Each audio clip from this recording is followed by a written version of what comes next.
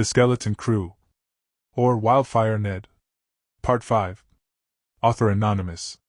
Chapter 41. Sir Andrew appears in a new character. His designs on Dame Worthington's property. He claims relationship. The poison drafts.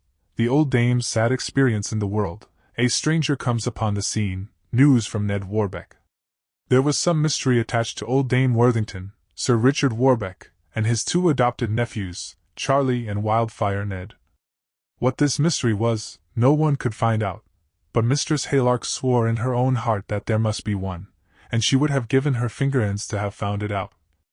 All that we can say at present is that, in her youth and prime, good Dame Worthington must have been a great beauty, for even now she bore traces of it.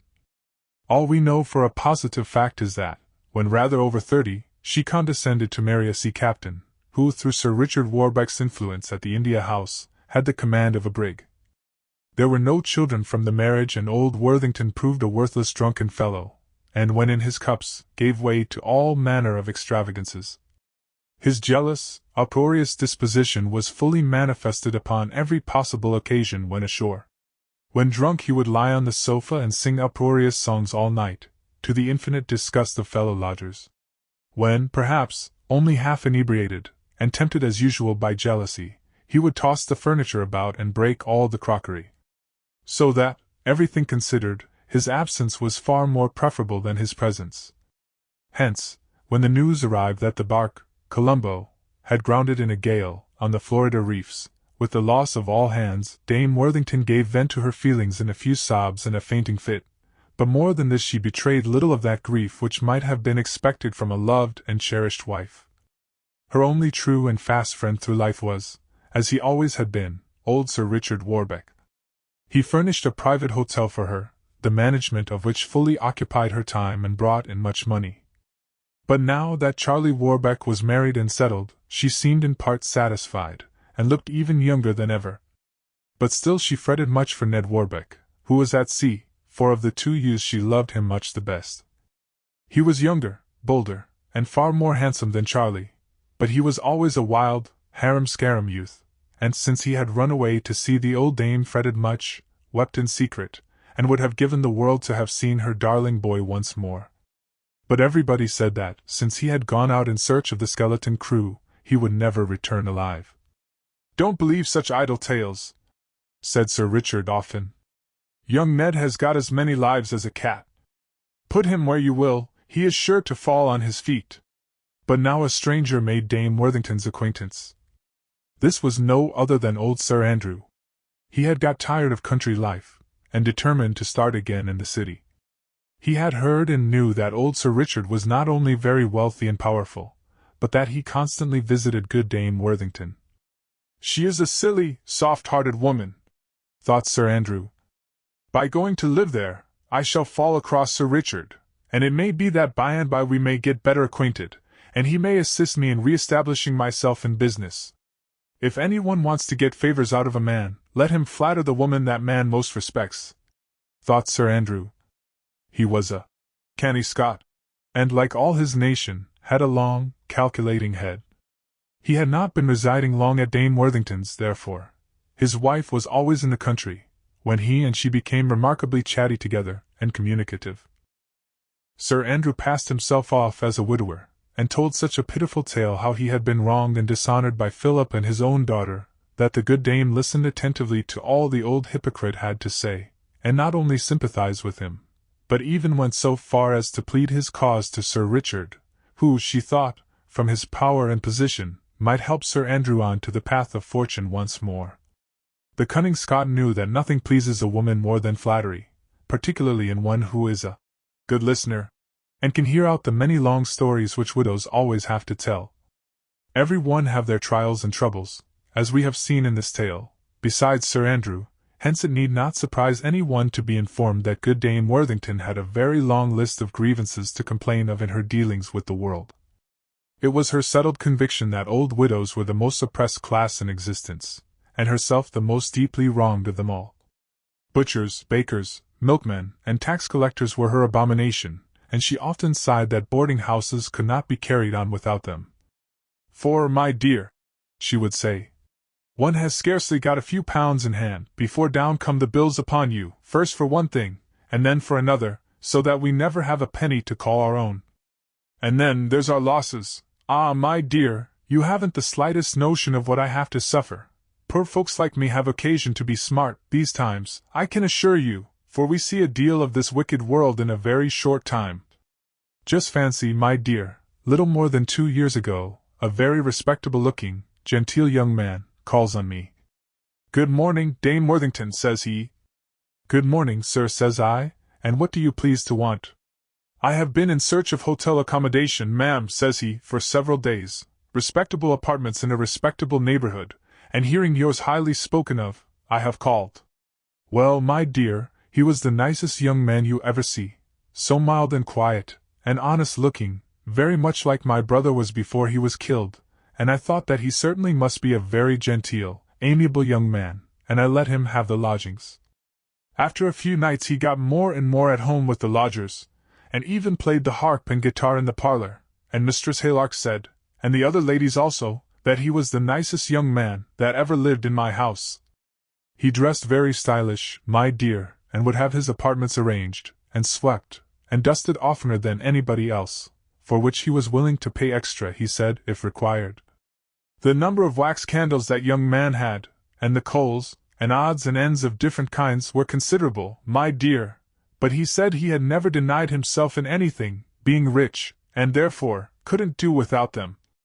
The number of things which shopmen sent in was wonderful: new boots and shoes, new coats and waistcoats, and fine linen, until we all began to think, at one time, he was going to make a runaway match with Mistress Haylark's daughter Fanny.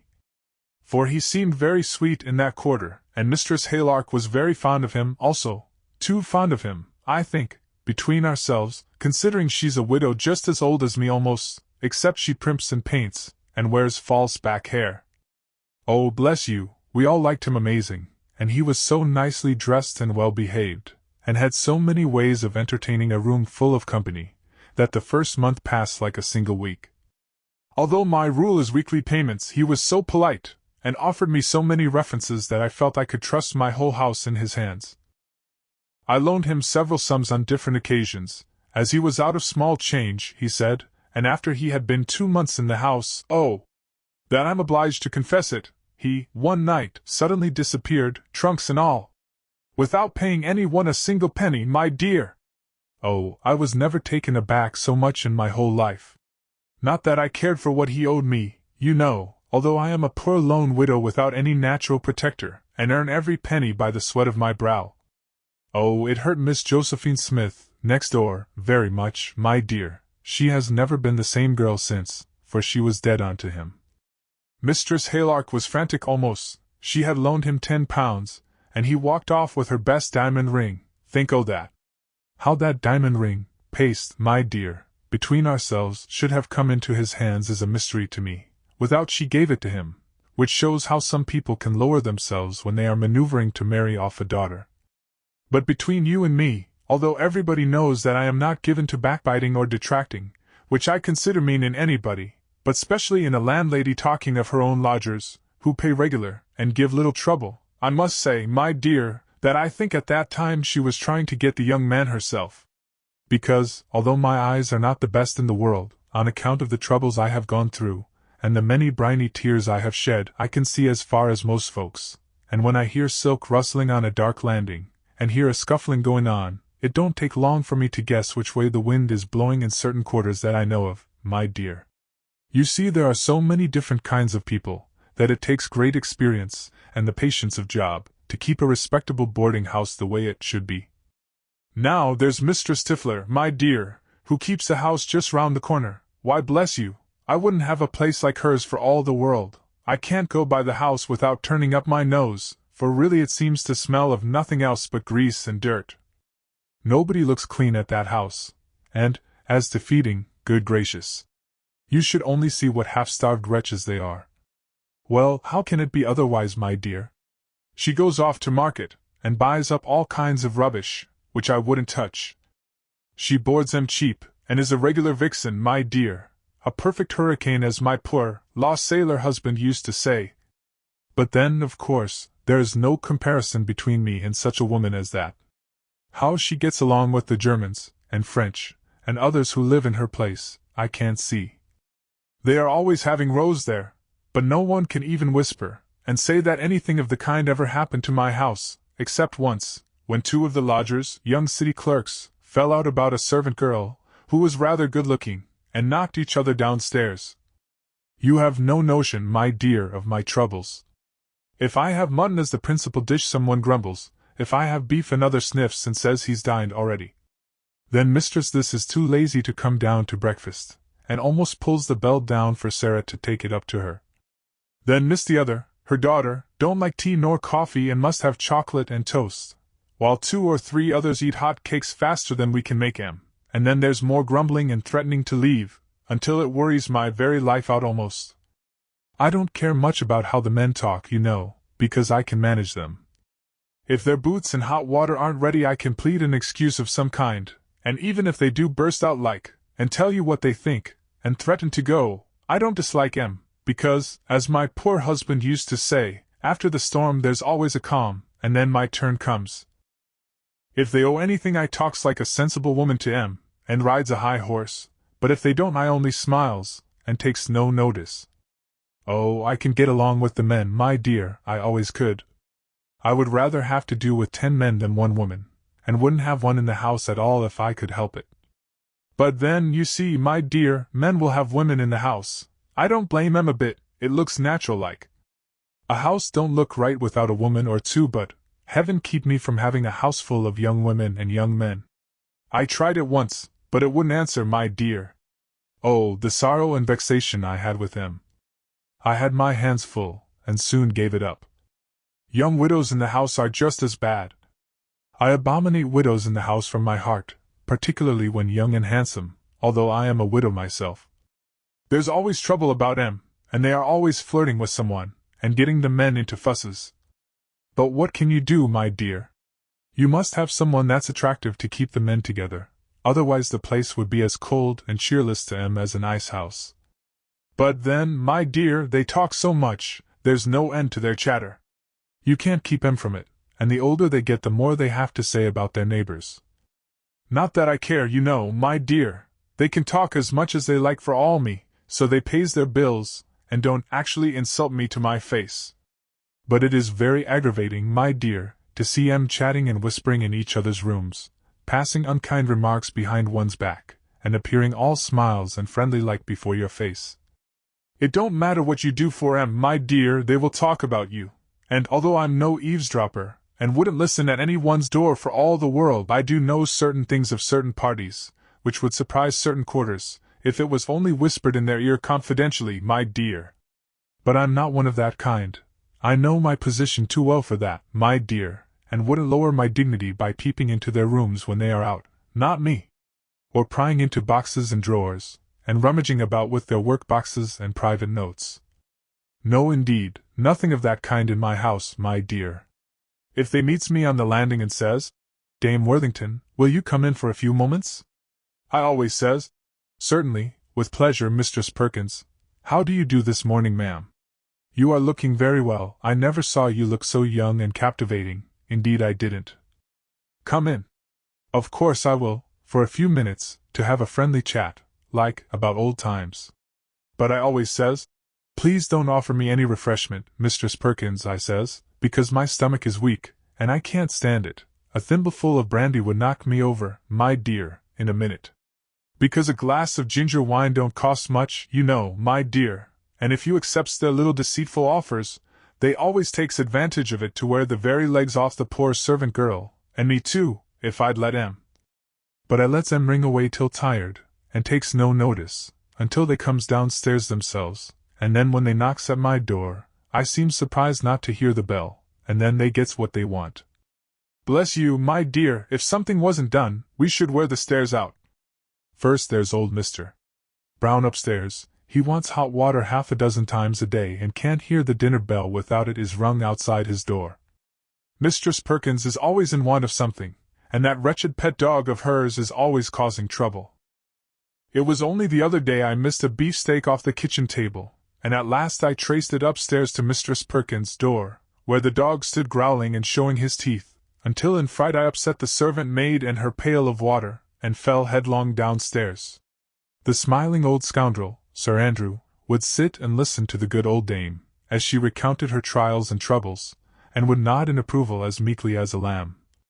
But he was a deep designing old villain, as we shall see. It is true that the old dame had fallen downstairs and seriously hurt herself, and was then very ill. He also had learned that, in some way, she was a very distant relation of his, and the only one then living.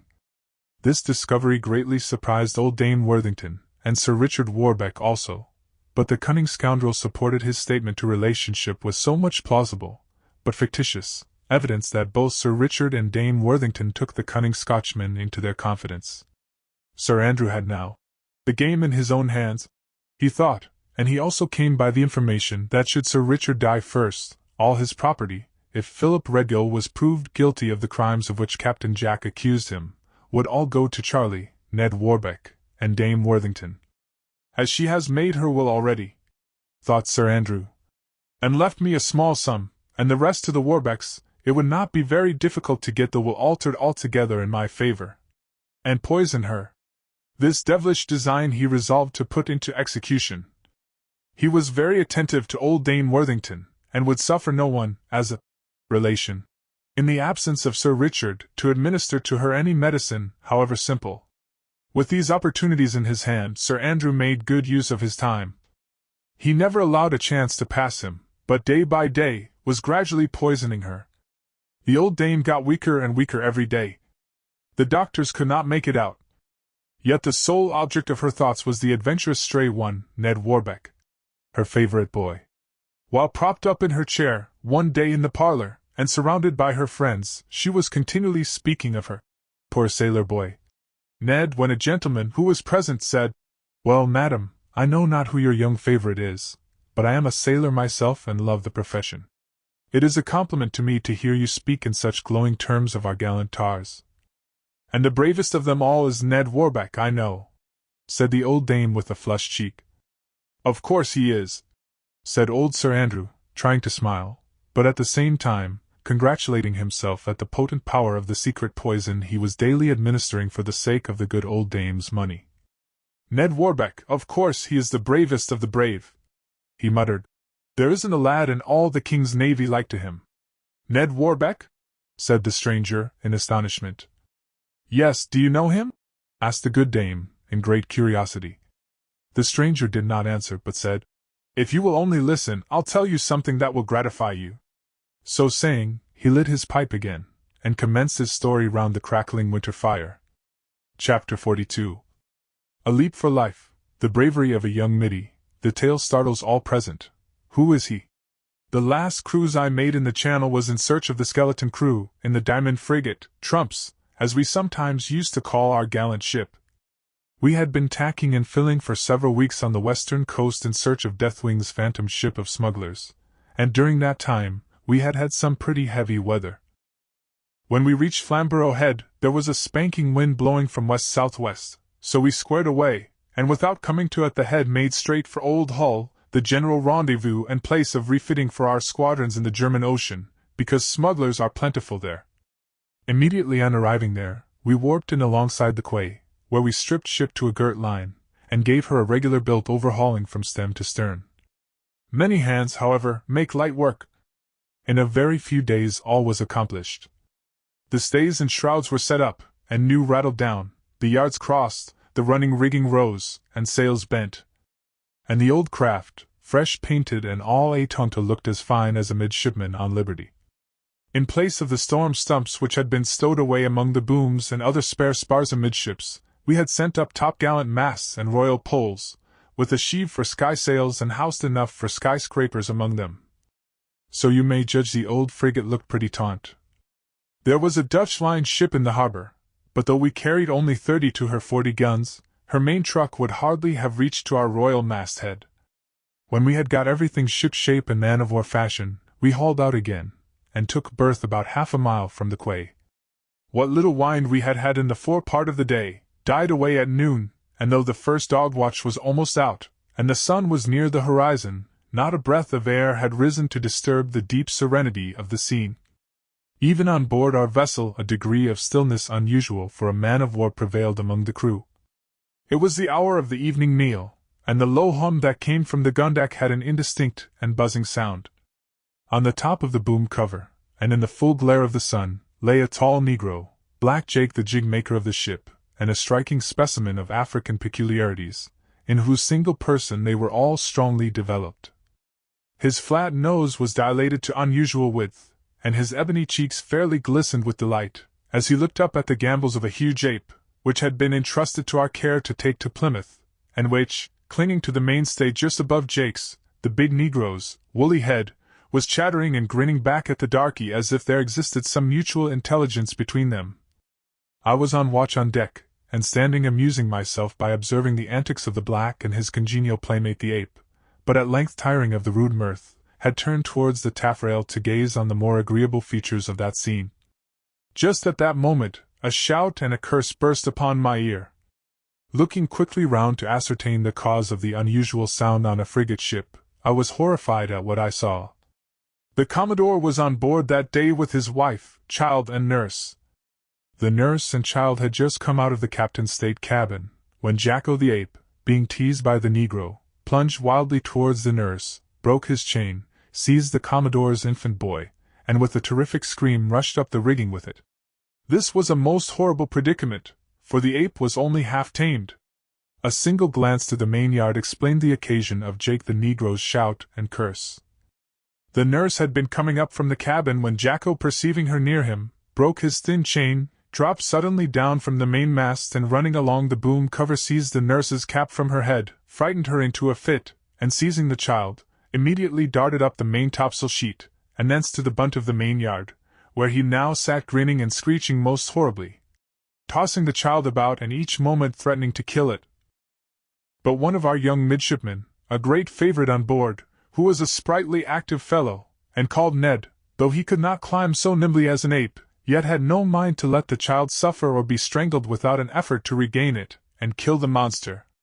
Perhaps he was the more strongly excited to make chase after Jacko and the child, from noticing how much the Commodore had praised him for former acts of bravery, and by the loud curses of the N-word Jake, who seemed suddenly horror-stricken at what had happened, because it might have been thought that he had been the main cause of the sad occurrence by teasing Jacko. "Ha, you rascal Jacko! Have you no more respect for de Commodore den to steal his child? We bring you to de gangway, you black N-word, and get you a dozen on de bare back for a thief, and afterwards skin you alive." The ape looked down from his perch, as if he understood the threat of the Negro, and chattered a sort of defiance, showing his teeth, and each instant seemed as if he would bite the crying infant. "Ha ha! Massa Ned, he say you must catch him 'fore you flog him, and it's no so easy for a midshipman in boots to catch a big ape barefoot." A red spot mounted to the cheeks of Ned, as he cast a glance of offended pride and contempt at Jake, and then sprung across the deck to Jacob's ladder. In an instant he was halfway up the rigging, running over the ratlins as lightly as if they were an easy flight of stairs. The shrouds scarcely quivered beneath his elastic motion. In a second more his hand was on the futtocks. "Massa Ned," cried Jake, who sometimes, from being a favorite, ventured to take liberties with the younger officers. "Massa Ned, you best crawl through the lubber's hole. It take a sailor man to climb de futtock shroud." But he had scarcely time to utter his pretended caution before Ned was in the top. The infuriated ape, in the meantime, had awaited the gallant middy's approach, until perceiving he held a glittering dirk between his teeth, he began to chatter and scream, and toss and twirl the screaming infant about, until each moment seemed to be its last. The sight was sickening, for no one knew how to catch the ape. He might at any moment, in his fury, have dashed the infant's brains out against the mast. No one dared to fire, for the same shot might have killed the child.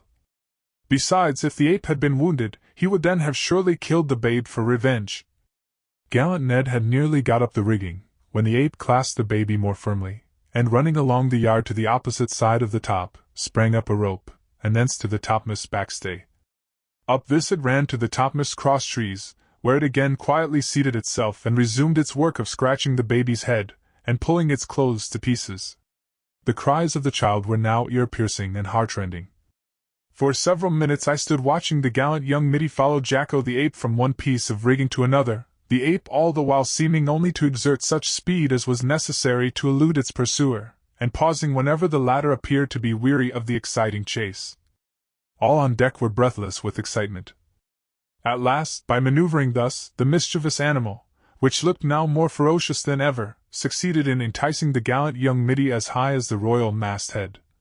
Springing suddenly from place to place, the chattering ape climbed the skysail pole, and, to the horror of every one, was actually tying, and did tie, the child on the main truck, a small circular piece of wood on the loftiest mast, and at a height from the deck so great that it made one dizzy to think of it. A shout of horror ran through all the crew. The ape had succeeded in tying the child with its own clothes on to the highest point of the tallest mast, and there it was, swaying to and fro, and in danger each second of falling off and being crushed to atoms. The cries of the mother were heartrending. Having done this amount of mischief, Jacko ran nimbly down to the foretop gallant masthead, thence down the rigging to the foretop, when, leaping on the foreyard, it ran out to the yardarm, and there began capering about, chattering, screeching, and making the most hideous noises. The young middy was completely tired out with chasing Jacko, to save the child. But, unwilling to return to the deck while the child was in such unearthly danger, he took deliberate aim at the ape, and shot it in the head. The infuriated monster was only wounded, but with a scream it rushed at the brave middy, and there, in the rigging, took place one of the most awful fights man ever witnessed. The excitement on board was now something awful and intense. Every moment it was thought that the gallant lad would be killed or crushed to death by the infuriated monster. Men on all sides rushed to his assistance. But before they climbed halfway up, the gallant middy stabbed the ape and ran it through and through with his sword. Dark gore stained the snow-white decks. The next moment, with a loud scream, Jacko fell a lifeless, mangled mass upon the deck. Loud shouts recognized the middy's victory. But his most dangerous task was yet before him. None of us expected he had the strength to reach the main truck and rescue the child, but while I turned my head in sickened horror, I was suddenly startled by a cry from Black Jake. "Oh! Massa, Massa! Massa Ned, the middy is on the main truck!" A cold shudder ran through my veins as the words reached me. I cast my eyes upwards to the dizzy height. It was too true. There, up aloft, and looking like a speck, the gallant lad climbed and held on to the main truck. There was nothing above nor around him but the empty air. But still he climbed. One moment more, and he has saved the child. A loud cheer greets him as he unties the little thing, and he waves his cap. But why doesn't he come down with the baby? He cannot. He is too weak to attempt it. What must he do? He climbs onto the top of the main truck. He sits on the round piece of wood, which, from the deck, looks no bigger than a button. Dreadful daring. If he should attempt to stoop, he has nothing to take hold on. Nothing was within reach beneath him but a long, smooth, naked spar, which even then bent with his weight. Any attempt to get down with the child would be almost certain death. He would lose his balance, and be dashed to pieces. Such was the nature of the thoughts of everyone on board, as they gazed at the adventurous youth up aloft. The parents of the child were now almost frantic. They had to be led into the cabin, for they were well nigh crazed with fear. What was to be done? No one dared to go up after him, for the spar even now bent under his weight. I looked up, and half thought I could see the brave lad's limbs tremble and his cheeks all red with excitement. Each second I thought would be his last. I could not bear to look at him, and yet could not withdraw my gaze. I myself had the sensation of one about to fall from a great height. Making a strong effort to recover myself, like a dreamer who fancies he is shoved from a precipice, I staggered up against the bulwarks. When my eyes turned from the dizzy height to which they had been riveted, sense and consciousness came back. I looked around. The deck was crowded with every man and boy in the ship. All the officers had now heard of the young midshipman, and hurried from their berths below to witness the appalling sight. Every one, as he looked up and beheld the perilous, hopeless condition of the gallant midshipman and child, turned pale. Once a lieutenant seized a trumpet, as if to hail the middy up in the clouds, but he had scarcely raised it to his lips, when his arm dropped again, and sank beside him, as if from sad consciousness of the perfect uselessness of what he had been going to say. Every eye was now turned upward. All was dead silence. "What is he doing?" said one. "He is tying the child firmly on his back. He is strapping it tightly with his belt." "Well done, gallant lad. See how he rocks. What will he do next?" "Death is certain for both, or it is a miracle." Thus whispered one to another, as they watched the brave youth now more intently than ever. At this moment there was a stir among the crew about the decks. Directly after another face was added to those on the quarter-deck. It was that of the infant's father, the appalled Commodore. He had come from the cabin in great haste, and without having been noticed by a single one of the crew, so intense and universal was the interest that had fastened every gaze upon the spot where the intrepid Ned now stood, trembling on the awful verge of fate. The Commodore was a dark, austere man, and it was thought by some of the midshipmen that he entertained but little affection for the gallant Ned. However that might have been, it was certain he treated him with precisely the same courtesy and discipline that he would any other of the young officers. If there was any difference at all, it was not the least in favor of Ned, for young Warbeck, if anything, was too fast. Some who studied his character closely affirmed that he admired young Ned as he might have done his own son, but not too well to spoil him. For Ned, intending himself for the arduous profession in which the Commodore had himself risen to fame and eminence, the old sailor thought it would be of service to him to experience some of its privations and hardships at the very outset. The arrival of the Commodore upon the scene now changed the direction of several eyes, which now turned on him to trace what emotions the danger of his infant son would occasion. But their scrutiny was foiled. By no outward sign did he show what passed within. Immediately on reaching the deck, he had ordered a marine to hand him a musket. With this, stepping aft, and getting on the lookout block, he raised it to his shoulder, and took a deliberate aim at his infant son and Ned, at the same time hailing him without a trumpet, in a voice of thunder. "Ned," cried he, "jump! Jump overboard! Or I'll fire at you!" The gallant lad did not hear what was said, and seemed to hesitate. It was plain that he was tottering from intense weakness, for his arms were thrown out like one scarcely able to retain his balance. The old Commodore raised his voice again, and in a quicker and more emphatic tone, cried out, "Jump, 'tis your only chance for life." The words were scarcely out of his mouth before the gallant boy seemed to leave the truck and spring out into the air. A sound between a shriek and a groan burst from many lips. The father spoke not, sighed not. Indeed, he did not seem to breathe. With a rush like that of a cannon-ball, the middy and his precious burden descended to the water. Before the waves closed over them, 20 stout fellows, among them several officers, had dived from the bulwarks. Another short period of bitter suspense ensued. He rose. He was alive! His arms are seen to move. He struck out towards the ship. And despite of the discipline of a man-of-war, 3 loud huzzas, an outburst of unfeigned and unrestrainable joy from the hearts of our numerous crew, pealed through the air and made the welkin ring. Till this moment the old Commodore stood unmoved. The gallant middy and the child were safe. The eyes that, glistening with pleasure, now sought his face, saw that it was ashy pale. He attempted to descend the horse-block, but his knees bent under him. He seemed to gasp for breath, and put up his hand, as if to tear open his vest, but before he could accomplish his object, he staggered forward, and would have fallen on deck had he not been caught by old Black Jake. He was borne into his cabin, where the surgeon attended him, whose utmost skill was required to restore his mind to its usual equability and self-command, in which he at last happily succeeded. As soon as he had recovered from the dreadful shock, he sent for the gallant Ned and had a long confidential chat, but so overpowered was he, that he could only grasp Ned's hand, as he said in a faint voice, "Heaven bless you, my lad, you have proved yourself a hero, and worthy of the profession you have chosen. I shall write to the Admiralty directly and inform them of your grand feat, and I have no doubt promotion will attend it. At all events, Ned, accept my heartfelt thanks. You have made an old man happy and young again." "A most gallant deed," said the old dame. "Yes, worthy of the Spartans," chuckled Sir Andrew. "You said the name of the ship was?" "The Diamond." "Why, that was the vessel in which young Warbeck sailed with Lieutenant Garnet." "I know it was," said the stranger.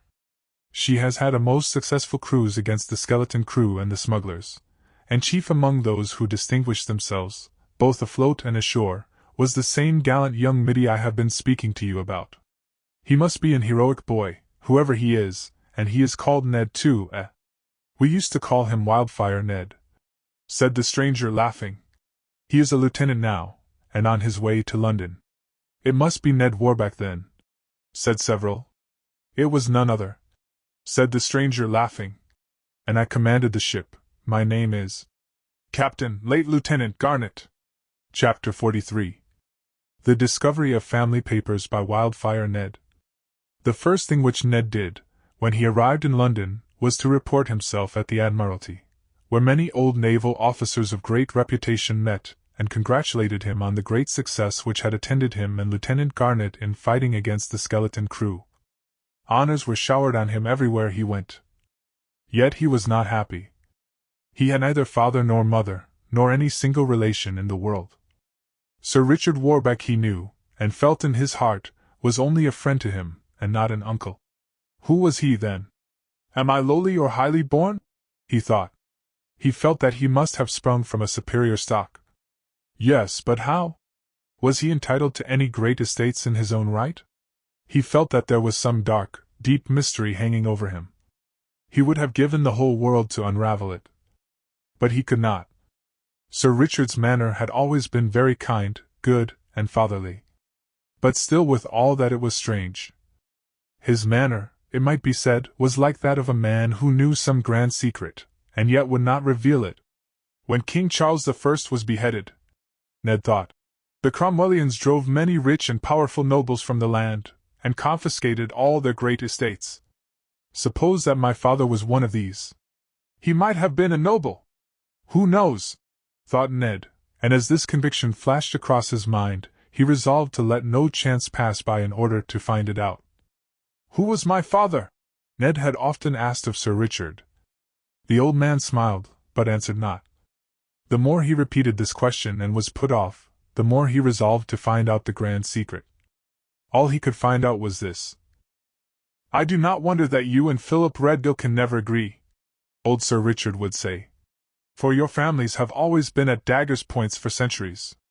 "Indeed," Ned would say. "How? How I cannot explain yet," was the invariable answer.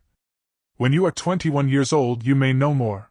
But this much I will tell you, Ned, that old Redgill, Philip's father, hated your father much worse than you do Philip." "How I cannot explain," repeated Ned often, when in the cozy library at Darlington Hall, conversing with the old knight in long winter evenings. "How? Why, tell me all. You are too young yet. One day you will find out all if you live to be old enough." "If I only live to be old enough," thought Ned. Often and often those words sound ominously. But if I am spared I'll find it out before I am 21 years old. I am man enough now for anything, and if any wretch still lives who has acted the traitor towards my father, let him tremble. There has always been bad blood between the Redgills and my father's family, eh? So the old knight says, then my name is not, it cannot be Warbeck. Wildfire Ned was almost driven mad at the thought of this grand family secret. Why do they conceal my real name? Who knows, I might be the son of some lord. With these thoughts ringing in his head, Ned Warbeck directed his footsteps to the town house of the old knight, which was situated in Mayfair. The servants rejoiced at his return, but Ned was moody. Sir Richard was out, but where he had gone to no one could tell. He heard the news about his brother Charlie, and of Redgill's villainy, and he swore like a true tar thereat.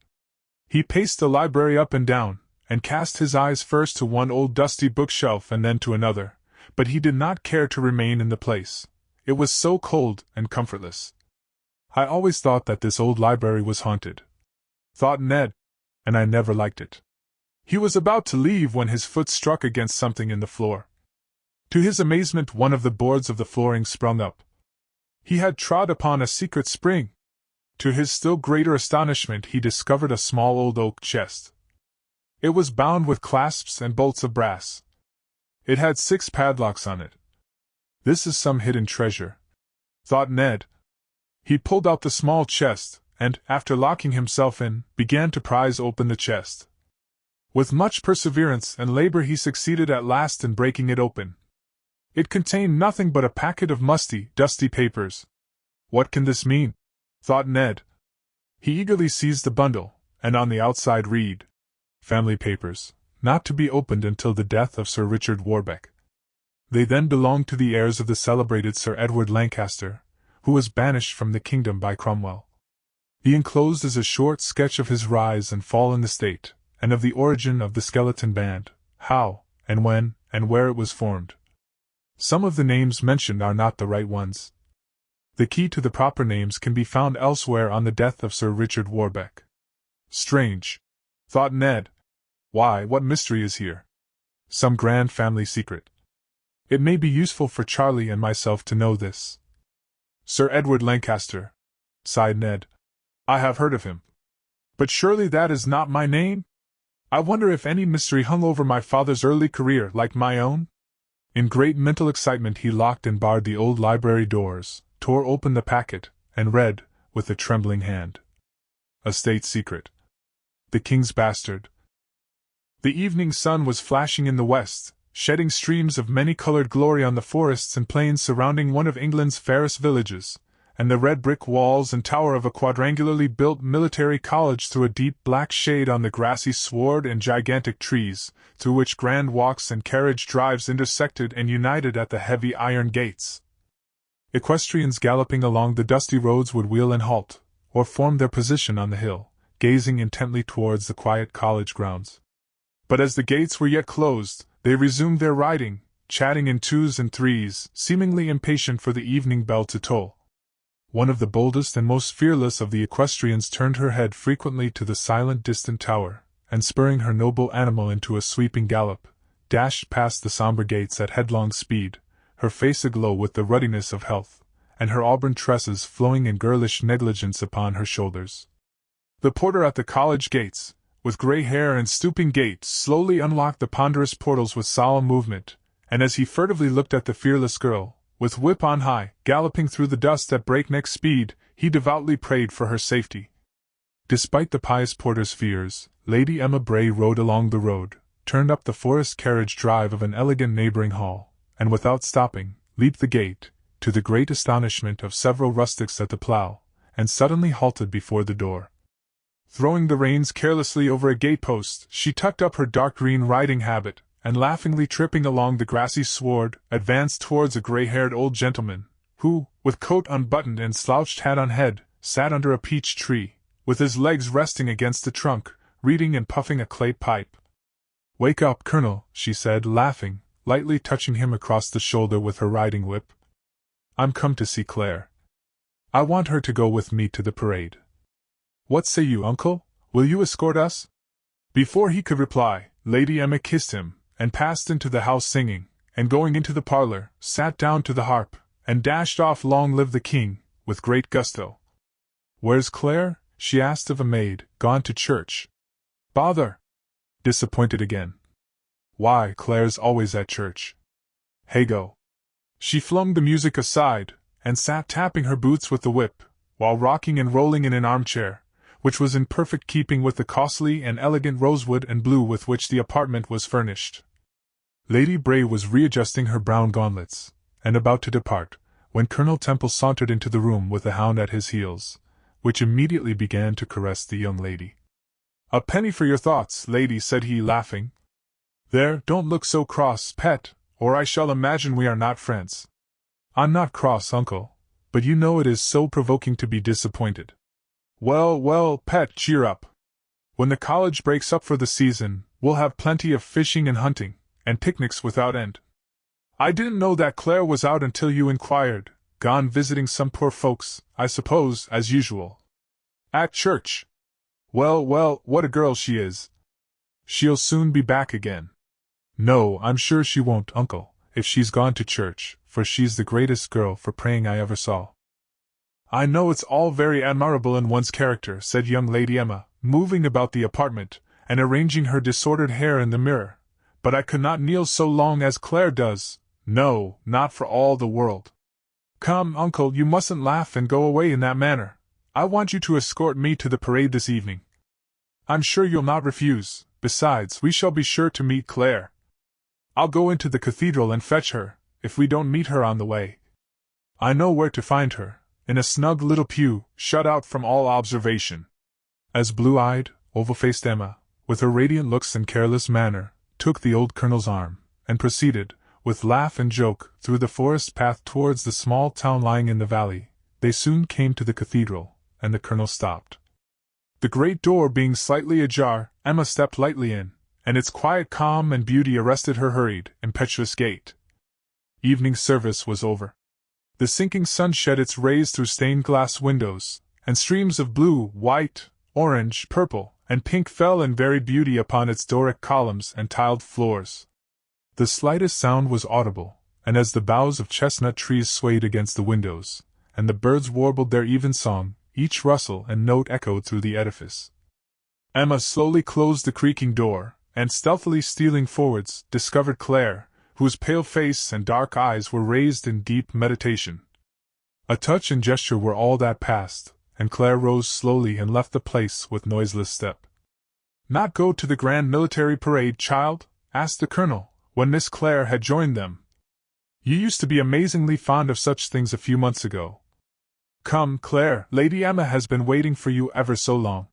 Lady Emma looked inquiringly into Claire's face, as they walked side by side, and seemed grave and vexed. "Well then, cousin, as you are indisposed, the colonel, I know, will excuse you. I shall call about 7, and spend the evening with you." Lady Emma and the colonel walked on in silence, until the latter remarked, "She's the only one left to me now. Sons and daughters have gone from home, some are in the clay, others are married. My whole life and soul are centered in her, Lady Emma, and it grieves me to see her looking so thoughtful of late. I wish she was as gay a romp as you." Lady Emma did not speak, but seemed deep in thought until they reached the college parade grounds, where numbers of gay visitors, broken up into small groups, gave variety and animation to the scene. Lady Bray was soon recognized by acquaintances, who laughed and chatted round the white-haired colonel as if they were all his children. The bell tolled the hour, and soon there issued from the various wings crowds of military students, tired with the lectures of the day. The drums beat, the band assembles, and soon there come upon the ground hundreds of students in gay uniforms, who, with sword and musket, fell in, and immediately go through a series of battalion movements, in quick and double time. The precision of step and erect soldierly bearing of the collegians elicited applause, and as platoons filed past and wheeled into line, broke into columns of company, and marched in quick or double time, the glittering of the bayonets, the waving of banners, and harmonious strains of the band, was a spectacle that called forth the applause of all present.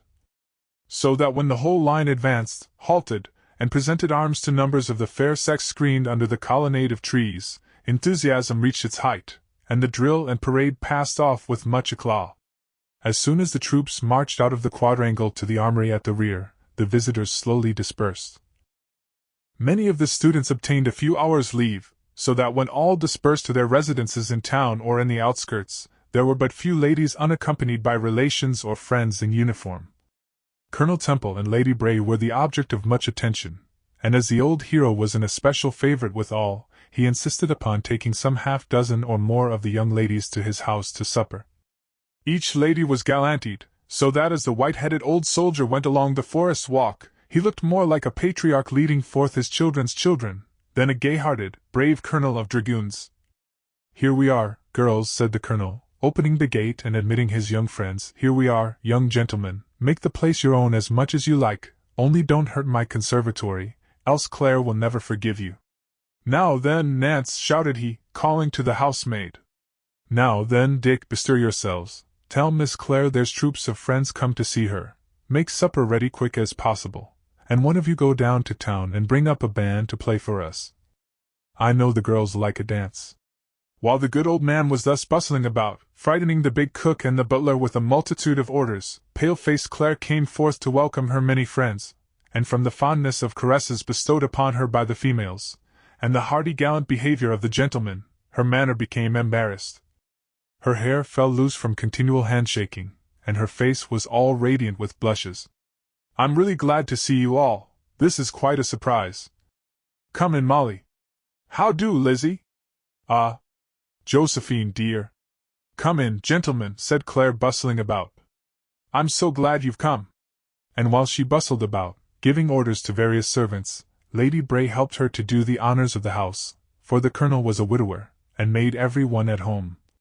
Music was the order of the evening, and ere long, harps, flutes, violins, and voices were good-humoredly engaged in quartets and choruses. The Colonel was in his element. He was here, there, and everywhere, ordering this, and arranging that, for the evening dance. His anxiety was so great to please the young people, and he seemed so flurried with his preparations, that he was red and perspiring, while 2 or 3 merry imps of young girls were following him about, doing their utmost to confuse or amuse him. The large and small drawing-rooms were thrown into one, numberless wax tapers were arranged in groups, with vases of newly plucked flowers, and all bade fair for a pleasant party, in which English youth so much delight. Cook, with some half-dozen assistants, was squabbling over her numerous pots and pans. First one dish was upset, and then another, until the whole culinary department seemed in a state of haste, noise, bustle, and confusion. As soon as it became known that the band was going to Colonel Temple's house, 6 or more couples of both sexes hurried thither uninvited, for the Colonel's friends never waited for invitations in those good old times, and kept dropping in until the fine old gentleman sat under the veranda laughing and smoking his pipe in a state of bliss. Supper had long been over, and here and there along the garden walks couples strolled, laughing in the moonlight, while the sounds of music were issuing from the drawing-room, at the windows of which, opening on the lawn, stood here and there 1 or 2, enjoying the cooling breeze of the lovely summer night. All was gaiety and pleasure. Servants were flying hither and thither with trays, decanters, and every sort of refreshment, and more than one rogue of a servant hid behind some door to pay his respects to a half-emptied bottle of wine. Claire, with noiseless step and busy air, was studying the comforts of her friends and companions, while Lady Bray, all animation and gaiety, was the life and soul of the party. Claire was beloved by all for her gentleness and exalted virtues, while Lady Bray was admired for dashing manners and beauty of feature.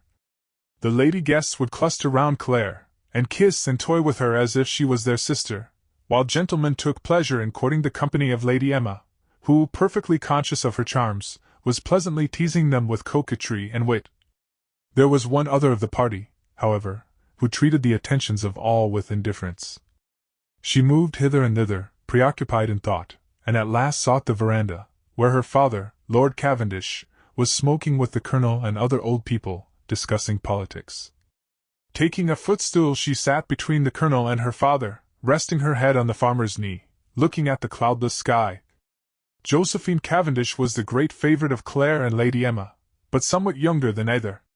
She was timid in strange company, and except when seated at her harp, studying alone, was perfectly out of place. She was, in truth, a childlike contemplative, who blushed at the rustle of her own dress.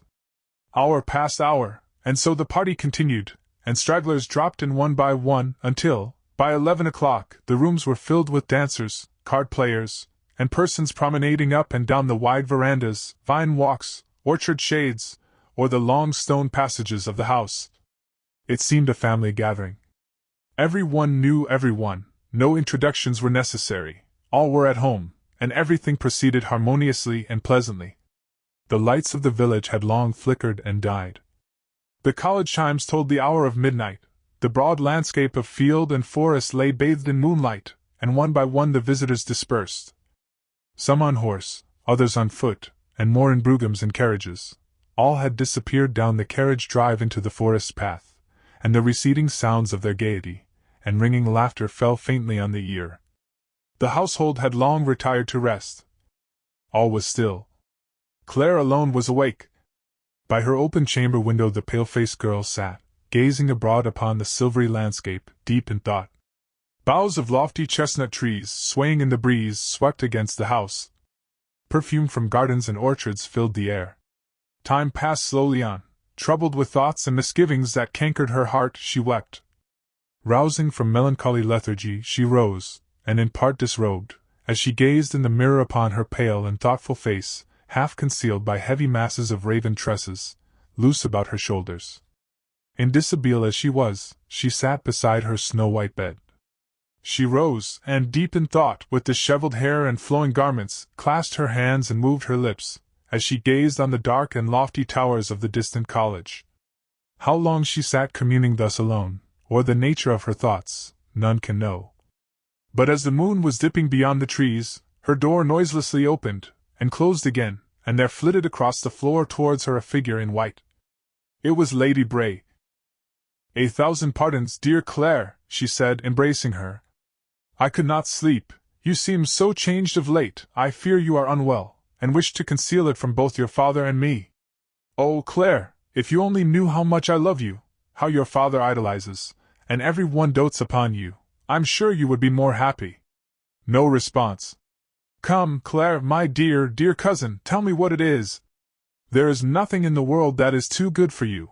All that wealth and affection can do is already yours, and yet you, to whom the best and wealthiest have bowed and begged, you, my cousin, who are the idol of all, you who should be the happiest of all, you, dear Claire, seem unhappy. Sorrow is gnawing at your heart. Make me your confidant, darling, tell me all." Claire spoke not, but smiling at the downcast eyes of her cousin, kissed her on the forehead, and soon retired to rest. "Tell me nothing," thought Lady Emma, when in her own room, pondering, "yet it cannot be. But if it should be so, oh, poor, poor Claire! Heaven forgive me! I would not thwart you, my cousin, for all the world." Lady Emma remained long awake, revolving all manner of schemes to enliven her cousin, but the same expression came repeatedly to her lips, if it should be.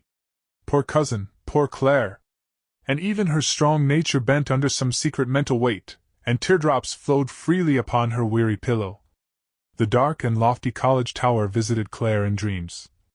She once more strolled through its grand quadrangle, and saw the students march, with band and banner. She walked in its vineyards and orchards, amid fruit and flowers. And then her footsteps strayed into a grassy court, with fountains rising and falling, and splashing in the quiet of a summer afternoon, and there saw, sitting at his window, a handsome, book-worn youth, with desk and pen, absorbed in study. A faint smile for an instant lit up her marble features, and she sighed.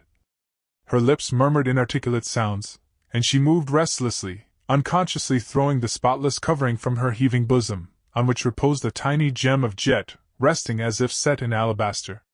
But while thus wrapped in sleep, there was an unhappy and restless one pacing, with measured step, in his lonely college chambers, whose mind was tossed with pain and constant thought. He had passed all examinations with honor, and now only awaited his degree to go forth into the world to strive for wealth and fame. His room was small, and scantily furnished. No signs of luxury were there. Books and papers lay scattered about. A small study lamp shed its light upon a worm-eaten desk. An old oak chest stood open in the corner. A violin, pistols, belt, and sword hung from a rack in the wall. Pipes, and slippers, and papers were everywhere, and even as he paced the room, noiselessly and long, he puffed his pipe, and looked forth into the courtyard beneath, where naught was heard but the cool and mossy spray splashing fountains, sparkling in the moonlight, and throwing up jets of diamond and ruby-like spray. "And now," he thought, "the present is the most momentous moment of my life. How I have longed for it through long and tedious years of mental drudgery and toil! And yet now I go forth to the world fatherless, friendless, and moneyless. I begin the battle of life alone. Why, that is my case exactly," said Ned thoughtfully as he read on. "I wonder who this chap turns out to be. Surely not my father! If so, I have gone through all that sort of thing exactly as he did." He turned over a leaf of the manuscript, and read on. He thought of the long-distant time when, as a boy, he played and rolled on the grass plats, forgetful of books and lessons, of scaling the walls, and rambling in the forests. Yet year followed year, and he ripened into youth, and passed the collegiate course, a credit to his tutors and himself. Fatherless and motherless he knew he was. But who had fed and clothed and educated him, were questions he could not answer. He never wanted for aught that a gentleman required, yet he felt a pang of pride to think he might be a charity student, for in answer to all inquiries the gray-haired president always smiled, took his arm, and said, "Edward, ask no questions, at least not yet. Finish your studies as creditably as you have begun. Ask for anything you require. Know that you are a gentleman by birth, and not a subject of charity, and when you have obtained your degree, Put as many questions as you wish. They shall all be fitly answered, and to your satisfaction. Why, this is my case to a dot," said Ned, as he still read on. Commencement day at the college was always a grand affair, and its many attractions were such, that not only parents and friends, but strangers from all parts flocked thither to hear the orations, inspect the prizes, and see the troops reviewed. Such were the crowds that always came on that occasion, that hotels were crammed, and the college theatre was far too small, so that the exercises were always held in the open air. The whole of the quadrangle was decorated with flags and banners, and tiers of raised seats, sheltered from the sun by awnings, while in the center arose the stage, formed like a Grecian temple, with columns of imitation marble, on which, in a semicircle, the faculty sat in solemn state to confer degrees, while round about the cadets formed a guard of honor, with bands and flags, and brilliant uniforms. Graduates, one by one, had delivered their orations amid great applause. Gold and silver medals were bestowed for conduct, excellence, and diligence, while richly engrossed diplomas with triple seals were handed to the military graduates amid deafening cheers. Then followed a grand review, with its marching, counter-marching, volley-firing, smoke, dust, and noise. After which a grand banquet took place in the college theatre, at which 2,000 or more assisted. With its frescoed walls hung with tapestry and banners, the banqueting scene was imposing. The faculty, with invited guests, sat at the head of the long tables on a raised dais, while to the right hand and to the left were lords, ladies, divines, officers, lawyers, farmers, and others, who had sons in the college. Toast followed toast, and speech succeeded speech, bottles popped, and glasses clinked in good fellowship and humor, while jest and joke and laughter almost drowned the music of the band, which in a side gallery discoursed very sweet music during the repast. Lawrence left the table early, and retired to his room to write a letter, and make arrangements for his departure, and as he stood reflectively before the mirror, in a dark blue uniform faced with red and gold, with sword by his side, and French cap jauntily placed, he looked fresh and gay in the prime and vigor of youth. He gazed about him at the confusion of his room, and smiled. His books and papers and numberless effects were untouched, and Livy, Sophocles, Blair, Dante, works on fortifications, tactics, and sea, lay strewn over his desk just as he had flung them days before, when he had emerged triumphant from his final examination amid the shouts of his fellows. Nothing had been touched, and as he looked at the dusty aspect of everything, with a cat in the window-sill blinking in the sunlight, the silence of the quadrangle was only broken by the distant noise and cheers issuing from the banquet hall. A dainty note lay on his desk, which read, "The Willows, July 4 p.m. Edward Lawrence, Esq.M.A. Sir, Uncle desires the pleasure of your company this evening to meet some mutual friends, and trusts that the fatigues of the day will not prevent you gratifying his wish. Your friend, Emma Bray. P.S. I forgot to add that Cousin Claire is unwell. She went to the commencement this morning, and heard your oration, and was much pleased, as indeed all of us were. The heat and dust, however, were too much for her, and she was obliged to return home. Call early in the afternoon if you can, for we are all excessively dull and moping. Colonel Henry wishes to see you, Mr. Lawrence," said a messenger, entering the room. "He is walking on the vine terrace." "Ah, Edward," said the President, shaking the young man heartily by the hand, "allow me to congratulate you upon your really excellent graduating speech. But this is not the subject of which I wish to speak, it is of yourself. For the last 10 years past, with us within these walls, you have been lectured enough, daily and hourly, hence I shall not inflict an oration upon you today, which is the most important of your life. There is much ingenious, but there is more in courageous industry. You have done yourself credit while with us, and I doubt not your general conduct through life will be the same as that which has characterized you as a student. Of your worldly prospects I know but little. At 12 years you were placed in our hands by Lord Somers, who claims to be your uncle, with these words: 'This boy I leave with you to be educated for the King's army. Every cost will be defrayed by me. If he acquits himself with honor I will own him, if otherwise he shall never know me. In every instance, let him be taught to depend upon himself, for he has no expectations other than those he may, perhaps, derive from me.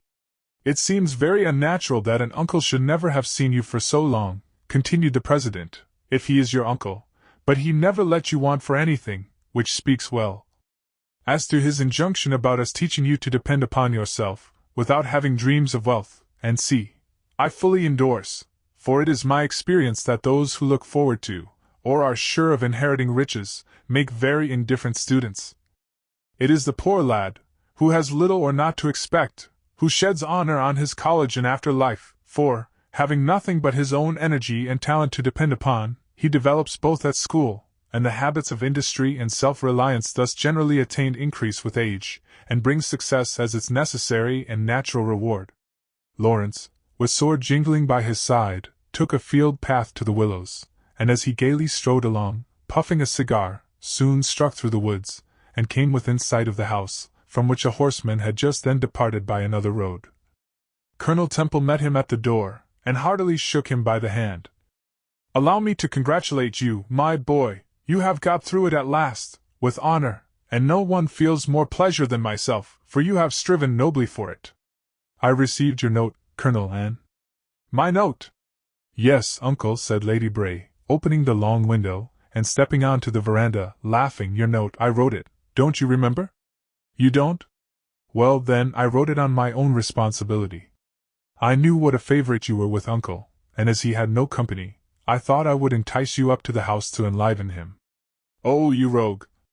"I? And as you were so naughty, Mr. Lawrence, as not to come and see us the other night when the other graduates came, I thought we must have offended you, and so wished to learn all about it before you left college. We all heard your speech this morning, didn't we, uncle? Oh, such a fine one, long sentences and big words.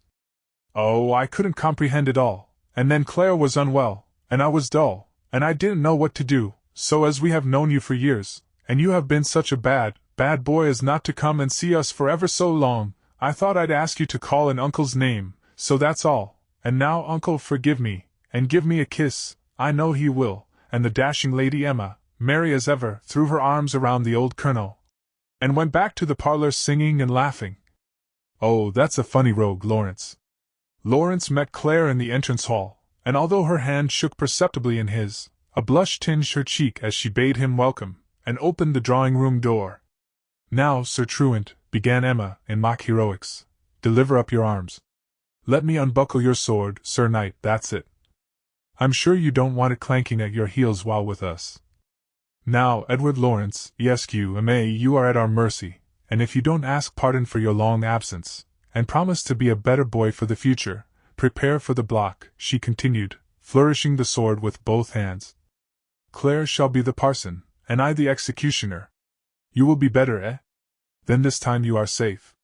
"I was extremely sorry to hear of your indisposition, Claire," remarked Lawrence, with the air of one very intimately and long acquainted.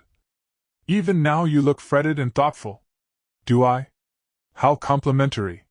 I will reverse it by saying that you appear remarkably well, Edward, if a ferocious captain of cadets, and a profound master of arts will allow me to call him by familiar names."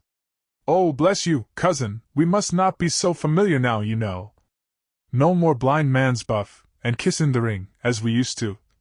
He's suddenly become very grand. Just consider being created a master of arts and a captain, all in one day. Dear me, ain't we very grand?"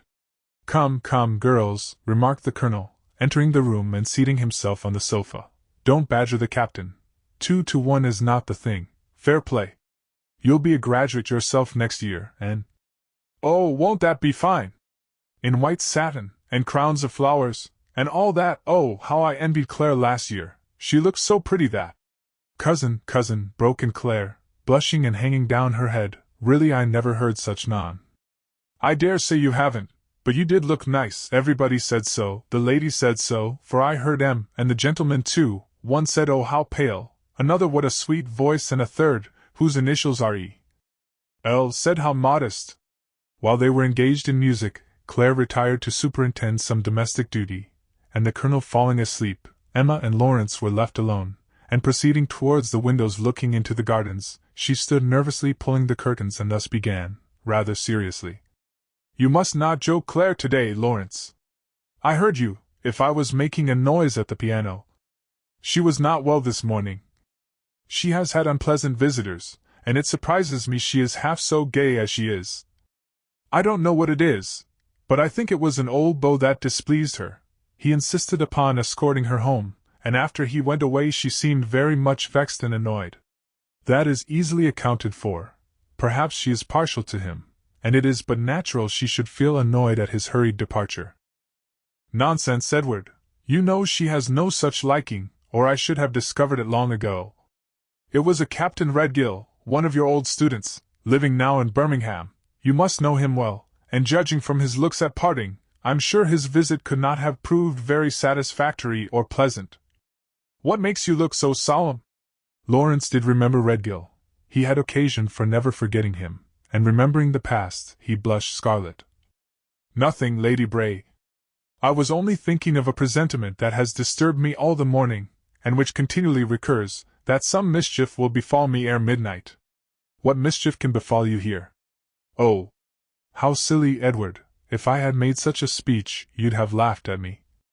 Why, even good cousin, with her wonderful ghost stories, would smile at you talking of presentiments. Still, such is the fact, Lady Bray, and if it must be confessed, I am very much depressed at moments. Oh, what a fine fellow to be a captain of cadets! Why, if I were a man, I'd fear nothing. Oh, Claire, do come here. Here's Lawrence discoursing of presentiments, and is certain that something very horrible is about to happen to him. Well, think as you may, cousin, said Claire, I myself rose with forebodings of coming unpleasantness this morning, and it has come strictly true. Forebodings, Claire? Well, I know that a gentleman called today. I hope it was that. It couldn't have been so very unpleasant, judging from his animated appearance when escorting you home. But both of you appear to agree so well upon the subject of presentiments, I shall stroll in the garden and allow you to discuss its merits at full. But how extraordinary it is, said Claire, that so many great events should have befallen you on one day.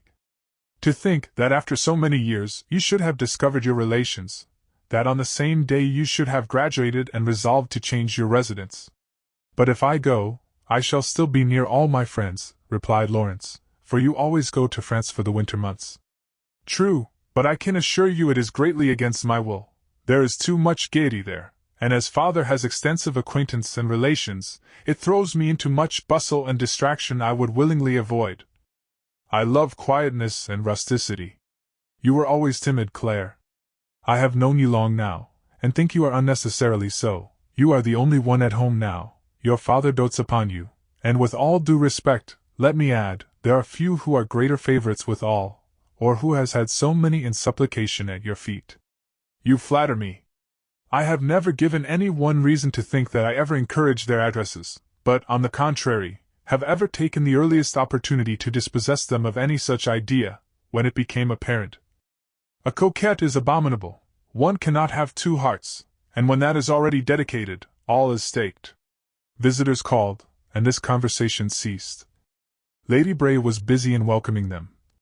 Claire was superintending the household, and left to his own thoughts, Lawrence mused long, walking up and down the garden walks thinking of the future. Some 20 persons sat down to supper, and during the meal a horse was heard galloping up the drive. The bell rang, and a note was handed to Miss Clare, which, being read, was passed to her father. It was an invitation from Lord Stoner to a ball for all then present, which each one willingly accepted, as Lord Stoner's mansion was but a short distance away. Claire did not go at the moment, and, as Lawrence was to escort her, she preferred the cool of evening and the lonely forest path with its birds and flowers to the heat and dust of the circuitous road. Lawrence paced the cool stone entrance hall, and Claire soon tripped lightly down from her room with her hat hanging on her arm. She had changed her customary silk tissue for a dark blue silk, and her mass of jet-black hair, looped up by simple white and blush roses, was in striking contrast to her large sparkling eyes and pallid face. Her maid followed with a cashmere shawl, which Lawrence insisted on placing on her shoulders, which unexpected piece of gallantry and attention brought crimson to her cheeks. Well then, now I am ready, and sorry for keeping you so long, Edward. Molly, bring my cloak with you. Arm in arm they sallied forth through the orchard and across the fields, until they reached the wood, and as they walked through its shade, the perfume of flowers and song of birds were consonant with the thoughts and feelings of both. This is a very familiar walk to me, Claire. I often come hunting here in the winter when you are away in France. There are plenty of rabbits and pheasants. The cornfields abound in partridge, and altogether, it affords fine sport. Yes, I often hear when we are away that you collegians destroy all Papa's game, but he only smiles and says, "Let 'em blaze away, there's plenty for everybody." From where they stood, they distinctly saw, twinkling in the cloudless twilight, numberless Chinese lanterns hanging in the trees round the house. Rockets of many colors were ascending and bursting in varied showers in the calm, breathless air, while strains of music broke upon the ear in delicious dreamy waltzes, and flags on the housetop lazily flapped with every passing gust. "How pretty!" both exclaimed, as they stood on the brook bridge gazing, while the osier banks were rippling with passing waters. "Yes, 'tis pretty and pleasant, Claire. I shall never forget this day, this pleasant walk, and all I regret is that I have not courage to present myself there this evening," he added, with difficult articulation. "You know that Lord Stoner has ever displayed antipathy to me." "Lord Stoner an antipathy to you? What can be the cause?" asked Claire. "I know not, Claire, but I cannot go." "You will excuse me. I shall be here in waiting precisely at 12 o'clock, and I dare say the Colonel will take this path homewards." Miss Temple here became unusually animated, and color came and went as her companion occasionally looked in her face with pleasure. A hound, which had followed her footsteps, suddenly darted into the forest and growled. But no one was visible, and now they had passed through the wood and were at the edge of the meadowland which intervened between them and Lord Stoner's estate. While gaiety reigned at Lord Stoner's, and all thoughts of care were banished by old and young, a strange scene occurred within gunshot of the house. Lawrence had returned to Colonel Temple's and spent several hours there, and leisurely strolled back to the brook bridge to meet Lady Bray and Claire with her father. He stood upon the bridge looking down into the moonlit water gurgling over its moss-covered rocks, heeding the gold-backed perch and trout disporting on the surface, and heard the church tower chime hour after hour. The sounds of merriment were clearly audible. The merry laugh and joyful shout fell upon his ear in the natural calmness of the spot. The moon in silver streams poured through openings in the forest, and the leaves rustled with every gust. He felt depressed and melancholy, and every unpleasant circumstance of his life came full upon him.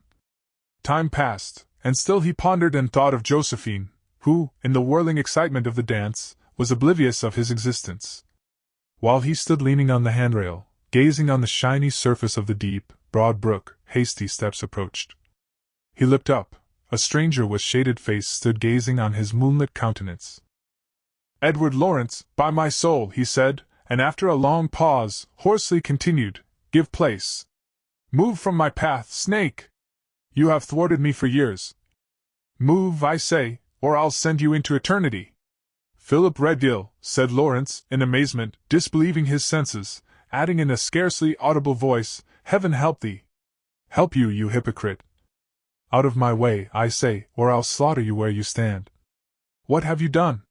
"Why, everything. You have robbed me of honors, position, place I love.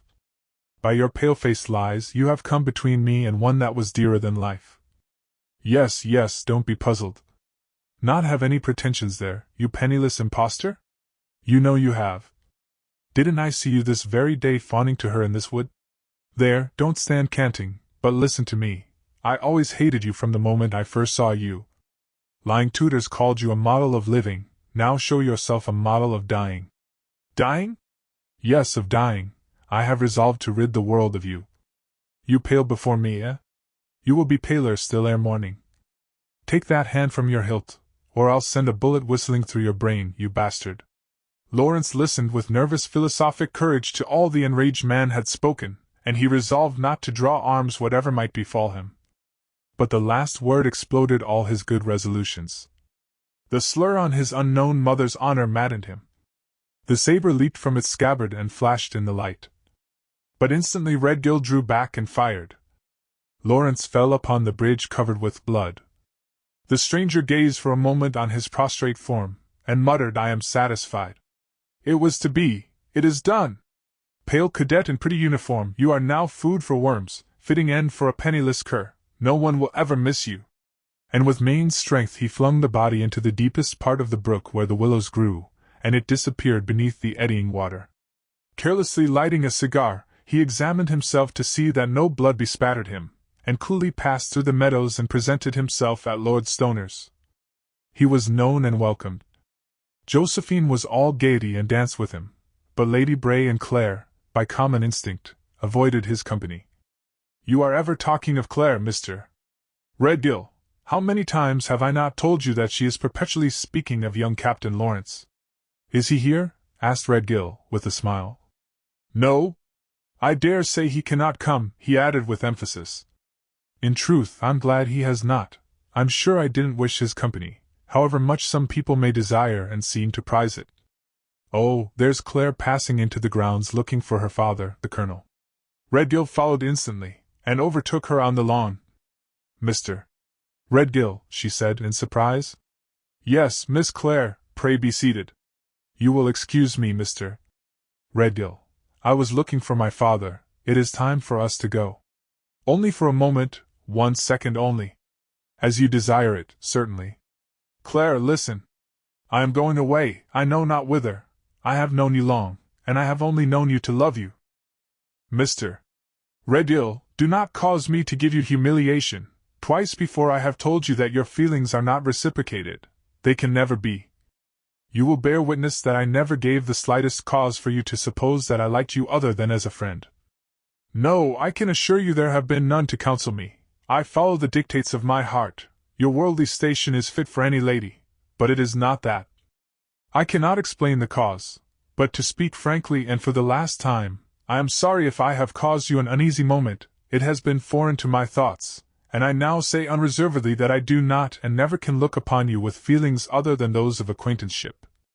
My heart is no longer mine, you can never share it, and I feel certain you are too honorable to ever trouble yourself or me again by referring to so distasteful a subject.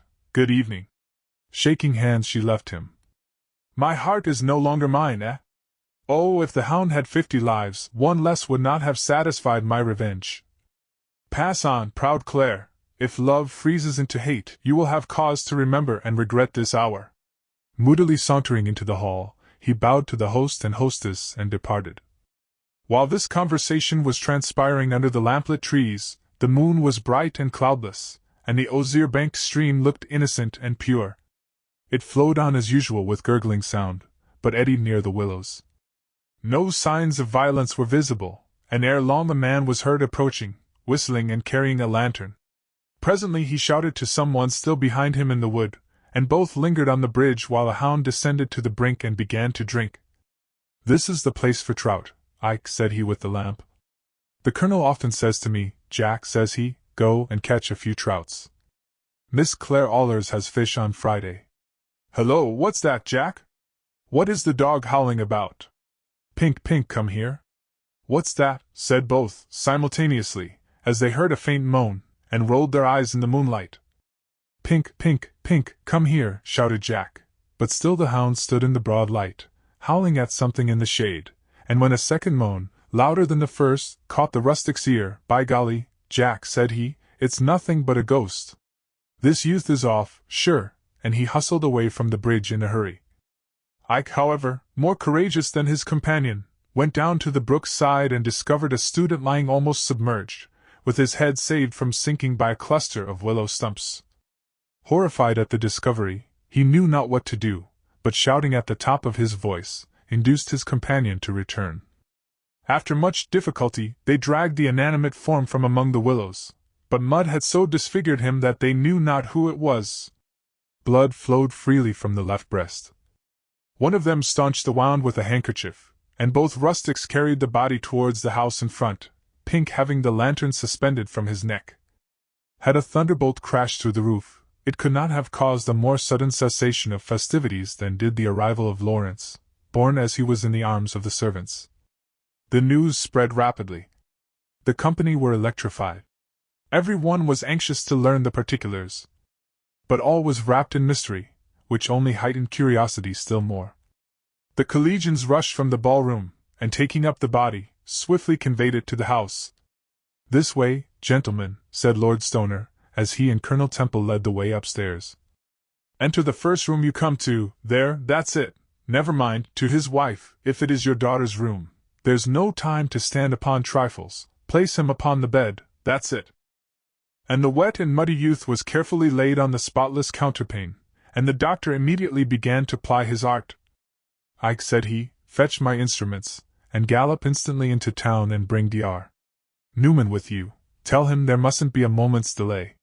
It is a desperate case, gentlemen," said he, addressing a few who were allowed to remain in the room. "'Tis naught but life or death. Every moment is invaluable. Gentlemen, you will excuse me, I know, when I say it is necessary that you all retire." And the door closed on Lord Stoner, Colonel Temple, Harry Ashton, a collegian, and Susie, the chambermaid. The sudden calamity had stunned all present, and one by one the visitors departed. Claire and Belle had heard the news, but neither spoke. They sat apart in silence, waiting for the colonel, who at last appeared, and the carriage drove off to the Willows. "Don't ask me any questions, girls," said the old man, as they rode home. "I am full of passion, and might say things to offend your ear. But let me tell you, this is a dastardly outrage. It was not a fight, but deliberate assassination, and old as I am, I would walk 100 miles for the pleasure of putting a bullet into the precious scoundrel who did it. No, we can find no clue to the affair. The collegians have been down to the bridge, but there are no traces of the struggle, and the poor lad himself is insensible. I don't know how the case stands, but it looks an ugly wound, very, and the doctor shakes his head ominously. I would give £10,000 on the spot to string up the rascal who did it. Here we are, girls, home at last. I know you must be fatigued, both of you," and as he handed them from the carriage, he kissed them affectionately, and they immediately retired to their room. "Jack," said the colonel to a servant, seating himself on the moonlit veranda, and lighting his pipe, "bring me a cup of wine, that's it. You acted well tonight, and I shan't forget it. It was Pink. You say, who first discovered him, eh? Lucky it was so, or he would have sunk for a certainty. Well, look here, Jack, you and Ike sit up tonight. I'm going to Lord Stoner's again, and if Miss Clare wants to see me in the morning, tell her I shall be back by breakfast." Calling the hound Pink, the old man shouldered his double-barrel shotgun, and went to Lord Stoner's by the forest path, lingering by the bridge for some time in deep thought. The breeze of early morning began to blow, and early cocks crew salutations that echoed far and near on the quiet landscape. Hour followed hour, and neither Claire nor Lady Bray could sleep. Claire had prayed longer than usual, and courted sleep, but it came not. Lady Bray, on the contrary, had sat in an armchair, thinking of all manner of things, and pacing her room to and fro. At last she went to Claire's door, and tapped and entered. "Oh, Claire," she said, seating herself on the bedside, "I feel so miserable. I cannot tell why it is, but that poor youth is always before my eyes. Oh, I am glad you did not see the sight." Claire had done so. It was awful. All his clothes were wet and dirty and bloody, and his face like marble. Oh, what a horrible crime it was! I cannot sleep for thinking of it. Let me lie with you, Claire. And both cousins lay side by side. "What is the matter, Claire?" said Lady Bray, who felt teardrops falling on her hand. "You are weeping." Claire, who had not spoken, was struggling desperately to conceal her emotion, but nature was strong, and she burst out passionately in sobs. "Oh, cousin, forgive me. I cannot be a hypocrite longer. You, who tells me everything, would not guess how or what I have concealed. Oh, had it been heaven's will I would died rather than this should have happened to him." Lady Bray passed her arm round the sobbing girl, and drew still closer to her, listening breathlessly to all that flowed from her as she went on passionately and rapidly. "I never knew till now how much I could feel, but it is too much. I have concealed my thoughts from all. I have worn a mask, but now it falls from my face in an unexpected and unlooked-for moment." Lady Bray rose on her elbow, and looked at the tear-moistened face of her pale, sobbing cousin, and after some time asked, with unnatural calmness, "Do you? Oh, cousin, do not torture me!" And then, in a paroxysm of grief, added, "I have, for years." Lady Bray's breast heaved with strong emotions. She conquered them after a quiet struggle, and smiling with compassion on her cousin, drew her quivering form still closer to her, until poor childlike Claire, wearied with weeping, rested her head on her cousin's breast, and went to sleep. Lady Bray lay awake hour after hour thinking, and could not sleep. She prayed for it, but it came not. Racked with conflicting thoughts, she lived part of her life over again, and resolved to forget all about it. I thought so, she mused. Claire could not disguise it from me. I saw it long ago, but it can never be. No! It can never be, even if he lives! What pain she must have suffered tonight! How strong is the heart beating in that pale, fragile frame? No, no, Claire! Sleep on, sweet cousin, but heaven guide your heart aright, and prepare it for disappointments and trials, for they will surely come. And so passed the night until the sun began to gild the eastern clouds, and even then Lady Bray lay awake, watching the curtains moving in the breeze. The night had been an anxious one at Lord Stoner's. All had retired as usual, and save the lights in his daughter's room, with moving figures reflected on the blinds, all was still. Dr. Newman had arrived long ago, and after consulting, both medical gentlemen began operating on the scarcely breathing, inanimate student. After difficulty and much effusion of blood the bullet was extracted, and the wound bandaged. Everything had been made as comfortable as possible, and the doctors had retired, leaving Ashton, the student, and Susan, the servant, to attend till morning. "How is he getting on, Ashton?" asked old Temple, noiselessly entering the room, and whispering. "They didn't say anything of importance. I only caught 2 or 3 words at parting." "Desperate," said one. "Yes, but not mortal, I think," added the other. "He is very young, tough, and strong, and will recover, I think." "Good news," responded Temple. "Let's have a look at him." And he took the candle and looked at the sleeper, who seemed to breathe freely, with his long hair thrown from his forehead, which was as pale as snow. "Look you here, Ashton," went on the colonel, drawing his chair very close, and speaking in whispers, "this was a foul piece of work, and there must have been some reason for it. You are his friend, you and he have associated for years. Can you guess the person or the cause of all this? It is a difficult matter to say. I have very good reasons to suppose it was premeditated, but by whom I cannot imagine. You seem to speak mysteriously. Why not talk plainly?" "Well, then, Colonel, to speak plainly, I cannot, and must not if I would. My great surprise is that I was not also a victim." "You a victim? Why, you speak strangely, as if there existed some conspiracy. I cannot understand it." "No, I dare say not, at present perhaps, but you will, ere many years," said Ashton, smiling. "Well, you may talk in riddles as much as you like, but if I knew the scamp who did this, he should have to pay dearly for it. I feel certain of that. You may rest assured he will never die a natural death, if he lives 100 years.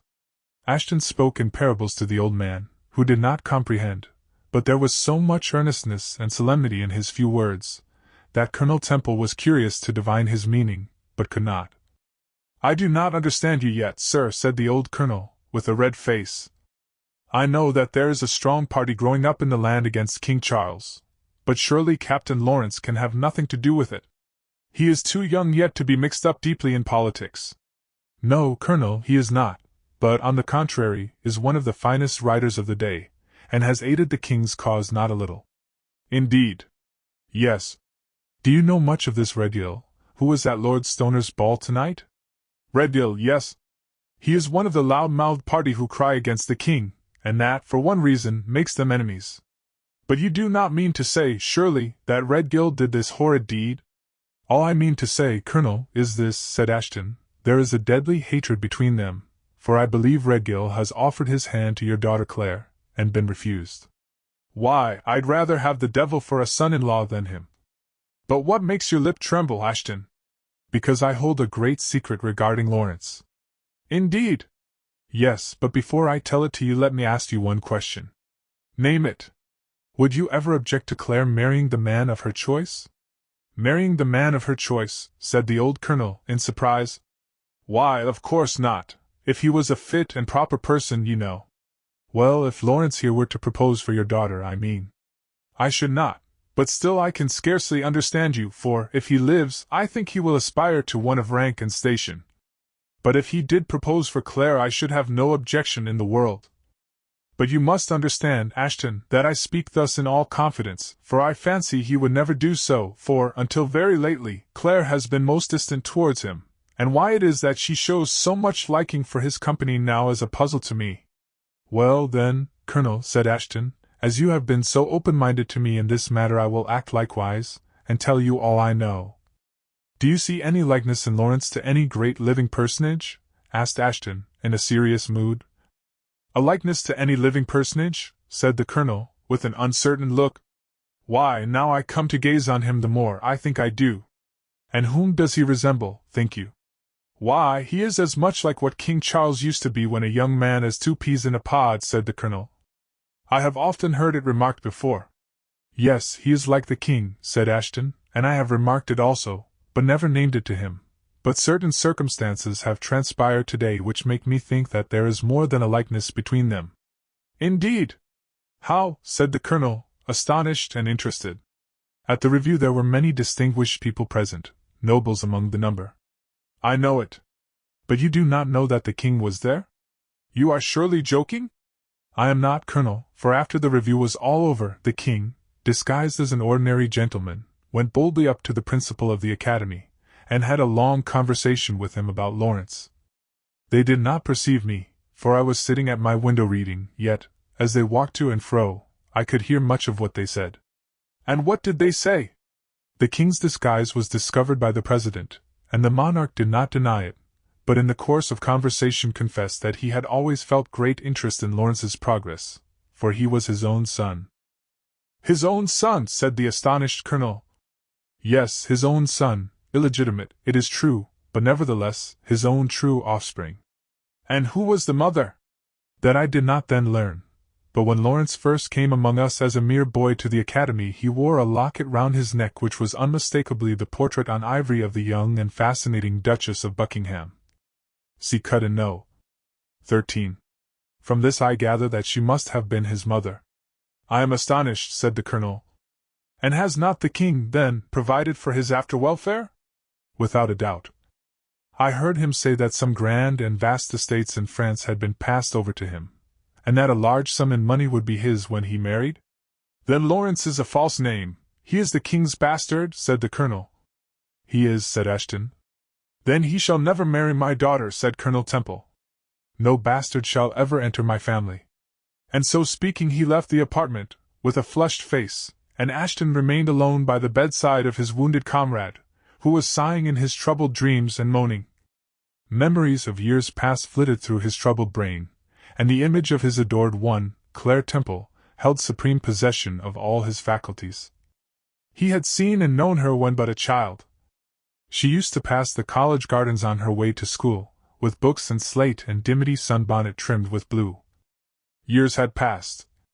She grew into girlhood, and short frocks and sunbonnet gave place to a seminary uniform of blue gauze and white chip Quaker scoop, and her light and airy manner changed to that of a studious seminarian in her teens. He had spoken to her, but met with no response. He had anonymously written poems and tales in her honor. But all had passed unnoticed. She treated him with cold respect, and met his timid overtures with blunt rebuffs. He had met her on the road and in the woods, but she passed him with a distant bow. Yet if in the greatest glee his presence chilled her into unusual coldness, and although unconscious of the cause she could neither sing nor play in his presence. Lawrence had often confessed that his case was hopeless. Many disliked him from some cause, and following in their footsteps, Claire, he thought, treated him with marked indifference. It must be confessed, however, that although Claire had hitherto disclosed her secret thoughts to no one, yet, when alone, she often thought, "Every one is loved but me. I am not pretty, I know, neither have I many accomplishments. I wish I were like Emma Bray, for everybody loves her." And then she would stealthily draw from her bosom a small gold locket which contained a ruby heart on which was cut a simple love motto. She knew not who had sent it. It came to her in a bouquet found on the dressing table on her birthday, and was the first present she had ever received from any admirer. She mused and pondered, but dared not give utterance to her thoughts.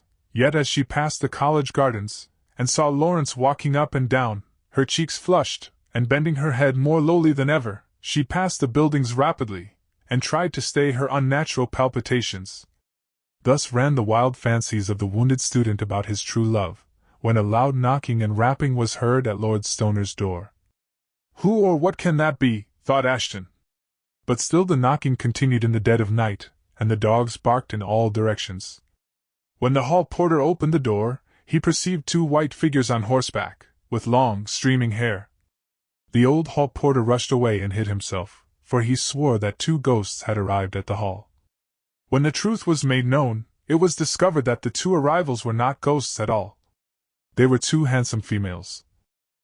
They were none other than Lady Bray and Claire Temple.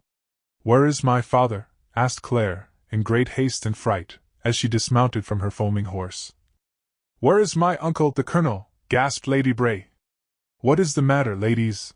asked Lord Stoner, in great alarm. "Why, heaven help us! The 2 ladies have scarcely anything on but their night dresses." "What is the matter? Explain, I beg, ladies, explain." "Arm yourself and your household," gasped Claire. "Arm them quickly!" "What means this?"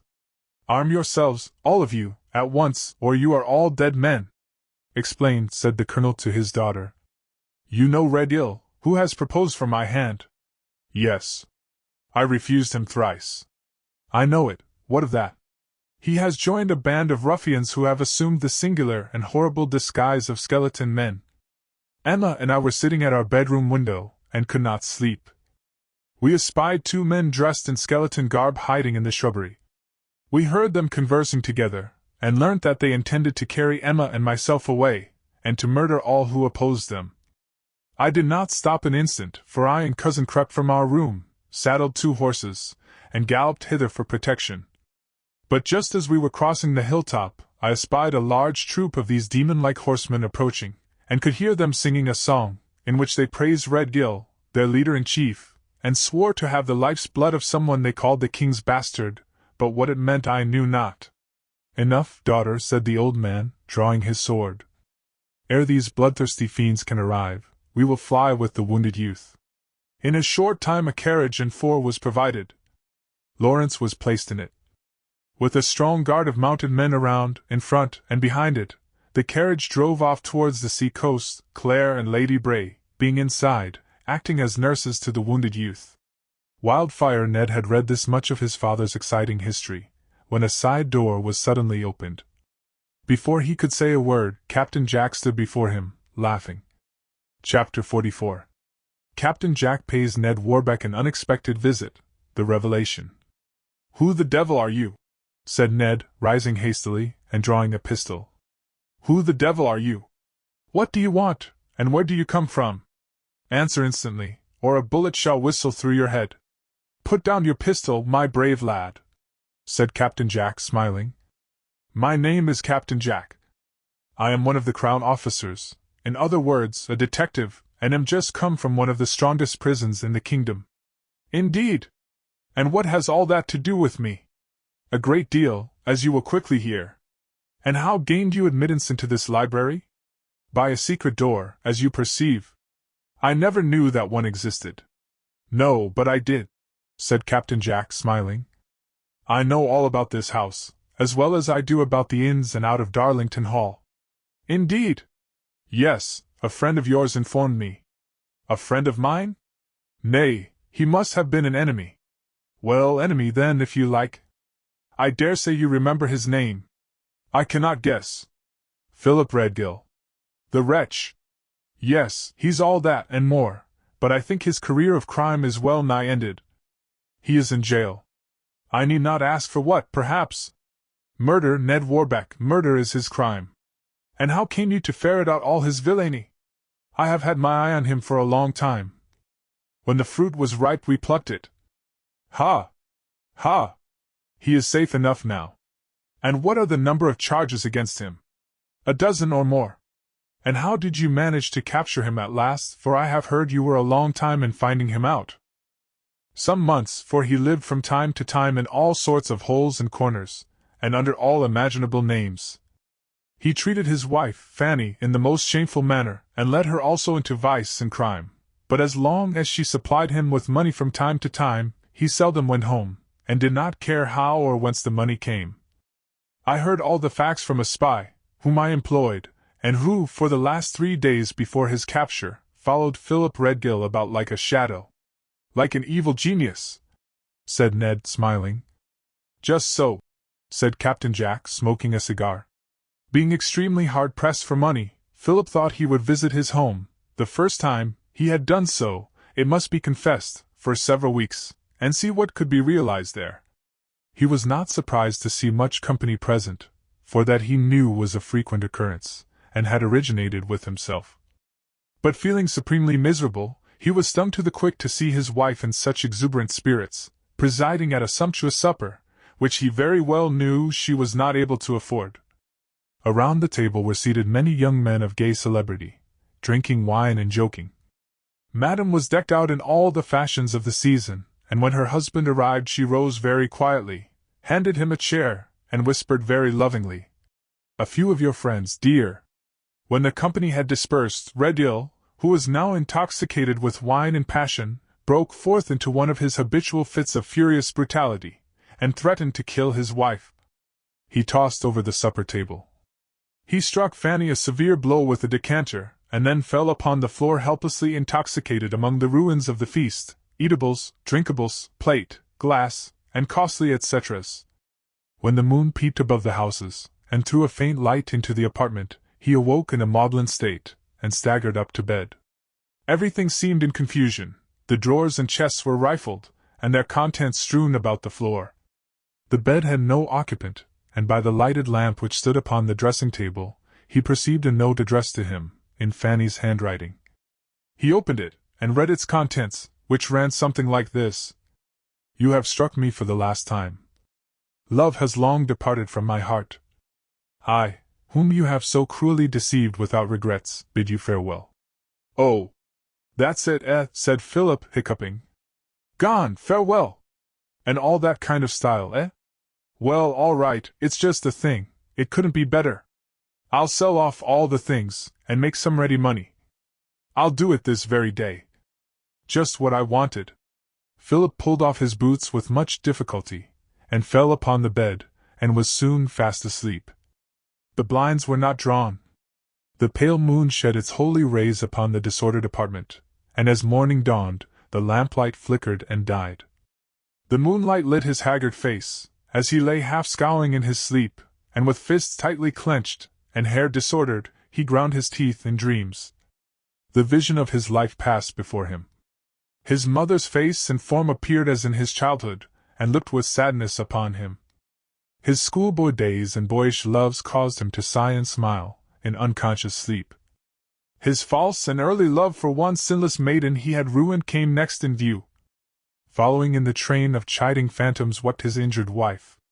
He ground his teeth most horribly, but laughed with demoniacal scorn. The moon still lit his features. Even in sleep, the spy has told me, his face assumed a look of intense horror and surprise. He clutched the clothes convulsively, and shrieked out aloud, "My father! My father!" and jumped from the bed in fright. "Where am I? Tell me! Fanny, my wife! No, no, I didn't do it! It cannot be!" and he fell, gasping, upon the floor. "What a fool I am," said Philip with a laugh, when he had recovered his senses. "What a fool I am to think of such things, such childish, silly fancies as dreams.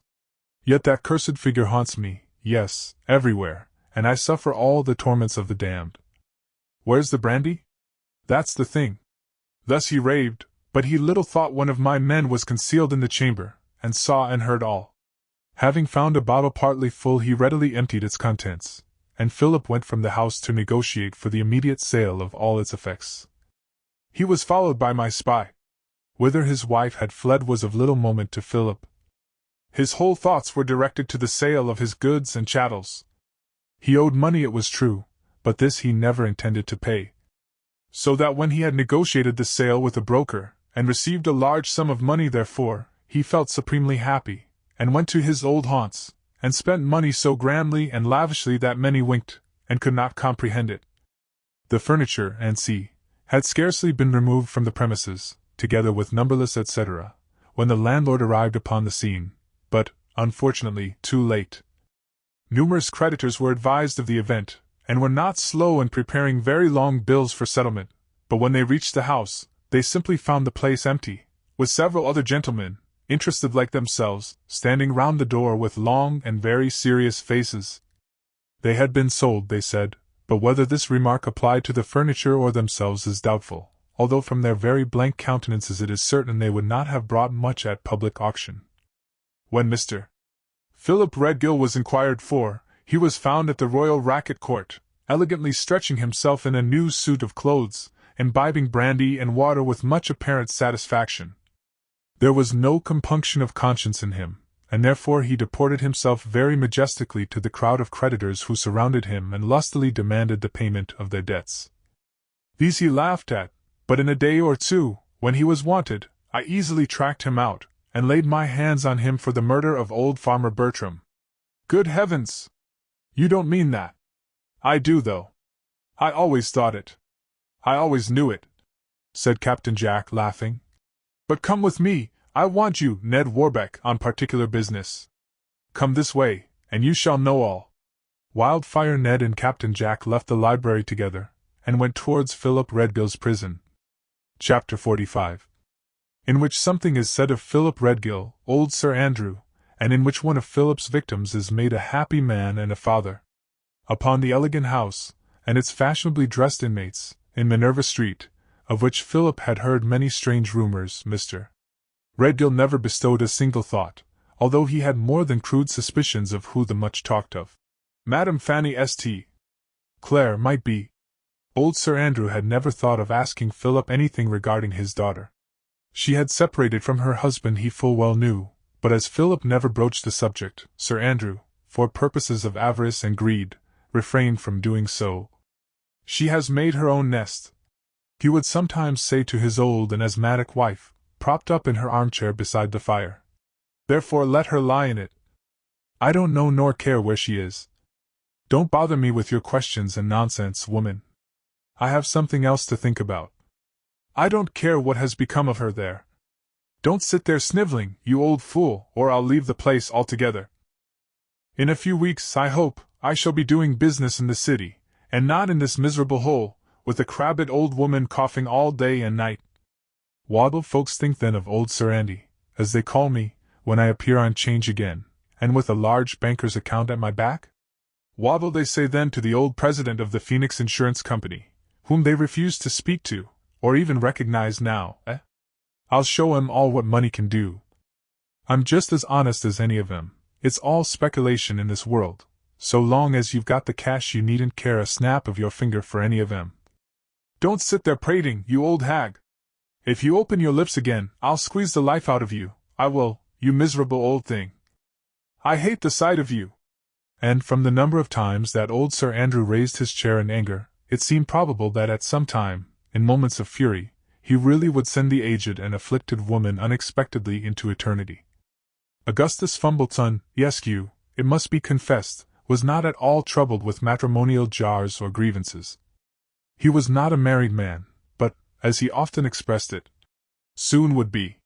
In a month or two, all this business of Philip's will be over, and then I'll settle down, he thought, turn over a new leaf, and have his wife for my mistress. What a head old Sir Andrew, her father, has got, to be sure. He attends church regularly, I hear, and is looked upon out in the country as a perfect saint. Ah, church-going folks ain't always the best. There's many a man sits with a prayer book in his hand who's thinking of something else. Never mind, we'll do this little trick and then I'll cry quits. If Messrs.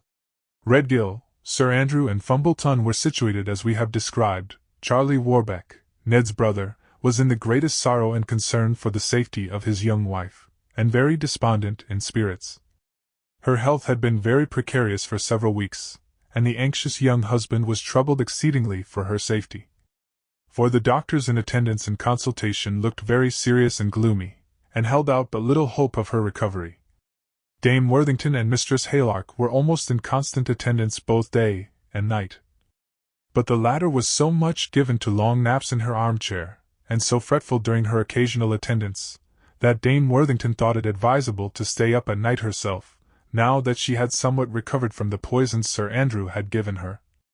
Instead of frightening the poor girl with stories and hobgoblin notions regarding her particularly critical position, the good, kind, old lady cheered her with all the funny anecdotes she could remember, and often made her laugh heartily and forget all about her sickness.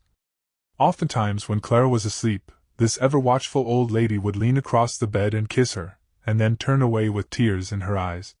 Night after night she watched beside the poor suffering girl, and her delicate patient could not disturb a single curl upon her pillow without she arose, readjusted the bedclothes and dampened her fevered brow. The parting of Charlie with his wife every morning ere he went to business was of the most tender description. He thought, and with sufficient reason, that perhaps he might never see her alive again, and it must be confessed, as he leaned over her to say good morning, his eyes were moist as she passionately kissed him. "Don't weep, Charlie dear," poor Clara would say, as she passed her thin, white, delicate arms around his neck in unaffected simplicity and affection. "There, don't weep, my good boy, or you will make me worse, darling. There, smile. Oh, how different you look, pet! What a shame it is that you look so solemn. There, go away smiling, and it will make me happy all the day," she would laughingly add as he bestowed a parting embrace and departed. While Charlie was full of business, one morning at the office, but it must be confessed, in a very disturbed state of mind, a messenger arrived, saying he was wanted at home immediately. His wife was dying. If the shot had struck him, he could not have felt more pain and alarm. He seized his hat, and ran down to the ferry boat like a maniac. He had to wait 15 minutes before the boat started. It was unearthly torture to him. He could plainly see his house, on the south side of the river, which appeared to be no more than a few hundred yards distant. He sought for a rowboat, but none was at hand. He felt as if he could have jumped across the river, and paced up and down, like one demented. Just as the regular boat was about to leave the ferry wharf, old Sir Richard appeared, and in company with one of the best physicians of the city. He had been informed by the same messenger of the critical nature of the case, had left the India House on the instant, and had forced his old friend, Dr. Stevens, to accompany him. "Never mind your engagements, doctor, this is a case of life or death. I would not have her die for thousands." Within a few moments the boat started, and the three gentlemen were soon landed on the other side. 2 minutes' walk sufficed to bring them to Charlie's residence. Charlie rushed upstairs, and would have entered his wife's apartment. Mistress Haylark, looking double her ordinary size, stood outside the door, blocking up the door, and denied him entrance. "Go in there, sir," she said, pointing majestically to a back room with her right hand, holding a basin of gruel in the left. "Go in there, sir," she repeated, with awful solemnity of voice and manner. "And stay until you're called, and don't dare come in the room." Charlie, the young and anxious husband, was stupefied, but mechanically obeyed. He had not remained long in suspense, when the connecting door between the back and front bedrooms opened, and Dame Worthington, all smiles and tears, appeared with something in her arms, which, rolled up in flannels and shawls, appeared to be an armful of newly made muffins. "Look at that, my dear! Look at your own dear boy, and kiss him!" Old Sir Richard, Charlie, and Dr. Stevens gazed upon the tiny face of the babe, who, with its little fists tightly closed, half opened its eyes and began to cry right lustily. Dame Worthington gave old Sir Richard a peculiar look, and that respectable old gentleman smiled, shook Charlie by the hand, took a pinch of snuff, and turned aside. Dr. Stevens pronounced it an extraordinary infant, and said it must have weighed 10 pounds. While Charlie, overjoyed to hear of Clara's safety, took his firstborn from the good old lady's arms, kissed it, and going into the front room, placed it beside its mother. Poor Clara, weak, faint, pale, and suffering, languidly opened her eyes, faintly smiled, and sighed. Charlie kissed her, of course, very fondly, and would have remained by her side, but the merry, laughing old dame, and the august, solemn-spoken mother-in-law bade her daughter dry up her tears, and remember she was one of the Haylarks, and quickly hustled poor Charlie out of the room. Full of excitement, he knew not what to do. For the first time in his life, he determined to pay court to Bacchus, and old Sir Richard, apparently appearing nothing loath, they both sat down to a substantial meal, and beguiled the rest of the evening by paying exclusive attention to a box of Havanas and some excellent cognac. In his merriment and good humor, he kissed everybody, even his mother-in-law, whom he discovered coming upstairs with medicines and gruel, but that majestic lady, in her cap well stocked with flaming ribbons, frowned, and said he ought to be ashamed of himself, and should have more dignity. a quality he would have doubtless possessed in superabundance, only he was unfortunately not one of the haylarks. Mr. Warbeck had no sooner become a father than he began to look and act like a much different man. He was gay and lively as ever, it is true, and if anything, far more so, but he began to assume the air and bearing of one upon whose shoulders rested serious responsibilities.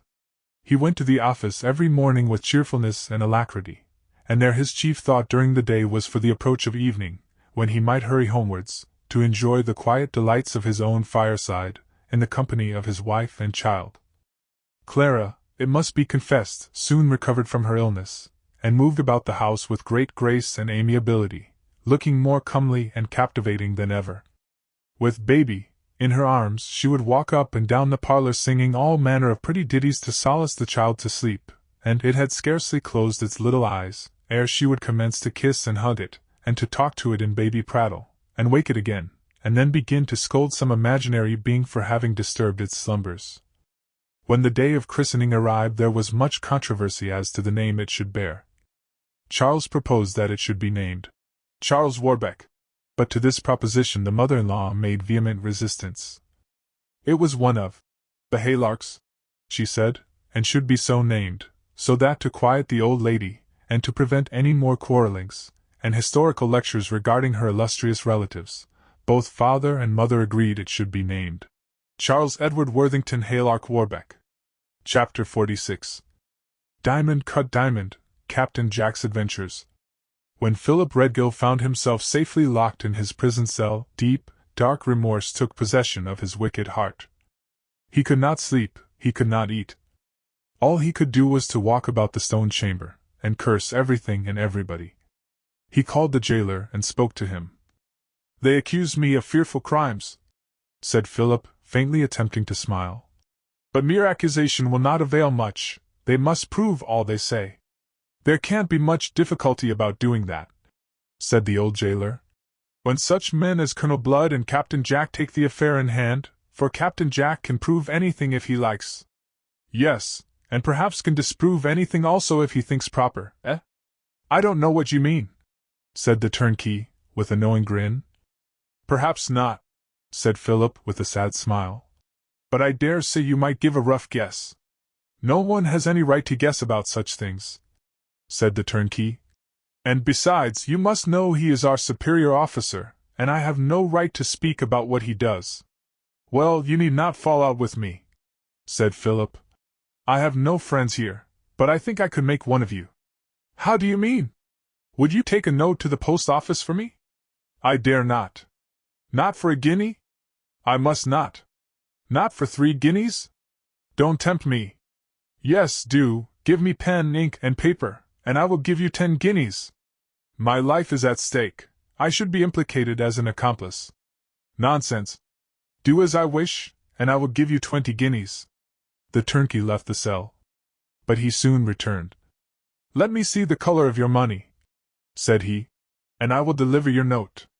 "Agreed," said Philip, and as he spoke he drew out of the lining of his coat a 20-guinea note, and gave it to the jailer. In less than 2 minutes Philip wrote a very hurried note, and gave it to the jailer to post. He had scarcely done so, and the frightened jailer had barely time to put the pen and ink into his pocket when heavy footsteps were heard approaching. The turnkey turned deadly pale as he whispered to Philip, "It is Captain Jack, and half drunk as usual." "Hello," said the captain to the jailer. "What brings you here?" "The prisoner wished me to lend him a Bible and prayer book, that's all." "Ha! Ha!" laughed Captain Jack. "So Mr. Redgill has turned religious all at once, eh? Very good. Ha! Ha! It's time he did something of the kind. Get you gone, and don't let me catch you talking to the prisoner any more. Do you understand me? If you do, you shall be dismissed." "But, Captain, I have done no wrong, no offense was meant." "You know I have been jailer here more than 20 years, and a steadier, a soberer, or a honester man never was than myself, though I say it." "I dare say," Captain Jack replied, with a grin. "All men are honest till they're found out. I'm a real saint myself." "Ha! Ha! Then leave us, I wish to speak to the prisoner alone." Get you gone, turnkey! The jailer left. Captain Jack and Philip Redgill were now alone. The captain took a seat on the edge of the table, and looked at Philip much like a wild beast who has got his prey firmly in its clutches. Neither spoke for some time. Philip's eyes glowed with rage, but he spoke not a syllable for some time.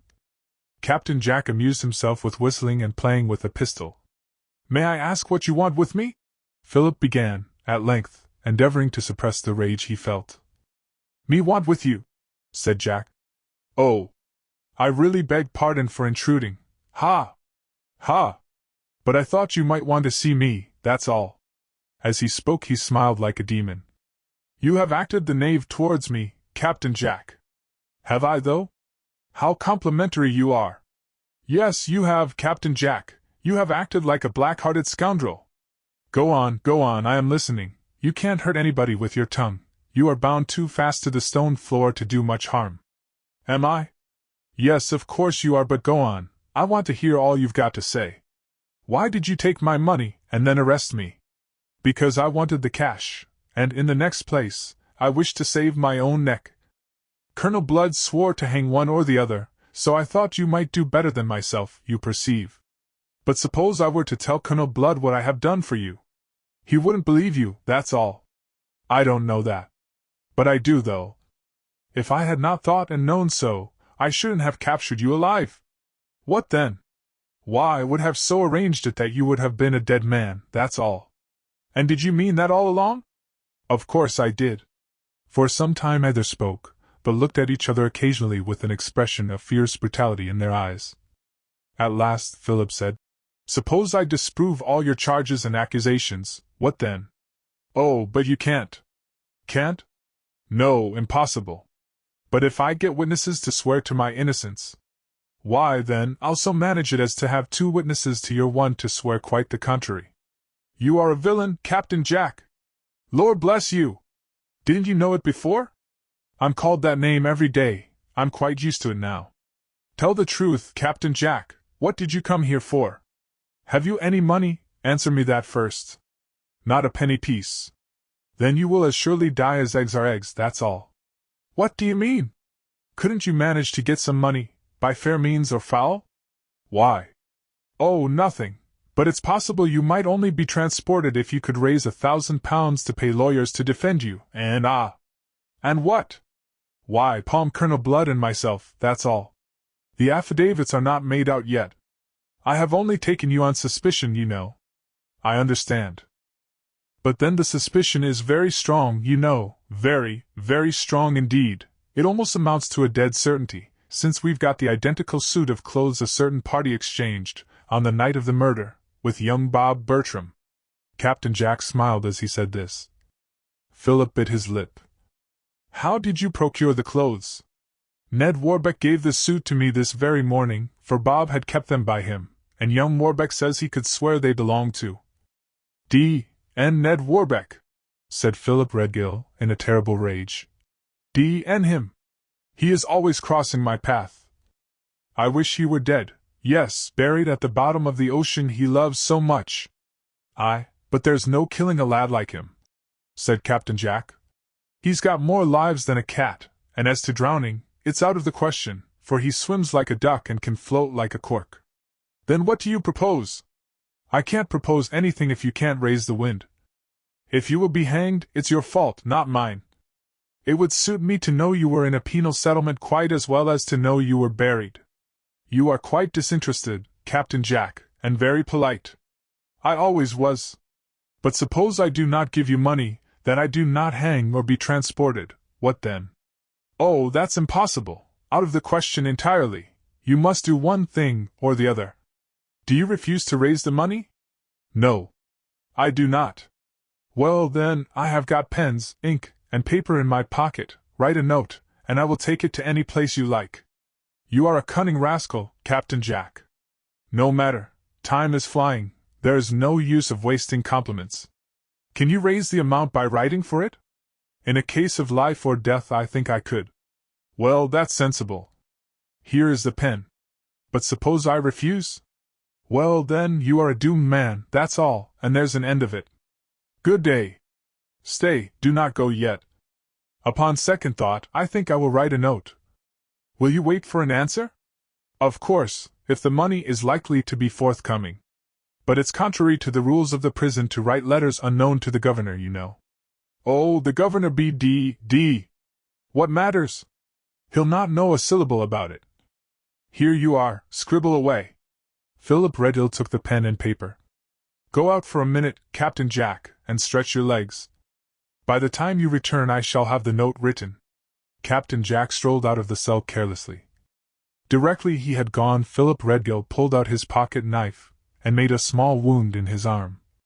The blood gently flowed. With the liquid he wrote a note in a strange hand, and in a still stranger character, which ran thus: D.W.G. By our solemn oath, help me. My former note will explain all. This night decides my fate. Philip Redhill. When Captain Jack returned, the prisoner had finished his note, and directed it with ink to Captain Jingles, Blue Boar City. Strictly private and confidential. Captain Jingles, eh? Is that the name of your friend? Yes. It's a queer one anyway, said Captain Jack, taking the note, and balancing it between his fingers in a musing manner. He's got plenty of cash, I suppose? Yes, lots of money. That's why he's called Jingles, for he's always got his pockets well filled, and is fond of gingling it about. I see. But what time have I to present it? Don't go there before 12 o'clock tonight, for he always likes to have his wine undisturbed. You must catch him when he is coming out. Very good. And when shall I see or hear from you, Captain Jack? Directly I get the money, tonight, perhaps, or tomorrow morning early. That's satisfactory. Give my respects to Jingles, Captain Jack. I shan't fail. Keep up your courage, you will only be transported if we get the coin. So speaking, he left the prisoner, who, strange to say, now began to smile and look quite elated.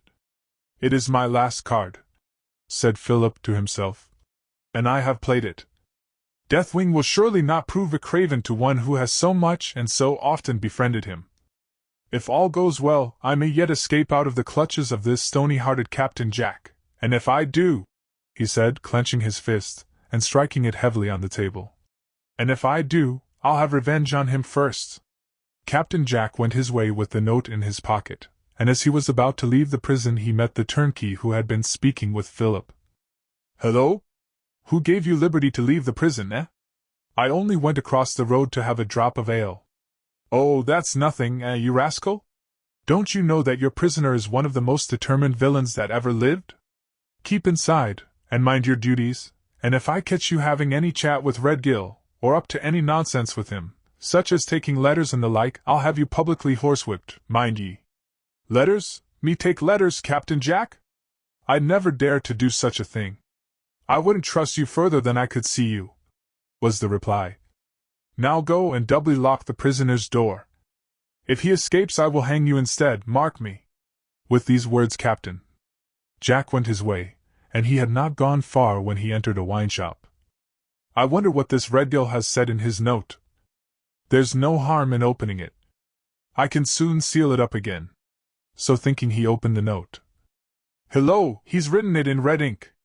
How the devil did that happen? My ink was black. No matter, it seems he's cleverer than we thought. He's got some things concealed on his person yet, I fancy, although we searched him twice. No matter, let's see what he says. What does this D.W.G. mean? Thought Captain Jack, as he puzzled himself over the note. There is some mystery here, or why say by our solemn oath? Perhaps he belongs to some secret band, who knows? It was well I opened it, or perhaps I might have fallen into a trap. My former note explains all, does it? What other note has he written then, I wonder? How could he write unknown to the prison officers, eh? Ha, Mr. Philip Redhill, I begin to smell a rat, thought Captain Jack. He has made friends with someone in the prison, no doubt. That cross-eyed turnkey, I shouldn't wonder. Oh, if I catch the rascals up to any kind of tricks to thwart me in my plans, I'll have them all hung, that I will. This night decides my fate, eh? Quite right there, Mr. Philip, quite correct and no mistake. But I must be careful.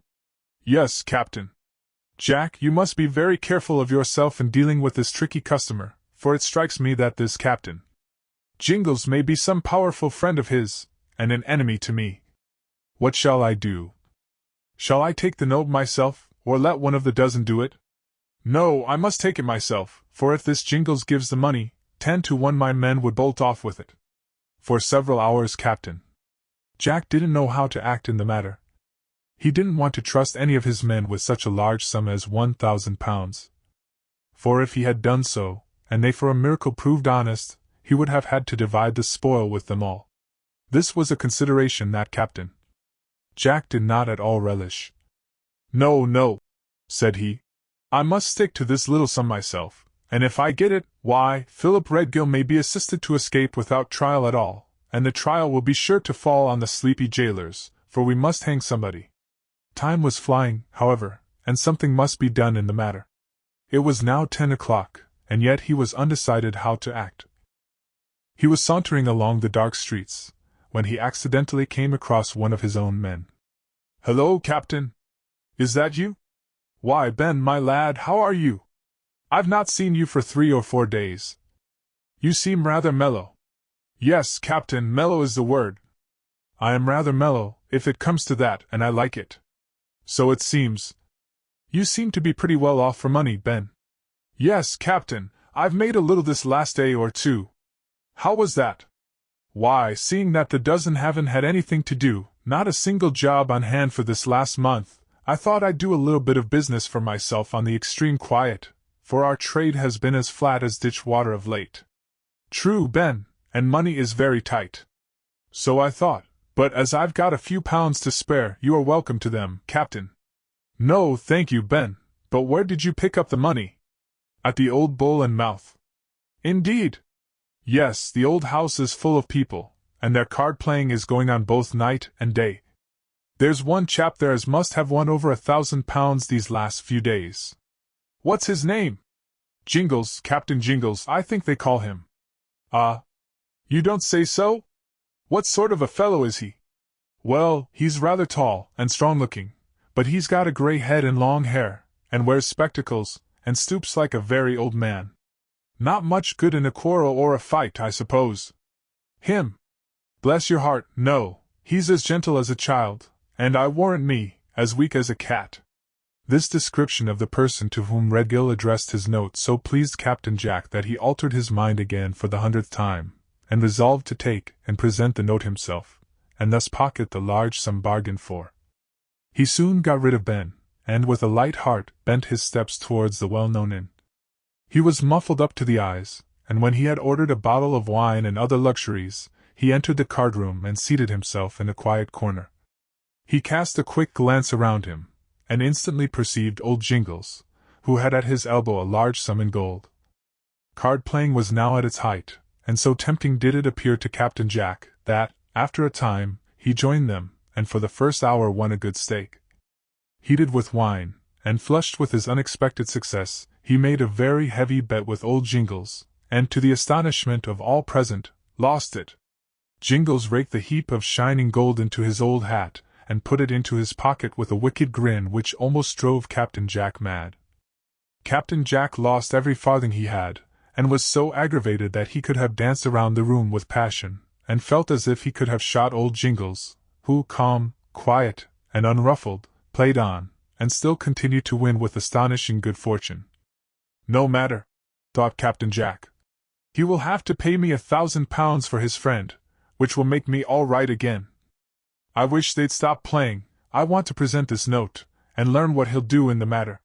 If he refuses, I'll get 1 or 2 of my lads to waylay the old rascal and rob him. I'll have his money, by fair means or by foul." Midnight had long chimed, and still the play continued. The noble captain felt very sore about his losses at cards, and chewed the end of his cigar in a terrible temper. "I should like to get up a game to beat old Jingles," thought he, but ere he had sat long in meditation a great cheer rose from the card-table. "Jingles won it." "No, he didn't." "I say he did." "I'll swear he didn't." "You lie, old Jingles," said the other, who was called Alec, and a notorious card-sharper. As he spoke, he struck the table violently. I tell you I did win the game. The money is mine. Lay a hand on that gold, and I'll knock you down, you cheating old scamp, said Alec, in a terrible rage. The money is mine. It is not. I'll leave it to any gentleman in the room. Alec won it fairly, said a chorus of voices. No, old Jingles is entitled to the money. He could beat Alec all night. Could he? Yes, he could, said several. And I don't mind wagering 100 guineas on another game. So would I. And I. Well then, gentlemen, since there is a dispute about the game, I am willing that we increase the stakes fourfold, and play it again. Hear, hear, cried several voices. I don't mind, said old Jingles. But not till I've had some supper, and a walk in the cool air, to freshen me up a bit. Well then, it's decided, put down your money. Gentlemen, in half an hour the game begins again. Agreed, agreed, shouted everyone. The money was put down for the contested game of cards, and great enthusiasm prevailed amongst the audience, all of whom seemed to have plenty of money. Captain Jack was pleased that old Jingles did not win the last stake, and mixed among the company, who were almost unanimous in their opinion that Alec would be sure to play his very best, and win. For, said several, of all men on earth he hates most, it is old Jingles. I am sure to win, said Alec triumphantly, and will lay 2 to 1 on it. Hear, hear. So will I. And I. And so will I, said Captain Jack, whose brain now began to get muddled with wine and excitement. Where's your money? Oh, I shall have some presently, said Jack, as much as anyone in the room. At that moment he saw old Jingles leave the room. He followed him. In a few moments he overtook the old man, and presented Redgill's note. In difficulties, eh? Said the old man, eyeing Captain Jack like a hawk. But he has not stated the amount he wants. Oh, he left that to me. Indeed? Can I trust to your honesty? Oh, honor bright. Then who are you? Well, they call me Captain Jack, and I am one of the Crown officers. Oh, yes, I think I have heard your name mentioned before in very flattering terms in your endeavors to suppress or destroy the famous skeleton crew. Exactly, said Captain Jack, bowing in mock humility. And what is the sum you need, my noble captain? Well, I think £1,500 will get him out of trouble. Quite a modest sum, certainly. But then, you know, Mr. Jingles, you are very rich, and there are a great number of persons to be paid out of it. I see, I see. But how much do you intend to keep for yourself? Asked the old man, fumbling in his pockets. Me? My dear sir? I do not intend to keep a farthing. It is out of pure friendship for the poor young man that I do this. How very kind of you. Well, Captain, all I can say is that if I give you this amount, I hope you will use it properly, for I must help young Redgill out of this difficulty. I have sworn it on my oath, and my oath must be fulfilled. How much was the sum you named? £2,000. Why, just now you said £1,500. But I made a great mistake. Never mind, never mind. £500 more or less isn't much in a case of life or death. So saying, the old man pulled a large wallet of banknotes, and paid Captain Jack the large sum demanded.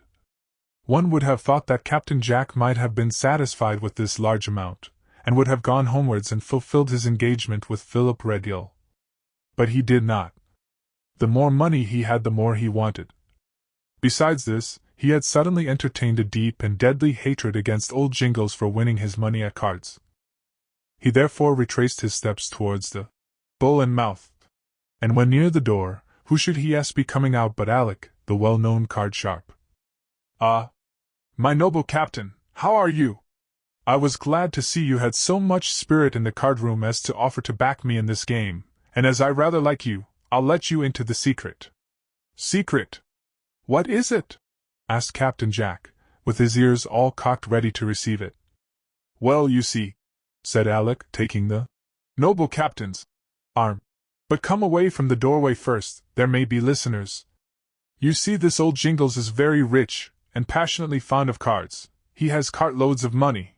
Where he gets it nobody knows, but, at all events, during the past week, he has won enormous sums at the card table, and how he does it nobody can find out. You don't mean that? I do though. There is a secret about it, and I have found it out. What is it? All the cards have private marks on the back, which cannot be seen by the naked eye. But his spectacles magnify I have found out, and therefore, when he looks across the table he can see what cards I hold in my hand. Oh! The cunning old devil! Yes, isn't he? But in this game we are going to play tonight I have made a promise that he shan't be allowed to wear his spectacles. Then you are certain to win. What a capital idea! Yes, isn't it? Those gentlemen brought me there tonight to fleece old Jingles. But he won from you all the time. Yes, true, said Alec, grinning. But that was the dodge, in order to give him courage. I see it all plainly enough now. Very well, and now that I have told you this important secret, will you give me shares in your winnings? Yes, half. Agreed. How much have you? £2,000. Well, I will so play that the odds which are on me now shall change on him, and when you think he is winning, do you take up all the odds laid against me? I will, and be glad to do it. Certainly. Why shouldn't you win 1,000 or 2 as well as he? Why not, indeed? And I will, you'll see. I know you will if you follow my advice. I will to the letter. You see through it, don't you? Nice dodge, ain't it, Captain? Said he, half reeling with wine. You'll make a clean £4,000 by the job, and hazard nothing, you know, while I win the stake, and make twice as much by outsiders, friends, who, with unlimited cash, will bet on me. Can you see through it, my boy? The noble captain saw through it clearly enough, and, although half tipsy, gave Alec an ominous but eloquent wink, and squeezed his hand in token of friendship. Come along, my boy, said Alec, taking the captain's arm. Come along, old boy, don't let's pass a public without a drop or two, they keep the best old wines in the whole kingdom up this street. Come on, now, only one more, Captain, and then we'll return. I'm sure to win this match. It is for a large sum, you know. But are you fly to a thing or two? Well then, listen to me. Mr. Alec, half laughing and half hiccuping, explained the little game again. Old Jingles knows I can beat him now, Lord bless you, I have improved wonderfully of late, but the gentleman won't believe it, and will back Jingles to any amount. I shall beat him by long odds. I heard him confess it himself. He told me so tonight on the sly, and wouldn't play the game at all. Only some gentlemen agreed to stand most of the money for him. Pretty dodge, ain't it? Well, I'll play the match, if I have to pawn the rags off my back. This night's work will supply me with small change, my boy, and then I shall say goodbye to the card table, quit London, begin to lead a new life, and be a good boy for the future. Half the world is made up of knaves, Alec, my boy, the other half are fools, said the captain, hiccuping, and with a great air of wisdom. When Alec returned to the card-room he looked as calm and sober as a judge. Old Jingles, however, appeared nervous, and unwilling to play. But the gentlemen present insisted on his doing so. But when Alec demanded that he should play without spectacles the old man got into a terrible rage, and refused to do so. However, after a stormy discussion, in which it was insinuated that old Jingles had some dishonest motive in wearing them, he threw them upon the floor and smashed the spectacles all to pieces. The game commenced, and heavy wagers were laid on Alec's winning it. Old Jingles, however, so turned the odds against Alec that many began to murmur at the extraordinary change in the play. Now's your time, said Alec to the noble captain. The odds are 2 to 1 against me. Take all you can get at that price. I am sure to win. The noble captain, having received the tip from his friend Alec, took all the odds laid against him, until his £2,000 was exhausted. The game progressed, and was very, nay, intensely exciting. Now old Jingles was a point or two in advance, but in a few moments Alec was level again, and great applause was the consequence. The two players now stood game and game. The third game or the rubber was to decide it. It began, and was quickly played, but by the merest chance of bad luck Alec lost it by a single point. Lost it? Gasped Captain Jack. Yes, said Alec. By the merest chance in the world. The friends of old Jingles were in ecstasies, and carried him out of the room in triumph, but not before the old man had well nigh filled his large pockets with his winnings. Captain Jack was like a madman. He raved and cursed and swore in the most frightful manner. He called everyone the hardest and the worst names he could think of, and wanted to fight anybody or everybody. Alec was just as noisy. He swore that he had been cheated, swindled, robbed, and whatever else his imagination could conjure up. So noisy and turbulent was he, and the noble captain, that the gentleman at last bundled them both out into the street. There they stood out in the cold with drawn swords, and using the most dreadful language. "Never mind," said Alec. "We will best old Jingles yet." "What do you mean?" "I know where he lives." "Well? Let us hasten to his house, and, as he returns home, let us set upon him, and fleece him of everything." "Not a bad idea. I can quickly wake up a dozen lads who will do the trick in no time. Never mind calling in assistance, surely 2 strapping fellows like us can easily settle the old man, and the money will be our own." "Agreed," said Captain Jack. "I've got a black mask in my pocket." "So have I." "Then when we assail him let us wear them, and speak not a word." This plan was agreed to, and the 2 intended robbers set out on their journey. They had a mile or 2 to go, but by quick walking they soon arrived at the residence of old Jingles. "It don't look like a gentleman's house," said Captain Jack. "Why, it stands by the river side, like a huge warehouse for goods." "So it does," said Alec. "And I've often heard it whispered that he is engaged in secret with smugglers, robbers, and the like, or why is he so wealthy?" "I think as you do from the looks of the place," said Captain Jack. "But I wonder if he has returned yet." "What time is it?"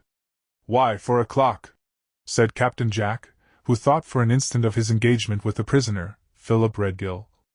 "Then he must have returned." "Hang the luck! Who is that, though, whose shadow just now passed across the blinds? There it is again."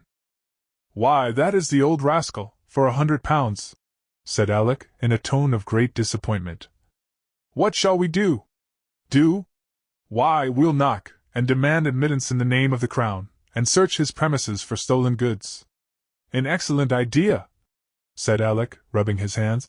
"And as he lives alone, why, we can rob him of every farthing he's got in cash." "So we will, but are you sure that he lives alone?" "I am. There is but one old servant in the whole place, and he is over 60 years of age." Firmly bent on revenge for what he had lost, and caring not a jot for Philip Redgill's escape, Captain Jack knocked at the door. "House ho! House! Open to officers of the Crown," said Captain Jack, in a very brave tone. In a moment the window was raised, and old Jingles appeared at it in his nightcap and dressing gown. "Who calls so lustily at such an unseemly hour?" asked the old man. "I do," said Captain Jack. "Open, or I'll break in the door." "Call tomorrow." "Open, I say." "Come some other time, madcaps." "Open, or I'll break it open." "Go to the devil," said the old man, and he slammed down the window again with great violence. Alec could not but laugh secretly as Captain Jack walked up and down, cursing and swearing. "Have you any keys?" said Alec. "Yes, I never thought of that. I've got several skeleton keys in my pocket. Let us stop a little while until the old man goes to bed, and then we can let ourselves in without making any disturbance. The night is dark, no one will perceive us." After a time, Captain Jack and his friend Alec tried the keys in the door, and were very happy to find that they could open it. "Now the old rascal must look out for squalls," said Jack. "We have got him at last. Won't he be surprised, though?" "Yes, and no mistake, particularly when he finds out that I am an officer of the Crown." The door was gently opened, and the 2 intruders entered very quietly. They crept upstairs. When they arrived at the top of the landing on the first floor, Captain Jack peeped into the front room. No one was there. The room was dimly lighted by a small, solitary light. Yet, dark as it was, Captain Jack could see that a large dining table was laid out, as if for the supper of a dozen or more. "Hullo! What does all this mean?" said the noble captain, in a whisper. "Rather strange, ain't it?" echoed Alec, in a whisper. Before they could make any other observation, old Jingles appeared upon the scene, and came from a secret closet so suddenly and noiselessly, that neither of the intruders heard or perceived him until he said, abruptly, in their ear, "Well, and who are you? What do you want, and where do you come from?" This was so unexpected by Jack and Alec that the former, for a moment, could not answer, and the latter began to titter in the background. "Did you come to rob me?" the old man asked, in a determined voice. "No, that is to say, not that exactly, but—" "Well, no buts for me, what do you want?" said the old man, advancing towards Captain Jack. In an instant the nightcap and dressing gown, the false wig, mustache, and stooping gait disappeared like magic, and to Captain Jack's horror, he stood before no less a person than the terrible Deathwing. "Deathwing!" gasped Captain Jack, staggering back.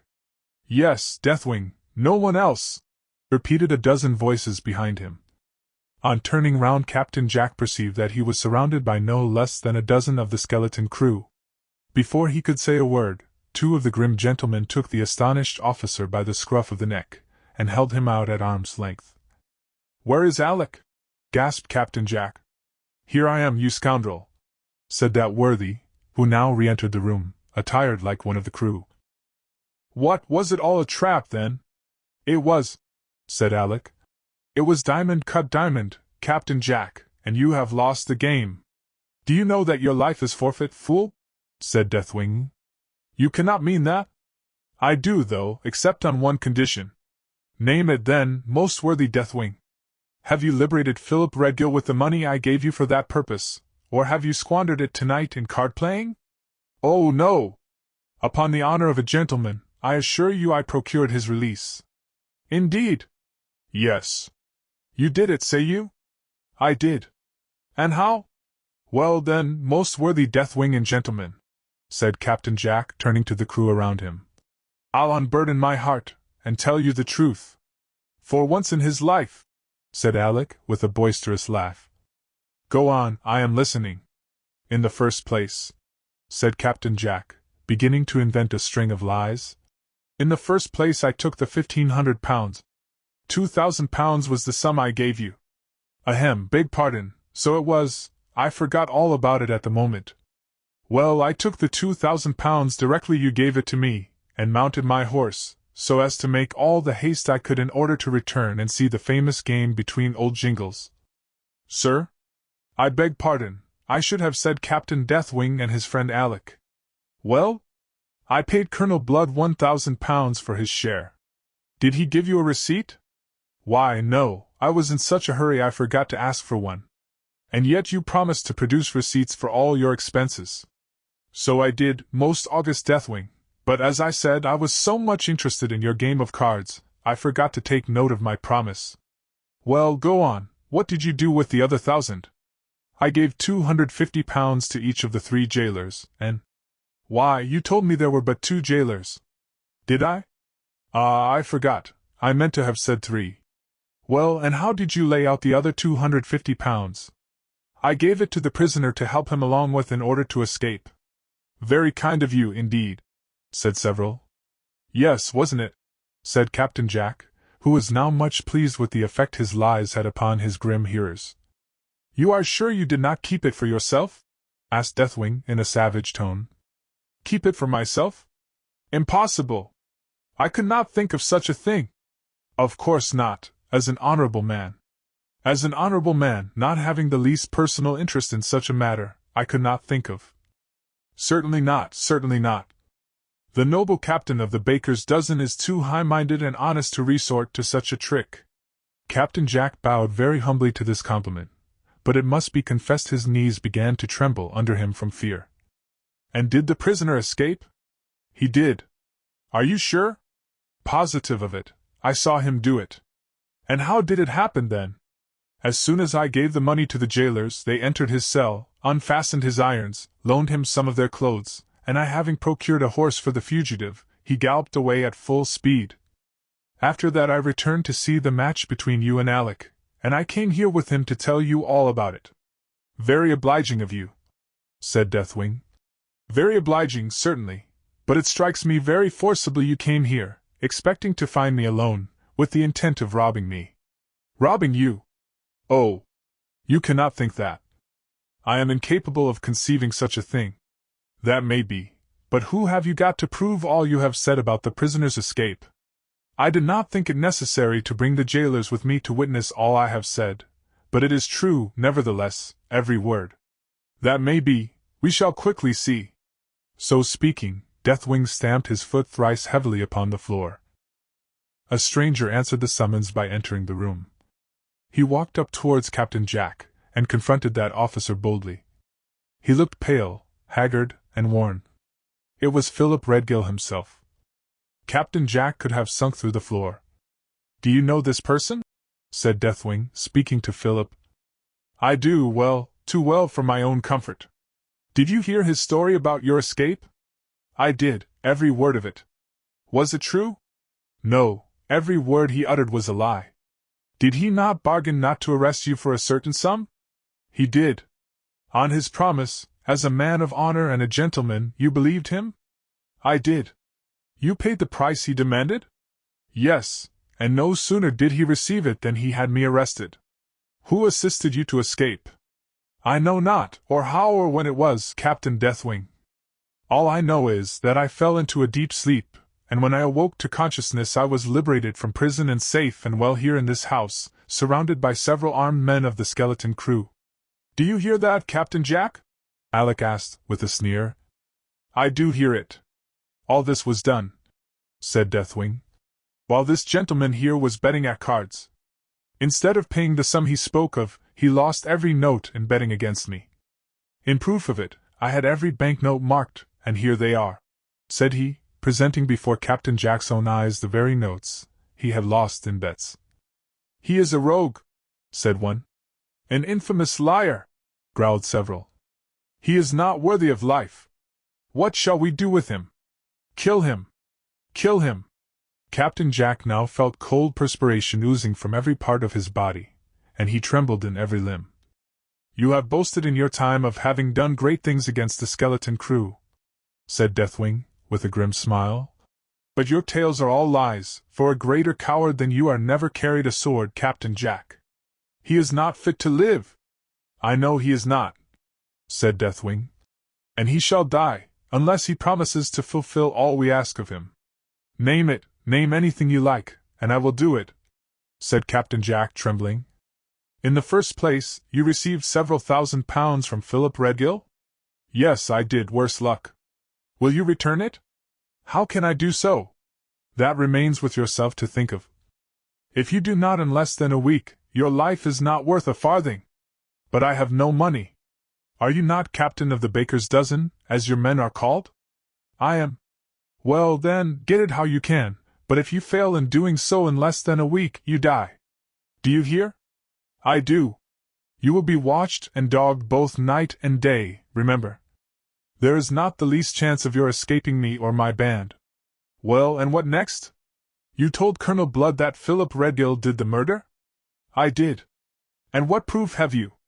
"The clothes which Redgill exchanged with Bob Bertram were given up to me by young Ned Warbeck." "The proof is clear against Philip Redgill." "You think so?" "I know so." "But you must not know so, if you value your life, Captain Jack," said Deathwing, with an oath. "Don't be so fast with your tongue, but listen to me." "I will." "You know Ned Warbeck, Wildfire Ned, as he is called?" "I do well. He is one of the bravest." "Stop!" said Deathwing, with a fierce oath. "Would you thus speak of my deadliest enemy?" "Your enemy?" "Yes, and that of all the band. I believe the young brat was born to bring disgrace and ruin on the skeleton crew, for ever since he was born misfortune has followed us." Captain Jack listened, but said not a word. In his heart he loved Ned Warbeck, and hated both Redgill and his grim friends with his bitterest hate. "Now I tell you, Captain Jack, that this youth must die, by any means in your power or mine. Could you not, in some manner, fasten Farmer Bertram's murder upon Ned Warbeck?" "It is possible, but—" "No buts with us. You must do one thing or the other. You must die here, where you now stand, or take a most solemn oath to arrest Ned Warbeck, and charge him with murder. But where are the witnesses to carry out the charge of murder?" "You can do that easily enough. Once he is in prison, there will be no difficulty in bringing up men to swear to anything we ask of them. Some of your own band, Captain Jack, could do that. Yes, if they were well paid for it. And so they shall be. But where is the money to come from?" "Oh, you must find that." "Me?" Yes, you. Rob Colonel Blood, or whoever you choose. I care not what you do, so you obey my commands. I will do as you wish, said Captain Jack, who was over-anxious to get away from such horrible-looking people. Let me go, and I'll fulfill any commands you like. So be it. Remember your oath. I will. And also remember, said Deathwing, that every step you take, and every action you do, will be closely watched by someone or other of the skeleton crew. I will not forget. Then, on your bended knees, before all assembled, swear on this sword to fulfill my commands. I will. Captain Jack fell upon his knees and then, in the midst of all assembled, swore to apprehend Ned Warbeck on the charge of murder, and to procure witnesses at any cost to support the charge. In a few moments thereafter, Captain Jack was in the open air again, and free. He knew not why or wherefore, but directly he got into the streets again, he ran from the house with great fleetness, like a hare which has escaped from a deadly snare. Chapter 47. The Oath. Ned Warbeck is arrested for murder. When Captain Jack had run himself out of breath, and had come to a dead standstill from sheer exhaustion, he leaned against a lamp-post, and puffing and blowing, began to think what he had better do. What the devil must I do? He mused. I know not which way to go, or what to be up to. If I attempt to rob Colonel Blood to get money, the chances are 10 to 1 I shall get a pistol ball in my head, or a sword through my side. If I do not get the money, why then, those grim devils will skin me alive. Then I have to arrest Ned Warbeck, not an easy matter, for he has hosts of friends who would fight to the last for him. Yet something must be done, and quickly, he thought. For though I have run away from that cursed house as fast as my legs would let me, I have no doubt that I am watched already, and followed about like a shadow. While he thus thought, a drunken man knocked against him. Hello, where are you going to? Said Captain Jack, feeling desirous of drawing his sword, and taking revenge upon somebody for the sad adventures of the night. Hello, where are you going to? Where are you going to? Was the reply. Don't you know a gentleman when you see one? I do, but you are not one. You seem to know me then. I do, it's Black Ben. Right you are, and you are the noble Captain Jack? I am. I thought so, and if it's a fair question, what are you up to so early in the morning? I am on the road to the devil, Ben. I don't understand, Captain. I am on my way to old Sir Richard Warbeck's house. What for? You would never guess. Perhaps not. What for, then? To arrest young Ned Warbeck on the charge of murder. You don't mean that? I do, though. He is innocent of the charge, it is true, Ben, but still he must suffer for old Bertram's murder. Why, you have arrested 2 on the charge before. True, but old Redgill's clerk, Mr. Bolton, is innocent. He is out of prison, and Philip Redgill has broken jail. Broken jail? It's the first I have heard about it. That may be, but it is true for all that. I have been in the hands of Deathwing and his band all night, and have sworn on my life to have Ned Warbeck hung, in order to save myself, for old Jingles you spoke of turned out to be no other than Deathwing. I lost all my money at cards, and was afterwards entrapped into their den, and swore a solemn oath to do this, or would have been killed on the spot. But you will not keep your promise now that you are free. I must. Remember your oath, said a distant voice. Chapter 48. In which Captain Jack finds enemies among his own men, the tables are turned. It was now very plain, from the progress of our story, that Colonel Blood had fully got Captain Jack and his gang under his thumb, and that their very lives depended on his will and pleasure.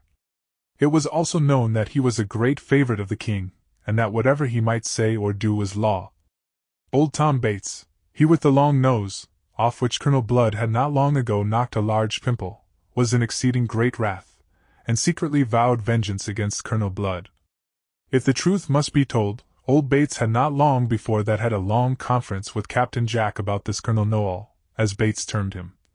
He and Captain Jack met by accident, one evening, and entering a wine shop, began to drink very heavily. I tell you what it is, Captain, said old Bates, tossing off a bumper and winking very cunningly. I'll tell you what it is, Captain. Well, what is it?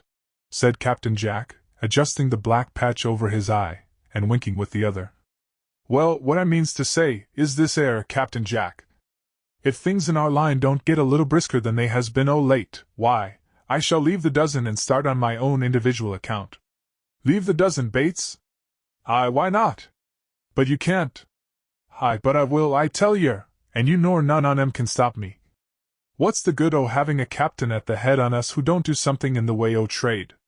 Why, since that affair of old Bertram's murder, we've had nothing at all to do, and you must recollect, Captain, that a man of my mettle can't stand that sort o' game any longer. Give me plenty o' money and little work, that's my style. Well, I'm listening, said Captain Jack, laughing. Go on, I'm all attention. You may laugh as much as you've a mind to, said old Bates in an angry tone. But that don't suit me. I want money, and money I'll have, by fair means or foul. Well then, get it, it's none o' my business, said Captain Jack in a surly tone. I'm just as short as anyone. And how comes it we are all so hard up then? I don't know, business is dull. I suppose that's it. No, it ain't, said old Bates sneeringly. Business is as good as ever it was, but you are growing as timid as a girl, Captain Jack. Me? Yes, you. You needn't foam, and sweat, and swear, I knows all about it. About what? Why, that affair with you and Colonel Blood. You are under his thumb, my man. Well, suppose I am, what then? Didn't he threaten to hang every one of the dozen on the crossroads if we didn't find out the murderer of old Farmer Bertram? Well, and so we have. Haven't you got young Redgill in prison for it? Yes, said Captain Jack, but at the same time he knew he was telling a lie, and tried to whistle. Now you've got the right party. What more claim has the Colonel got against us? Young Redgill ain't hung yet. The bargain holds good, so the Colonel says, until that's accomplished. Why, that's another condition, said old Bates with an oath. First it was capture him, now it's stop till he's hanged. There seems to be some mystery about this whole affair, Captain Jack. There has been some bargain or other between you and this young Redgill. Bargain, said Captain Jack indignantly. Bargain? What do you mean? Why, I mean this, Captain Jack, that you've been doing a shuffling business with all of us. Do you mean to insult me? Said Jack, placing his hand upon his sword and looking very ferocious. I don't care whether you take it as an insult or not. One man's word is as good as another, and young Redgill told the jailers that you have had thousands from him one time and another. Thousands, said Captain Jack, indignantly. Why, the fellow must be mad to talk in that way. Why, he never had thousands in all his life. Not by fair means, I dare say, Jack, but there ain't a doubt but what he has paid you well enough. Now look here, Bates, said Captain Jack. You must be either dreaming or mad. I only received what he owed me of borrowed money. Borrowed money, said old Bates, laughing out lustily. Borrowed money, eh? Why, you must take me for a perfect fool, Captain Jack. Well, and suppose I do? Why, all I can say, then, you are nably mistaken. Hullo, Bates, hullo. What does all this mean, eh? You get me to crack a bottle of wine with you, and then you turn round and abuse me. No, I don't, it's you that abuses me. Do you think for a moment you could have thousands of pounds to lend to a young rascal like that? No, no, Captain Jack, if you do think me a fool, I tell you again you are nably mistaken, that's all. Come, come, old man, let's have no noisy words from you. You know you'd have been hung long ago except for me. Would I? And ain't you as thick in the mud as I am in the mire? Listen to me. As he spoke, he leaned across the table and whispered. How about that money you lost at cards t'other night? What do you mean? Said Jack, reddening. I suppose you don't know that Philip Redgill has escaped from prison, do you? You are a liar, said Captain Jack, with an oath, trying to look firm and desperate. You are a liar, Bates, and if you were not so old, and a faithful pal, I'd— Oh, no, you wouldn't, said Bates. I am captain now. What's that you say?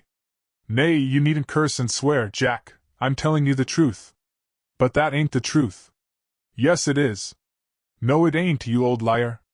Look at this, then, said old Bates, pulling out 12 warrants cancelled. Do you know what these mean? Why, those are the death warrants that Colonel Blood had when he went down to Darlington. I know it. But he had 13, not 12. I know he had, but Colonel Blood holds the odd one. Indeed, and whose is it? Why, yours, Jack. Mine? Yes, and no mistake. And do you mean to say that Colonel Blood has given the 12 to you and not the odd one also? I do mean it, and for a special reason. Old Bates was so triumphant in his manner that Captain Jack looked staggered and amazed. Why, you take all the breath out of my body, Bates, said Jack. The breath soon will be taken out of your body, if you don't mind. There's a nice new gibbet waiting for you, so Colonel Bland says. Why, what is all this for? It has come to the Colonel's ears that you have been playing false to him, and you know he never forgives an enemy. The devil, said Jack. Do you mean to say, then, that he knows all about Red Gill? He does, and since he has escaped, he has made up his mind to have revenge on you. Old Bates smiled like an old ogre as he pulled out of his capacious pocket a sealed document. Do you know what this is? Said Bates. It looks like a warrant. And so it is, you are not mistaken, it is for your own apprehension. You are joking. I was never more serious in all my life. And do you mean to arrest me? That depends, said Bates. The dozen and I have had several meetings, and it was resolved to throw you out of the captaincy, and put me in. Well, I begged for your life hard, very hard, Jack, for all the lads swore you had played foully with them, and deserved to die. But I haven't, Tom. You have, Jack, you have been flashing about town for a long time like a lord, and spending lots of money, which ought to have been divided among us, for we've been as poor for the last few months as church mice. What do you propose to do, then? Said Jack, drinking his wine. What do the lads intend to do? Surely you cannot think I'd let myself be taken by any of my old pals while I carry a sword by my side. Your sword would do very little good for you, Jack, for I could call upon the citizens here in this place, and carry you off by fair means or foul, if I liked. Here's my warrant, as you see, arrest him, dead or alive, those are the Colonel's words. The Colonel is a scoundrel, said Jack, striking the table. And if I ever come across him I'd— Hush, said old Bates. Don't talk so loudly, you might be heard by somebody. Well, go on, let's hear the very worst. I know you've got me in a very tight corner. Yes, Jack, and one from which you cannot possibly escape, if I only say so. Well, no matter, a short life and a merry one, said Jack.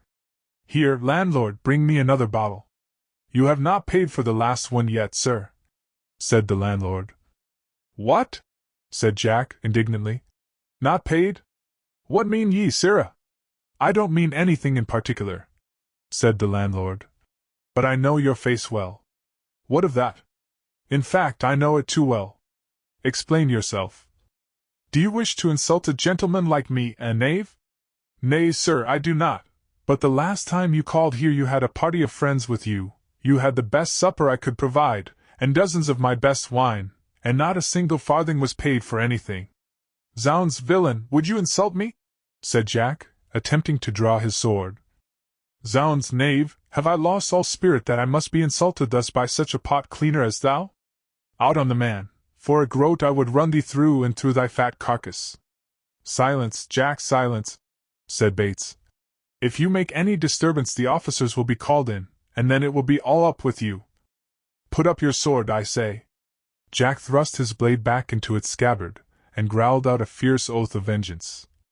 Bates waved off the landlord with a promise to pay all arrears, and then he said to Jack calmly, and in a whisper, Never mind the pot-bellied publican's account. I will make that all right. Time is precious, I haven't many minutes to stop here. Well, what do you intend to do? Are you going to blow the gaff on an old pal like me? That depends. On what? Why this, none of us like Colonel Blood. I know that well enough. Well, one or t'other must die. How do you mean? I or the Colonel? Just so, we've come to that agreement. Now it depends upon you which it is. Why, then, the Colonel, of course, said Jack, laughing and half-drunk. The Colonel, of course. I wouldn't think of having the honor myself yet awhile, you know, Bates. That's what all of us thought. And the lads were right. I hate Blood, yes, I hate him worse than the devil himself. And what do you intend to do?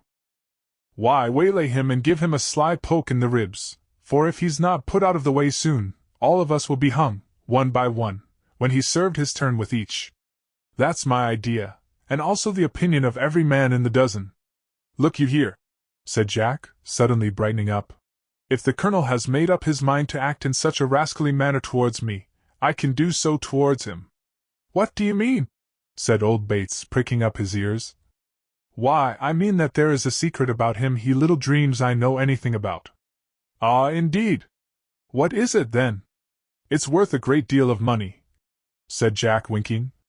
How much? Why, £500. I don't understand. Of course you don't, but I do. Then out with it. Secrecy and honor, said Jack. Yes, of course. Well, then, read this, said Jack, pulling out of his pocket a printed proclamation, which he placed before the wondering eyes of Tom Bates. You read it, there it is. Will be paid to any person or persons who shall give such information as shall lead to the discovery or apprehension of the offender or offenders. The unfortunate young man was severely wounded, and the shock has been so great that his reason is for the time being lost to him. The village authorities of Darlington, on the night of the attempted murder, noticed the arrival in the neighborhood of a carriage and four. The person suspected had a servant attending him during the 3 hours he remained in the village. His master, the supposed culprit, was traced to London, and from all accounts bears the following description. About 35 years of age, 5 feet 8 or 9 inches in height, thick-set and powerfully made, black mustache, whiskers supposed to be false, close-cut hair, wore a cloak, and had the appearance of a military man. Why, that description, said Bates, looking at Jack in surprise, corresponds to blood, said Jack in a hoarse whisper. You surprise me. Does it? But wait, I'm not done yet, said Jack. Since he has commenced his games with me, he'll find a tougher fellow to deal with than he expects. Look at this. Another proclamation, said Bates in wonder. Yes, read it, and then you'll find out that I have got my enemy fairly on the hip. Bates unfolded the printed paper and read. Whereas Ellen Harmer, the daughter of old Harmer, the miller, of Darlington, was forcibly abducted from her father's home by some person or persons unknown, on the night of the attempted murder of young Andrew, her acknowledged suitor. And whereas it has come to the knowledge of Sir Richard Warbeck, the chief magistrate of Darlington, that 2 suspicious persons, with a carriage and attendants, were seen prowling about the village on the night in question. Therefore the above reward will be paid to any one who shall give such information as shall lead to the apprehension of the offender or offenders and enable the young maiden to be restored to the arms of her disconsolate father. The following particulars regarding the supposed unknown abductor may, perhaps, lead to his apprehension. About 35 years of age, 5 feet 8 or 9 inches in height, thick-set and powerfully made, black mustache, whiskers, supposed to be false, close-cut hair, wore a cloak, and had the appearance of a military man. For a moment or two old Bates could scarcely recover from his astonishment. At last he gasped out, and in a suppressed tone, Why, they must relate to one and the same person, Jack. I know they do. But I never saw these proclamations on the walls about London yet. I dare say not, and for a very good reason why. What reason? Why, they were given to me to distribute them, man. You didn't, I suppose? Yes, I did, but only in such out-of-the-way places where they would do no earthly good.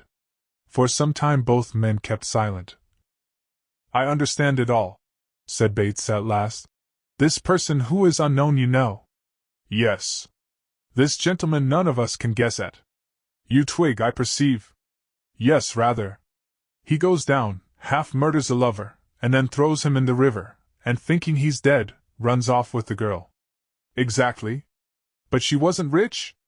No, but she is very handsome, a perfect Venus. And what could have been his object? To gratify the king. I see, just so, and has he acted a friend to you? No, not to me in particular, but as he promised to befriend all of us, I kept the thing secret from the Londoners, for £500 isn't to be sneezed at, you know. And do you mean to say that all this is true? Then he's a villain of the worst sort. On my oath, Bates. I know he is now, and more than that I always suspected him, but never expected to find he'd prove such a cool, calculating scoundrel. But I'll be even with him, trust me. And this girl, what of her? Said Bates. We are all pretty hard up at this moment. £200 would be a fine windfall for us. So it would, and more than that, I know all about her and where she is. The devil! And it would be the easiest thing in the world to rescue her, for she's pining away, and is strictly guarded both night and day by a deaf and dumb Nubian slave, a eunuch, in fact, a fierce, tall, ugly-looking devil. Never mind, if we can only once get into the apartment, we shan't have much difficulty in getting clear off with the girl," said Bates. "The Colonel is not supposed to know that you or I have any hand in this affair. If what you say proves true, Jack, we can easily put the Colonel out of the way, and we shall be all right again. What do you say? Shall we try it tonight? I'm willing. I'm dying to have revenge on the deceitful rascal. Then tonight let it be. Come with me, the dozen are assembled in a quiet place, waiting for me. I will settle with the old landlord. And so will I," thought Captain Jack to himself. "And sooner than he expects. We will have to wear masks," said Bates. "Yes, and keep dead silence. If we meet with any opposition, you know." "Oh, as to that," said Jack, "we won't stand nice on trifles. It's a case of life or death with me." So speaking, Bates and Captain Jack strolled towards the quiet place spoken of, and in less than half an hour Jack, half drunk, rolled in among the dozen who were already assembled. They looked daggers at him, and would, perhaps, have resorted to violence, but Bates whispered something to them which cooled their anger. Captain Jack reeled into a chair, and was soon fast asleep and snoring. "Keep an eye on him, my men," said Bates in a whisper. "I am going out on very important business, which I will explain on my return. Jack's all right. Don't have any rows or quarrels with him, let him have all the drink he wants, but don't let him go out on any account." So speaking, Tom Bates buttoned up his coat, looked to his sword and pistols, and bent forth alone into the darkness and blinding storm of sleet and rain. Chapter 49. Colonel Blood Meets a Tartar, the Release of Ellen Harmer, the Murder in the Wood. Tom Bates had not gone very far from the rendezvous of the dozen, and was trudging along through the wind and rain, forming plans for that night's operations, when someone in a dark street laid his hand roughly on his shoulder. Tom stopped as if by instinct. "That you, Colonel?" he asked. "That you, Bates?" "Yes, sir." "Come this way out of the rain," said he. And he led the way up a dark, narrow alley, which was lighted by a single lamp. "Well, and what news, Bates? Have you secured that reprobate Captain Jack yet?" "No, Colonel, it is a more difficult matter than might be supposed." "Where is he, then?" "I know not, Colonel, but imagine that now we are after him he is hiding away in some of the back slums in or around London." "But how could he have got any information about my wishes or intentions?" "That I know not, sir. But certain it is that we have been seeking for him both high and low in every hole and quarter. But I fear me he has left London." "Left London, and for what, pray?" "Some 2 weeks ago, Colonel, I heard him say that there were 2 proclamations out about an attempted murder and a forcible abduction case which took place in the village of Darlington not long since. One and the same person is concerned in both transactions, and altogether a reward of £500 is offered." "Impossible," said Colonel Blood, biting his lip. "I have never seen any of these proclamations." "Perhaps not, sir, but Captain Jack said the last time I saw him that he had particular reasons for not having them posted up earlier." As Bates spoke, Colonel Blood looked straight into his eyes, but so well did Bates play the hypocrite, that Colonel Blood had not the slightest notion that he was aware of the real facts of the case. "And where are these 2 proclamations, Bates? Have you one with you?" "Yes, Colonel," said Bates, displaying both at once. "Strange affair," said Blood, biting his lips in anger. "I never heard of all this before." Old Bates said not a word, but he could not help but remark how Colonel Blood's eyes flashed with anger, and in his sleeve he laughed. "And so these are the 2 proclamations you speak of, eh?" said the Colonel, unfolding and reading them. "How did you get them?" "Captain Jack gave them to me." "Damn Captain Jack!" said Blood, stamping his foot in anger. "And so he has gone down to Darlington to investigate these affairs, eh?" "Yes, that was his intention. He said he made sure of finding out who it was who not only attempted to murder Andrew, but who abducted the girl also." "Ha! Then he is very clever," said the Colonel.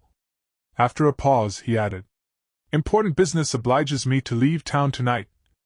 I must run down to Darlington and arrest this troublesome fellow. Captain Jack is no longer to be trusted. He is not now an officer of the Crown, and therefore has no business to trouble himself about what does not concern him." "Leave town tonight, Colonel?" said Bates, as if surprised. "Yes, tonight. It is a dangerous journey." "Oh, as to that I have no fears," said the Colonel. "No one will ever dare to attack me." "But what are we to do in the meantime?" said cunning old Bates. "Are we to give any attention to these 2 proclamations?" "No, I think not," said Blood. "At least not at present, not until I return to town again. You could never discover the girl's place of concealment. But one of my men says, Colonel, that he does already know where she is." "Indeed?" said Blood anxiously. "Know where Ellen Harmer is, eh? Then he must be a very clever fellow, for I don't." "Oh, then, Colonel," said Bates, bowing, and with a smile, "if you don't know anything about this matter, I'm sure I do not." "Well, no matter, Bates," said Blood. "I'm glad I've seen you, for Captain Jack must be captured at once, and at all costs, for he is a troublesome, intriguing busybody. Remain as quiet as you can until my return from Darlington. I have plenty of work in store for you."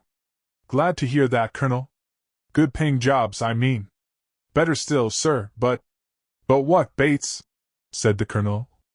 "Oh, I was only about to remark, Colonel, that all the lads, and myself included, are very hard up. If you would so oblige us as to lend us 100 or 2 until your return, we should—" "I understand. Well, no wonder you are out of money, seeing how much that scoundrel, Captain Jack, appropriated to his own use. Here," said he, giving Bates a £100 note. "This will serve you until my return." Colonel Blood left Bates in high glee, and went his way. "Well, this isn't bad to commence with," said old Bates, putting the note into his pocket. "But I mustn't let any of the lads know I have got so much. I'll have a change, give them £10 to drink with, and the rest I'll stick to as my own perquisites." Bates changed the note, and when he returned, he found his companions grumbling at his long delay.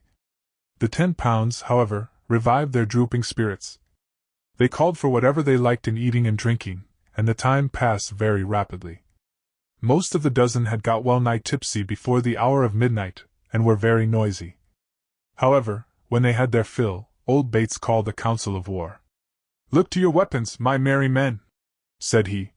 "See that your pistols are well loaded, and that your swords are not blunt. We've got a job on hand tonight." "A job?"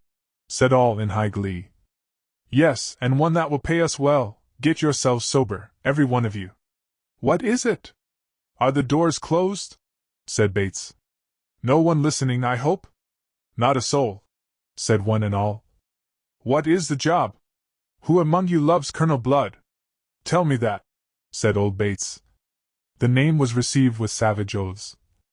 "Not one, I perceive," said old Bates. "So much the better. And now I'll tell you what I have on hand."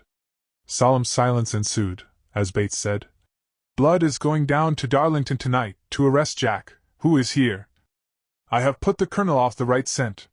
"The devil, to arrest me?" said Jack, with an oath. "Silence, Jack!" growled several, with threatening looks. "Silence, and listen to Master Bates. He is our captain now, not you. Well, and while Blood is away on this wild goose chase, Jack has proposed to rob his house." "Capital idea," said all. "So think I," said Bates. "So come, prepare yourselves. Put masks in your pockets, and bring a rope ladder with you." "And dark lanterns," said Jack. "A small crowbar to wrench open the shutters," said Bates. "And in less than an hour we can clean out the whole house. Dead silence must be kept, not a word spoken by anyone. If we meet with resistance—" "Well, then, use your weapons fearlessly," said Jack.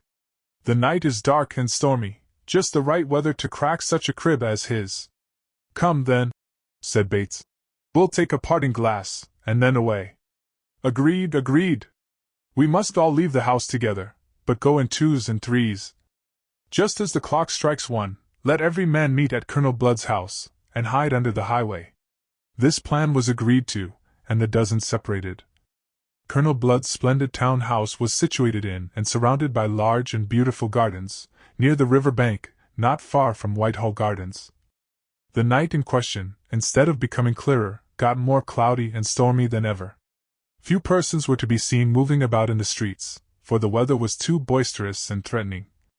As the neighboring church clocks chimed 1:45, a stranger might have perceived sundry persons cautiously approaching Colonel Blood's house. Some came by land, but the majority hired a boat, and quietly rowed up the river until they got fairly under the garden walls.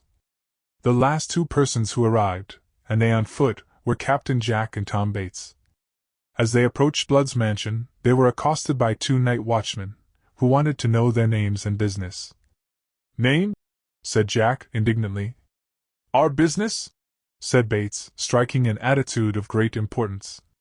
"Yes, name and business, gentlemen, if you please." "And why so, knaves?" said Captain Jack. "How dare you stop two gentlemen, and ask such impertinent questions?" "We do but obey our orders, sirs," said the night watchman, civilly.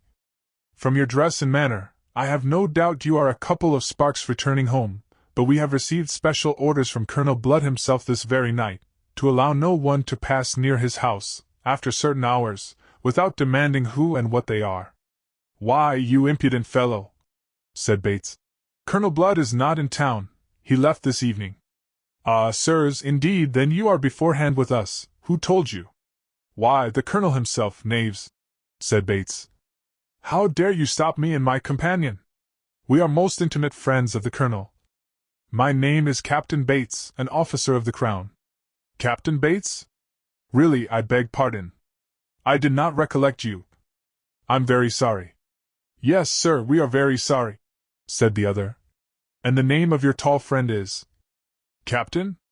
Ah, yes, Captain Jenkins," said Jack on the instant. "You see, Captain Bates," said one of the watchmen, very politely, "we have especial orders from the Colonel himself to allow no one to pass towards his gardens without we know they are strictly honest and respectable." "And are not we strictly honest and respectable, then, villain?" said Bates, blustering. "Why, for 2 pins "Oh, there cannot be a doubt of that, sir," said the trembling night watchman. "You could not be an officer of the Crown, else." "Quite right," said Captain Jack, mollified, and drawing the patch over his eye still lower. "But you see, Captain Bates, as an officer of the Crown, you are fully aware that all sorts of knaves have tried to rob the gallant Colonel ere now, and at this time, I fear me he has a greater enemy to contend with than ever before, for I heard tonight, as a very great secret, that Captain Jack is no longer the chief of the Crown officers, and has been degraded by the Colonel. In truth, we have especial orders to guard the place against him and his gang above all others." "Captain Jack, eh?" said Bates's long-legged companion. "Ah, now I come to think of it, I heard something like that spoken of tonight, while attending the Countess of Gresham's ball. A great villain that Captain Jack, I hear." "Oh, monstrous!" said the watchman in chorus. "Oh, a perfect rogue and vagabond. Instead of doing his duty in arresting rogues and rascals, he has been bribed to enormous amounts by them to allow them to remain at large." "Shocking!" "Monstrous!" said Jack. "Horrible!" "He ought to be hanged," said Bates, coughing. "Which he will surely be, if the Colonel only lays hands on him." So speaking, and bidding them good night, Jack and Bates went on their way, laughing. "Fine fellow that Bates," said one of the watchmen. "Yes, only for his nose. Why, it has got a piece clipped out of it, which spoils his beauty. He got that in a desperate duel, I once heard him say, but he killed his antagonist, run him through and through the body. Fine fellow is Bates. How much did he give you to drink his health with?" "A gold piece." "Good luck to him, say I. Let us go into some wine shop and have a bottle. What say you? Surely the house will be safe for half an hour." So speaking, the two watchmen went into the nearest wine shop that was open. Both Bates and Jack had watched them. "Now's our time, Bates," said Jack. They both disappeared down the dark carriageway, which was screened by trees and bushes. They both whistled softly, and the signal was quickly answered. "All right, the lads are up to their time." In a moment, where a second before no one had been seen, 8 or 9 men appeared crouching under the garden wall. "All right," said one, whispering to Bates. "Have you taken a good squint all round the house?" "Yes, All are abed.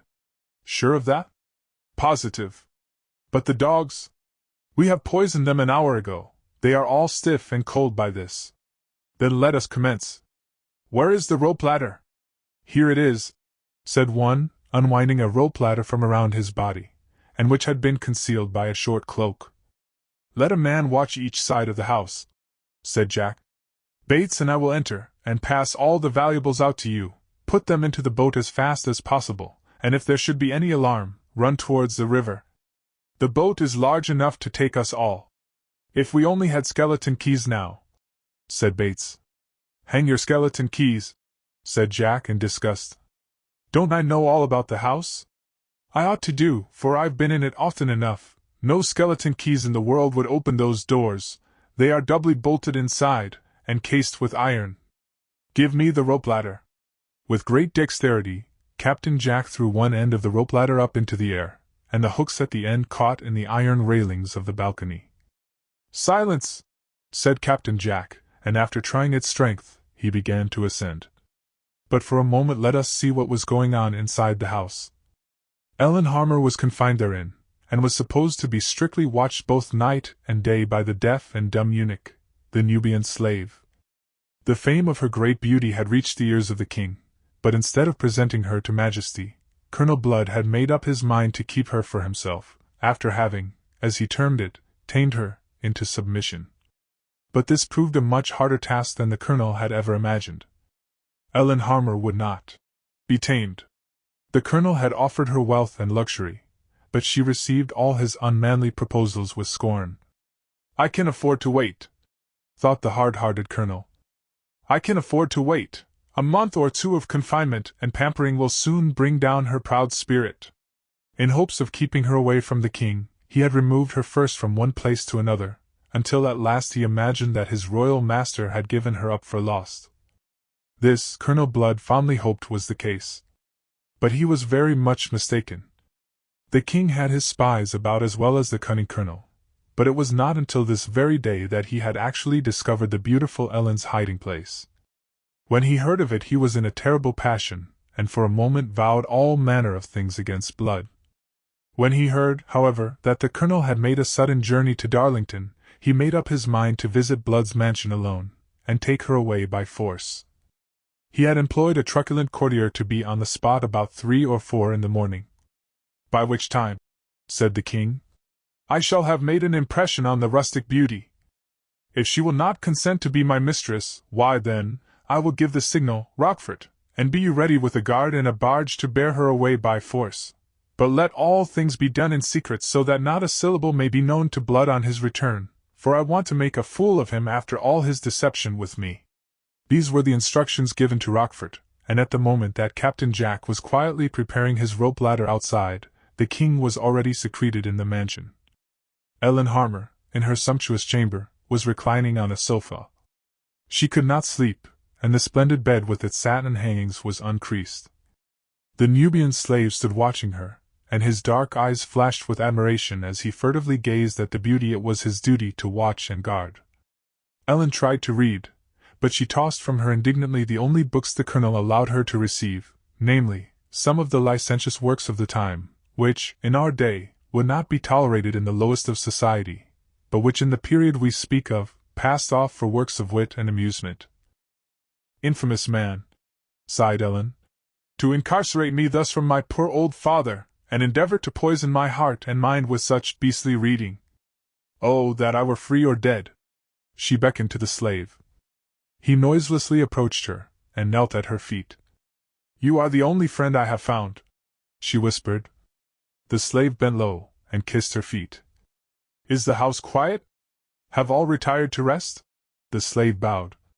The colonel has left for the country, I have heard. Again the slave bowed. I would escape from this gaudy dungeon, she said. It is impossible. The doors are all doubly locked and barred. Many fierce dogs are loose in and around the grounds, and would tear you in pieces, he whispered. Then I fear all hope is lost. Not lost, said the slave. Hold your breath, make not the slightest noise. I have a secret to impart. All hope is not yet lost. This night is the night of your deliverance. What? Gasped Ellen in a sudden, and half-suppressed tremor of joy. "The king is in the mansion at this moment." "Impossible, slave." "'Tis true, fair lady, but hush, I hear footsteps." "Hush!" Ellen did not hear the slightest sound, and seemed to think the slave was mistaken. But he was not. He crept to the chamber door on his hands and feet, and listened. He held up his finger in token of silence. Ellen Harmer sat rooted to her seat. She listened, but not a sound was audible. "It is the king," said the Nubian, in the faintest of whispers. "He came to the house in a good disguise, but I recognized him." "If it be the king, then," said Ellen, "I will throw myself at his feet, and ask protection from the fiendish designs of your master, Colonel Blood." "It will be useless," said the slave. "He comes here to take you away to the palace, or some secret place, for the rumors of your amazing beauty have entranced him. You are destined to be his mistress, or death awaits you." "Then welcome death," said Ellen, "ere I submit, and degrade myself to so low a level. Heaven assist me in my sore trial this night." While she spoke and wept, the Nubian slave crept back again to the door. "I hear his footstep again," he whispered, and laid his ear close down to the floor. At that moment the bed hangings rustled. With a gasp of horror, Ellen perceived an elegant stranger had effected an entrance into her chamber. It was the king. The slave had not perceived this, and was still listening, with head averted. The king, sword in hand, looked at the dusky slave, and breathed a desperate oath. He raised his sword, and would have killed the dusky but faithful Nubian upon the spot. In an instant, however, Ellen rose from her seat, and falling on her knees before the king, held up her hands, and with tears in her eyes begged for his life.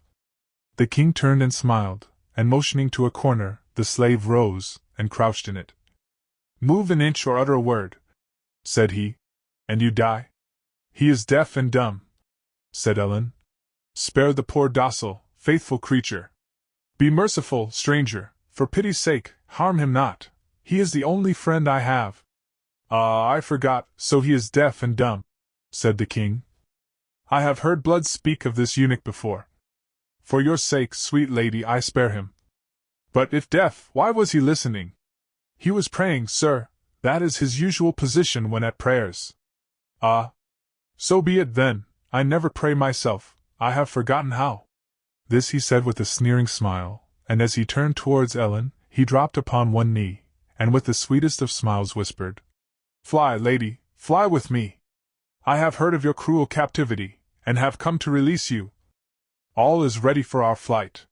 So speaking he rose, and passing his arm round Ellen's waist, bore her, more dead than alive, from the chamber. He doubly locked the door, and entered an adjoining chamber with his unconscious and fainting victim, in order to await the coming of Rockford. Captain Jacks had just peeped above the balcony of Ellen Harmer's chamber at the moment the king had left it. Noiselessly he opened the lattice, and disguised as he was, entered, pistol in hand. "I thought I saw a light here a moment ago," he said. "Surely I was not mistaken." He was not, but the king had taken the wax taper with him, and all was now total darkness. Splendid chamber this, thought Jack, as he turned on his lantern and gazed around. He thought in the far corner he could perceive two dark eyes glistening. He made a thrust at the spot with his sword. But the Nubian had perceived him and crept under the bed. "It must have been a cat, or something," thought Jack, as he began to ransack the drawers and wardrobes. Watches, jewels, silks, satins, and money he found in abundance. "Hello! This will do," he mused, as he filled his pockets in great haste. But the next thing to be done was to descend the stairs, so as to admit his companions. He was in his stocking feet, and moved about without making the slightest noise. After much trouble, he forced back the lock of the chamber door. Like a cat, he descended the stairs, and withdrew the two huge bolts of the front door. This was done without the slightest noise, and several of his gang entered and distributed themselves all over the mansion. In a very short time Jack and his comrades stripped the drawing-rooms, parlors, and other rooms, of all their valuables, and as quickly as possible filled several sacks with gold and silverware from the plate chest in the pantry. The butler slept in this pantry, but was almost frightened out of his wits, for one of the band held a pistol at his head, while the other tied him hand and foot and gagged him. They then began to work, and did not leave a single spoon or fork behind them. These bags of spoil were rapidly passed out to old Bates and the others on watch outside, and conveyed to their boat in the river, moored under the garden wall. Captain Jack, however, did not trouble himself much about silver spoons, or forks, or gold and silver goblets. He made his way straight towards Colonel Blood's library. He closed the door, and then began to ransack every hole and corner of the apartment. The drawers were broken open, and everything of no value to him was strewn about the floor. In the colonel's writing desk, however, he discovered a considerable sum of money in gold and notes. More than this, his eyes glistened as he clutched a small bundle of paper tied up with red ribbon, and sealed with many seals. This he put into his breast for greater security, for his huge pockets were bulging out with valuable odds and ends of all sorts. Having completely despoiled the library, he retraced his steps upstairs. Surely Ellen Harmer must be in the mansion somewhere, he thought. As he passed rapidly up the winding stairs towards the colonel's own bedchamber, he stopped and listened. Two persons were conversing in quick, passionate tones. The voice of one sounded like that of a female in distress. Captain Jack listened attentively to all that passed. "Nay, let me go, I beg of you, as you are a man and a gentleman," said the female voice, in tones of anguish. "Nay, dearest," was the soft reply. "You cannot fly except with me. You must, you shall be mine. Rather 10,000 deaths," was the brave, resolute answer of the fair one. "Rather 10,000 deaths than consent to my own dishonor. Unhand me, I say, unhand me. I took you for a gentleman, a man, but I am deceived, you are a scoundrel. Let me go, unhand me, I say, once for all, or I'll shame you before all the world, I'll raise the whole mansion with my cries." "'Tis useless to struggle, angelic being," was the impassioned answer. "Your beauty has entranced my very soul. Come, let us fly hence. All wealth, honor, and adulation shall be thine." "Help, help, help!" was the female's feeble cry. At that time a struggle was heard going on in the room. At that moment Captain Jack, lantern and sword in hand, dashed the door open and entered. Ellen Harmer gave a short, quick cry of joy as she perceived deliverance at hand. Instinctively she rushed into the arms of Captain Jack for protection. The king was amazed. He made a thrust at Jack. But next moment the weapon was knocked from his hand. He now stood, unarmed and defenseless, before the bold intruder. "Who art thou?" said the king in surprise. "Thy equal," said Jack in an assumed voice. "What, is it nothing that you now cringe before me, and yet a moment ago you would forever have dishonored this blameless girl? Out upon thee, for a craven! Save me, sobbed Ellen. "Peace, lass, thou art safe," said Captain Jack. "And as for thee," said he, turning towards the king with a gesture of disgust. "As for thee, more anon. How, knave, wouldst thou dare to stand there prating to your superior, when with one word I could have thee hanged? You know not who nor what I am. Nor do I want to know, sirrah, and mark me, do not let thy tongue wag so carelessly, for by my word, be you king or peasant, I'll make a lame duck of ye. Out upon thee, man! Would ye, like a cowardly interloper, come poaching on these strange grounds, when you know the master is away? What mean ye, impudent rogue? Mean? Why, I mean that you had not courage to try your fortune here while Colonel Blood was at home, but like a clown, must crawl in when he had gone away. You seem to know all this?" "I do," said Captain Jack, telling a lie. "I know not only all you would have done, but who you are, for all your disguise." "You do?" said the king. "Then, as you know me, stranger, reveal not my name or station." And as he spoke he placed one finger on his lip in token of silence. "'Tis the king," said Ellen Harmer. "I was told so tonight." "No, no. It is not the king," said Jack, again telling a lie. "Because if he were he would not give me that signet ring he now wears, as you will see presently." The king smiled, and taking off his signet ring, gave it to Captain Jack. "I told you it was not the king, fair one," said Jack, lightly laughing. "For if it had been he would not have so humbled himself. Besides, lassie, the king would never think of insulting a poor defenseless girl." As he spoke these words, Captain Jack left the room, and as he departed said to the king, "Stay you here for at least 20 minutes. If you move, I will not be answerable for your life." He closed the door, and carrying his lovely burden lightly on one arm, made the best of his way into the garden. As he did so, he heard the alarm given by old Bates and others outside. Old Bates and his companion watchers whistled very shrilly, and so loud did they become, that Captain Jack and his companions, with their treasure, hurried towards the river bank. In a moment or two, the clash of swords and report of pistols were heard in the garden. "To the boat! To the boat! My merry men!" shouted old Bates. "We are discovered! On to 'em, men! Cut and thrust! Spare none of them!" was the response of someone who now advanced at the head of a body of men, with links, torches, and the like. "On to 'em, they are all rogues and vagabonds!" Shouts, and oaths, and cries were now heard on every side. Captain Jack placed Ellen Harmer in the boat, and with a furious countenance, he rushed into the thickest of the fray. Blows were freely exchanged on both sides, and many were wounded. "Are all the men safe?" said Captain Jack to Bates. "Yes, they are all nearby." "Then let them stand in a line, and face the enemy." "What, fight and fall back to the boats?" "Of course," said Jack. "What else do you mean? Do you think that I or any of the lads would turn their backs to the enemy? You are a pretty fellow to be captain, truly." As Jack advised, all his companions faced the intruders, and gradually fought their way back to the boat, which was now well laden with spoil. The fight still continued, but many of the lights became extinguished in the combat, so that the officers and others who had come to arrest the masked strangers began to fight among themselves. Perceiving the confusion among them, Captain Jack ordered his comrades to jump into the boat. They did so. Not one of them was killed, but several were severely wounded. As they pushed off from the shore, those in the garden fired a volley after them, and raised a loud shout. "Pursue the rascals! Get a boat and overtake them!" cried several voices. But no one dared to follow the bold and daring robbers. Down the river they swiftly rowed, and, after some time, landed at a dark, dingy, treacherous-looking wharf. This was a place used by the dozen occasionally to store their plunder. They all got on shore safely. But while they stood in the darkness, a boat darted past the wharf. "That's some of our pursuers," said Jack.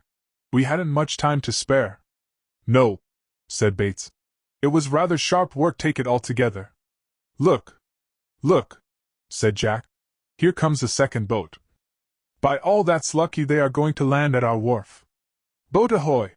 shouted Bates. "Ahoy! Ahoy!" was the response. "Have you seen any craft shoot past here?" "What, one with a lady in it?" shouted Jack in feigned voice. "Yes," was the distant answer. "Just shot down before you. You can't mistake it, row fast. Fire into 'em, it will soon bring the rascals to their senses." True to this advice, the second boat shot after the first at a rapid rate. Ere long, shots were fired in the distance. "Hang me!" said old Bates in high glee, "if one boat ain't fighting the other. Why, the fellows are all gone mad." "No matter," said Captain Jack. "We have got the lady." "Is she safely housed, Bates?" "Yes, but very pale and weak, poor creature. She couldn't make out who and what we were with those masks on, so I had to tell her we were a party of friends who had leagued together for her deliverance."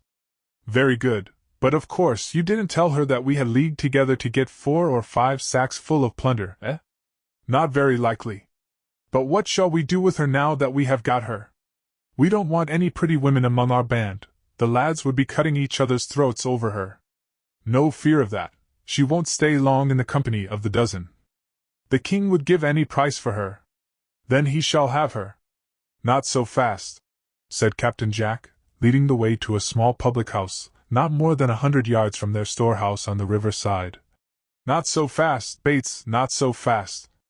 She is well provided for the night, you say, and that is sufficient. I must pay a hasty visit to Darlington ere we make up our mind what to do."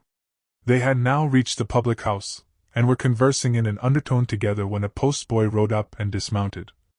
Tired, dirty, and muddy he was, and seemed ready to sink from fatigue. "Come far tonight?" said Captain Jack. Yes, sir, a good many miles, and have ridden faster than ever I did in my whole life. Where from? Said Bates, shoving over his bottle to the postboy. From Darlington. Darlington? Said Captain Jack, pricking up his ears. Why, that is the very place I was just speaking about. Indeed, sir, said the postboy. Then, methinks, before 24 hours more, the name of that place will be in the mouths of every one in all London. Why, I do not understand you. Explain yourself. Why, I thought of journeying there tomorrow. You had better not, sir, for it is a most villainous place. Once upon a time, said Bates, it was one of the quietest little villages in all England. Sure, kind sir, but things have changed very much of late. How do you mean? Why, old Farmer Bertram was mysteriously murdered there, and it has never been found out yet. I know it. There is a royal proclamation about that affair, said Bates. And then the beautiful daughter of old Harmer, the miller, was forcibly abducted by some base villain. True. And she has never been heard of since. So I have been told. And then her lover, young Andrew, was stabbed, thrown into the river and almost killed, and now, to add to the horrors of the place and its surrounding roads, another murder has been committed in the woods near old Sir Richard's mansion. Another murder! Said Jack in surprise. Aye, sir, you may well be surprised. Another murder has been committed there, and everything has become so dangerous down there, that I intend to throw up my situation, for I suppose next time I go down there with the mails they'll be for murdering me. Oh, nonsense, said Captain Jack. You must be mistaken, my lad, said Bates. No, I'm not, gentlemen. There's no mistake about it, more's the pity. What with the ravages of Deathwing and his skeleton crew, and the increase of murders down in these parts, the village is getting a very bad name, nay, the worst of names in all England. And who was murdered this time? I don't know for certain, but I heard it was no less a man than Colonel Blood himself. Colonel Blood! Impossible, said Jack, snapping his fingers. Are you sure it was the colonel, young man? Said old Bates. No, gentlemen, I am not quite certain, but old Harmer has seen the body of the murdered man, and he swears it is just like the gentleman who used to come prowling about the mill after Ellen. Then what makes you think it was Colonel Blood? From cards and notes found in his pockets. Jack and Bates looked at each other in a very knowing manner. How did it all happen? Asked Captain Jack. Here, sit down, my lad, and let's hear all about it. Yes, yes, landlord, give us another bottle. You needn't mind telling us the whole truth, you know, said Bates, with an air of much importance. For we are Crown officers, and no harm can befall you. Well, you see, gentlemen, the postboy began. Since Ellen Harmer has been stolen away from her father's house, Andrew, her lover, recovered from his wounds, but is thought to be raving mad at times, and goes raving about in all sorts of holes and corners. The people take pity on him, and treat him kindly, but all he thinks of is revenge for the injuries he has received. Last night he was sitting in a public house by the roadside, about 2 miles this side of Darlington, when who should stop to bait his horse but a person very much like the man who stabbed him on the bridge the night Ellen Harmer was carried away. Directly he entered the parlor, poor Andrew began to rave, and the stranger laughed at him. Poor Andrew began, as usual, to tell the stranger his troubles, like he does to all who will listen to him, but still the stranger laughed, and began to mock him. With eyes glistening like 2 burning coals, Andrew peered closely into the stranger's face, but made up his mind that, though very much like, he could not be the man who had so cruelly wronged him. The stranger pretended to be ignorant of the country he was passing through. Yet, at the same time, the landlord says he spoke of Sir Richard Warbeck, and of Wildfire Ned's famous doings, as if he had been acquainted with them for years. He knew all about old Bertram's murder, and whatever had happened to Ellen Harmer, who, he said, was safe and sound in London. He had plenty of money, and said he was sent down from London on a secret mission to capture one Captain Jack, a famous rogue, who was supposed to be hiding somewhere thereabouts.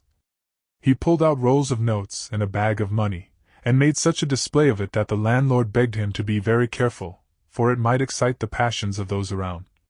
He did not care, he said. He wasn't afraid of all Darlington put together, he swore more than once. While he was talking, Andrew went out of the parlor, and went along the road towards home. You had better take the road through the forest, said the landlord to him. It is much nearer, Andrew, my boy, than by going along the road. Andrew did not make any reply, but went his way.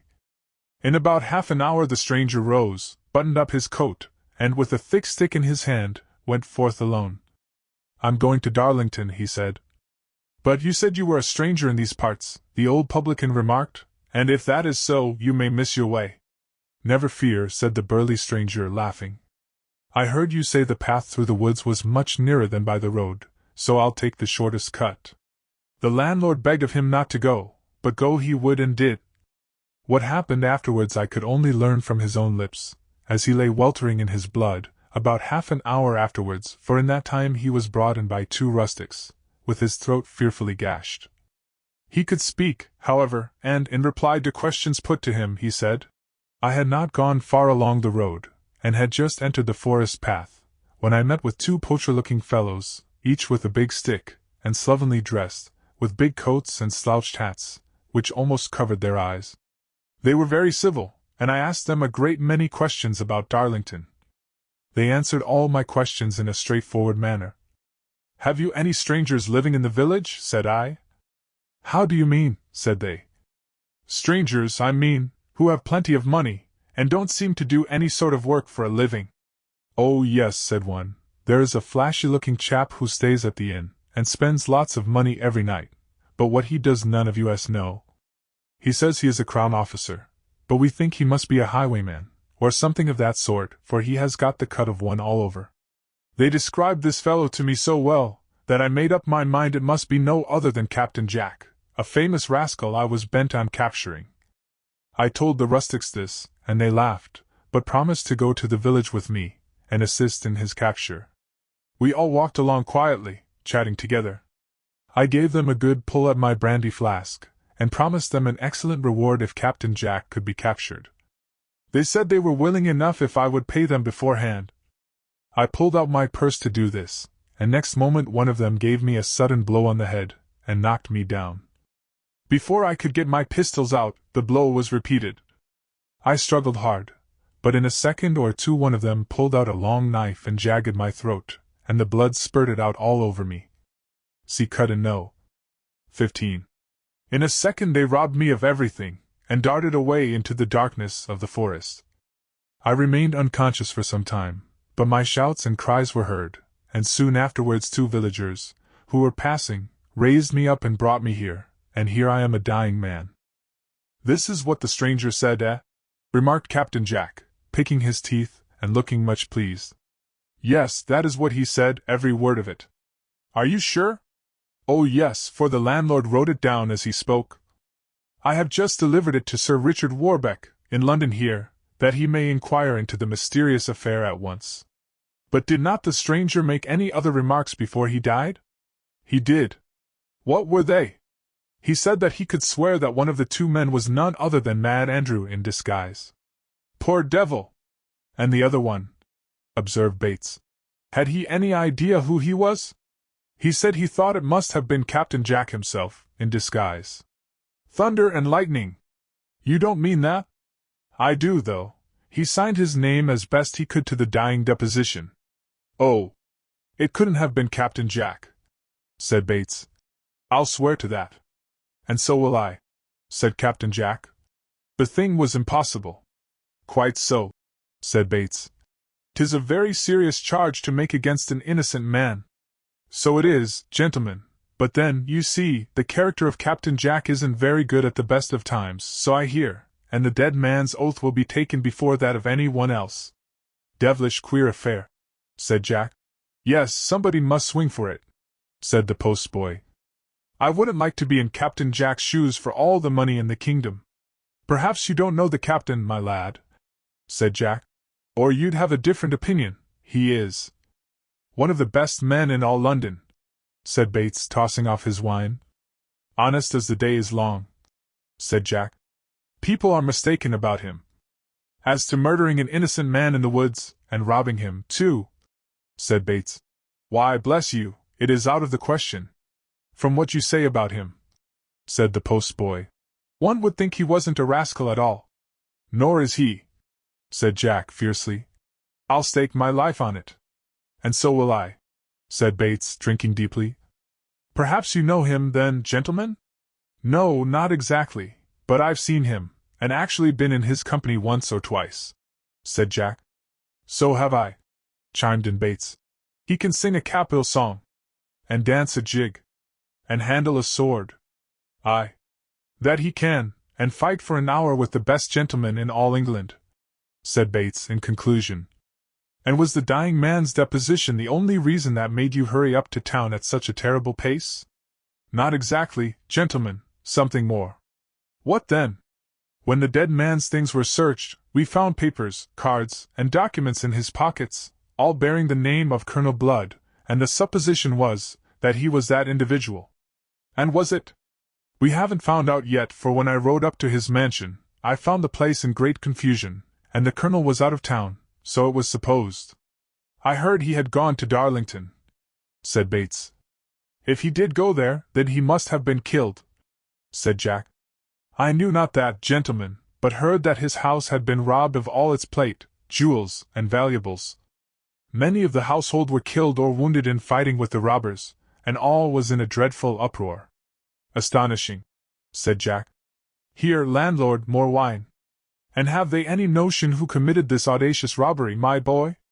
I heard the butler say he had picked up a sword in the grounds, with the name of Tom Bates upon it.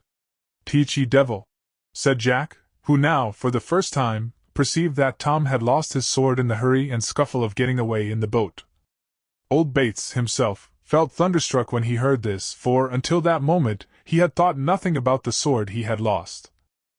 He poured out a goblet of wine, drank it off at a draught to drown his rising anger. What else did they discover? Jack asked. There is a tall black slave at the mansion, who, by signs in writing, made known to all assembled that there were several crown officers among the robbers. Worse and worse, said Bates. For a few moments no one spoke. The postboy left the house, and in a short time the house closed for the night. Jack and Bates, being good customers, were not turned out when the doors were shut, but remained chatting together. This is a bad job, said Bates. A very bad job for you, Jack. And so it is for you. You will be surely scragged for this murder. And so will you for this robbery, for they will be sure to trace the sword to you. Hang the luck, said old Bates. I wish we had never seen the place. What must be done? I haven't the least idea. They won't be long before they are after us, you may be sure. I don't care what they do, now that Colonel Blood is killed, said Jack. He was a deceitful, tricky devil. While they thus sat drinking, loud knocks were heard at the door outside. Who's there? asked the landlord. Don't open for them, said Jack. It's only some thirsty roisterer returning home. House ho! Who are you? What do you want? Go home, I tell you, the house is closed. House ho! Within there, open, in the name of the king. The what? Said Jack in alarm. In the name of the king, whispered Bates. What can it be? Asked Jack. Surely not a guard of soldiers, landlord. Yes, it is, sir. I have just peeped out of the window. There is a file of soldiers outside, with an officer at their head. House ho! Within there. Open in the name of the king, landlord, or I'll burst in the door. What do you want? Open, I say. What are your orders? To search the house. Your name, officer? It matters not to you. Open. I have no one here, I assure you. You lie, landlord. You had, if you have not now. Open, I say, once more. Your warrant, sir. My name is sufficient, old dolt. And what is it, I beg you? Colonel Blood. Directly Jack and Bates heard this ominous name, they dashed out of the room just as the impatient soldiers were bursting open the heavy, oaken door. Fly, said Jack, dashing out into the backyard. Fly for your life, Bates, 'tis the colonel himself. Fly, fly. Chapter 50. In which the skeleton crew are very busy, and make a rich haul of plunder, led on by Deathwing and Philip Redgill. What would you have done without me? Said Deathwing to Philip Redgill, when they were once more alone, and in confidential conversation. Why, I must have been hung, I suppose, said Philip, with an attempt at a smile. A prospect you much liked, I know. Well, it must have been, had not your men rescued me. I know it, and yet all through your career of villainy you have looked upon me and my band as hard-fisted, ungrateful scoundrels. I know you have. Not so bad as that, quite. Oh, yes, you have. I have heard and know more than you imagine about your doings about town. Had you not taken our oath years ago, not all England could have saved you from gracing a gallows. Well, I know it, and am glad I did take the oath, but what do you require of me now? Nay, we do not want you, it is you who need us. How do you mean? Have you forgotten your wife? Is there not vengeance in your heart against Fumbleton, who has taken her from you? There is, and against others besides him. Who? The 2 young Warbecks. And no one else? Yes, against old Sir Richard himself. Do you contemplate killing them? I do. But how? Through your aid, Deathwing. And the price? Half of all the estates which fall to me, Darlington Hall and all its fair domains. But can you get them all at one stroke? I can, for if these brats, Charlie and Ned, are put out of the way, I am the sole heir, as I have said before. Then, so be it, it shall be done, said the grim chief. But not yet. Why not?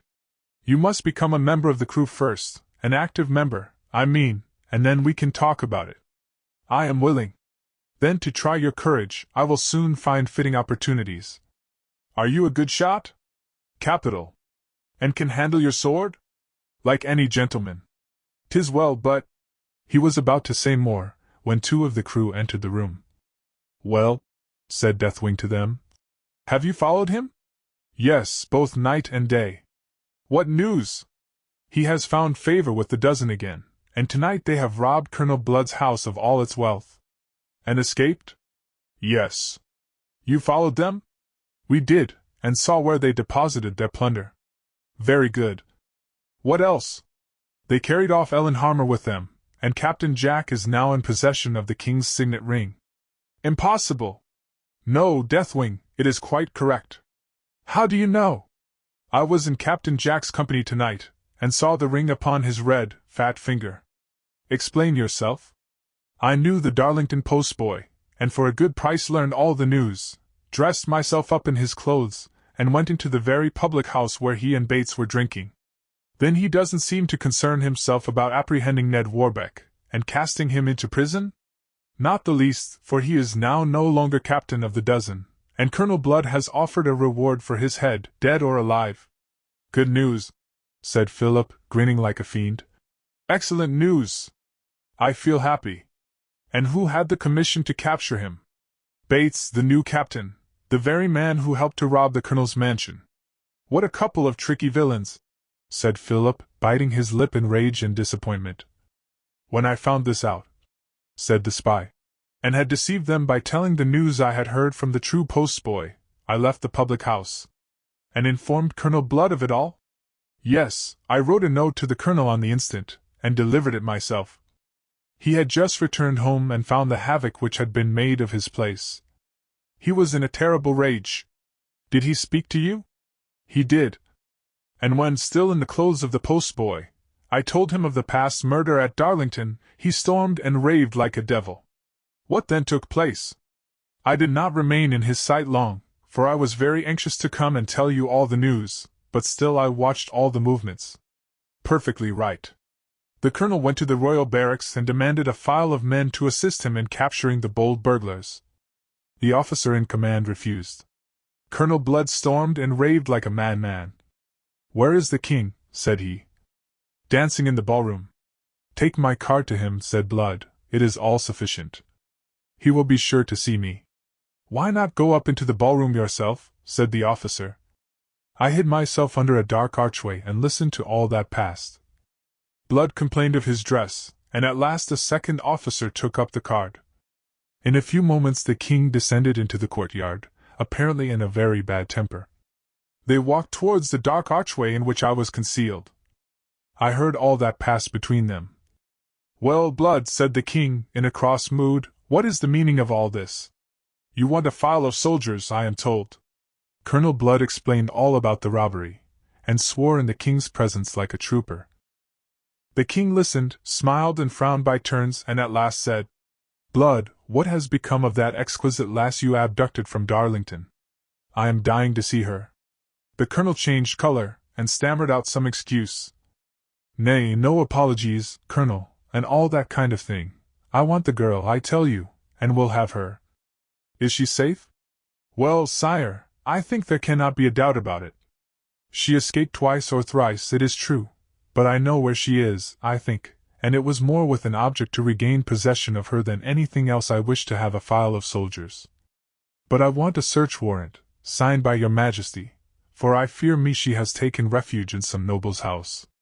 I have not got my seal ring tonight, Blood, said the king, with a bitter laugh. No matter, take the soldiers, as many as you need. Break open any house you come across, whether rich or poor, it doesn't matter, so you find the girl and bring her to me. Your Majesty is very kind, said Blood, bowing. Not so kind as you think, perhaps, Colonel. Sire, said Blood in surprise. Listen to me, Blood, kings can be deceived sometimes as well as other people. I don't understand you, sire.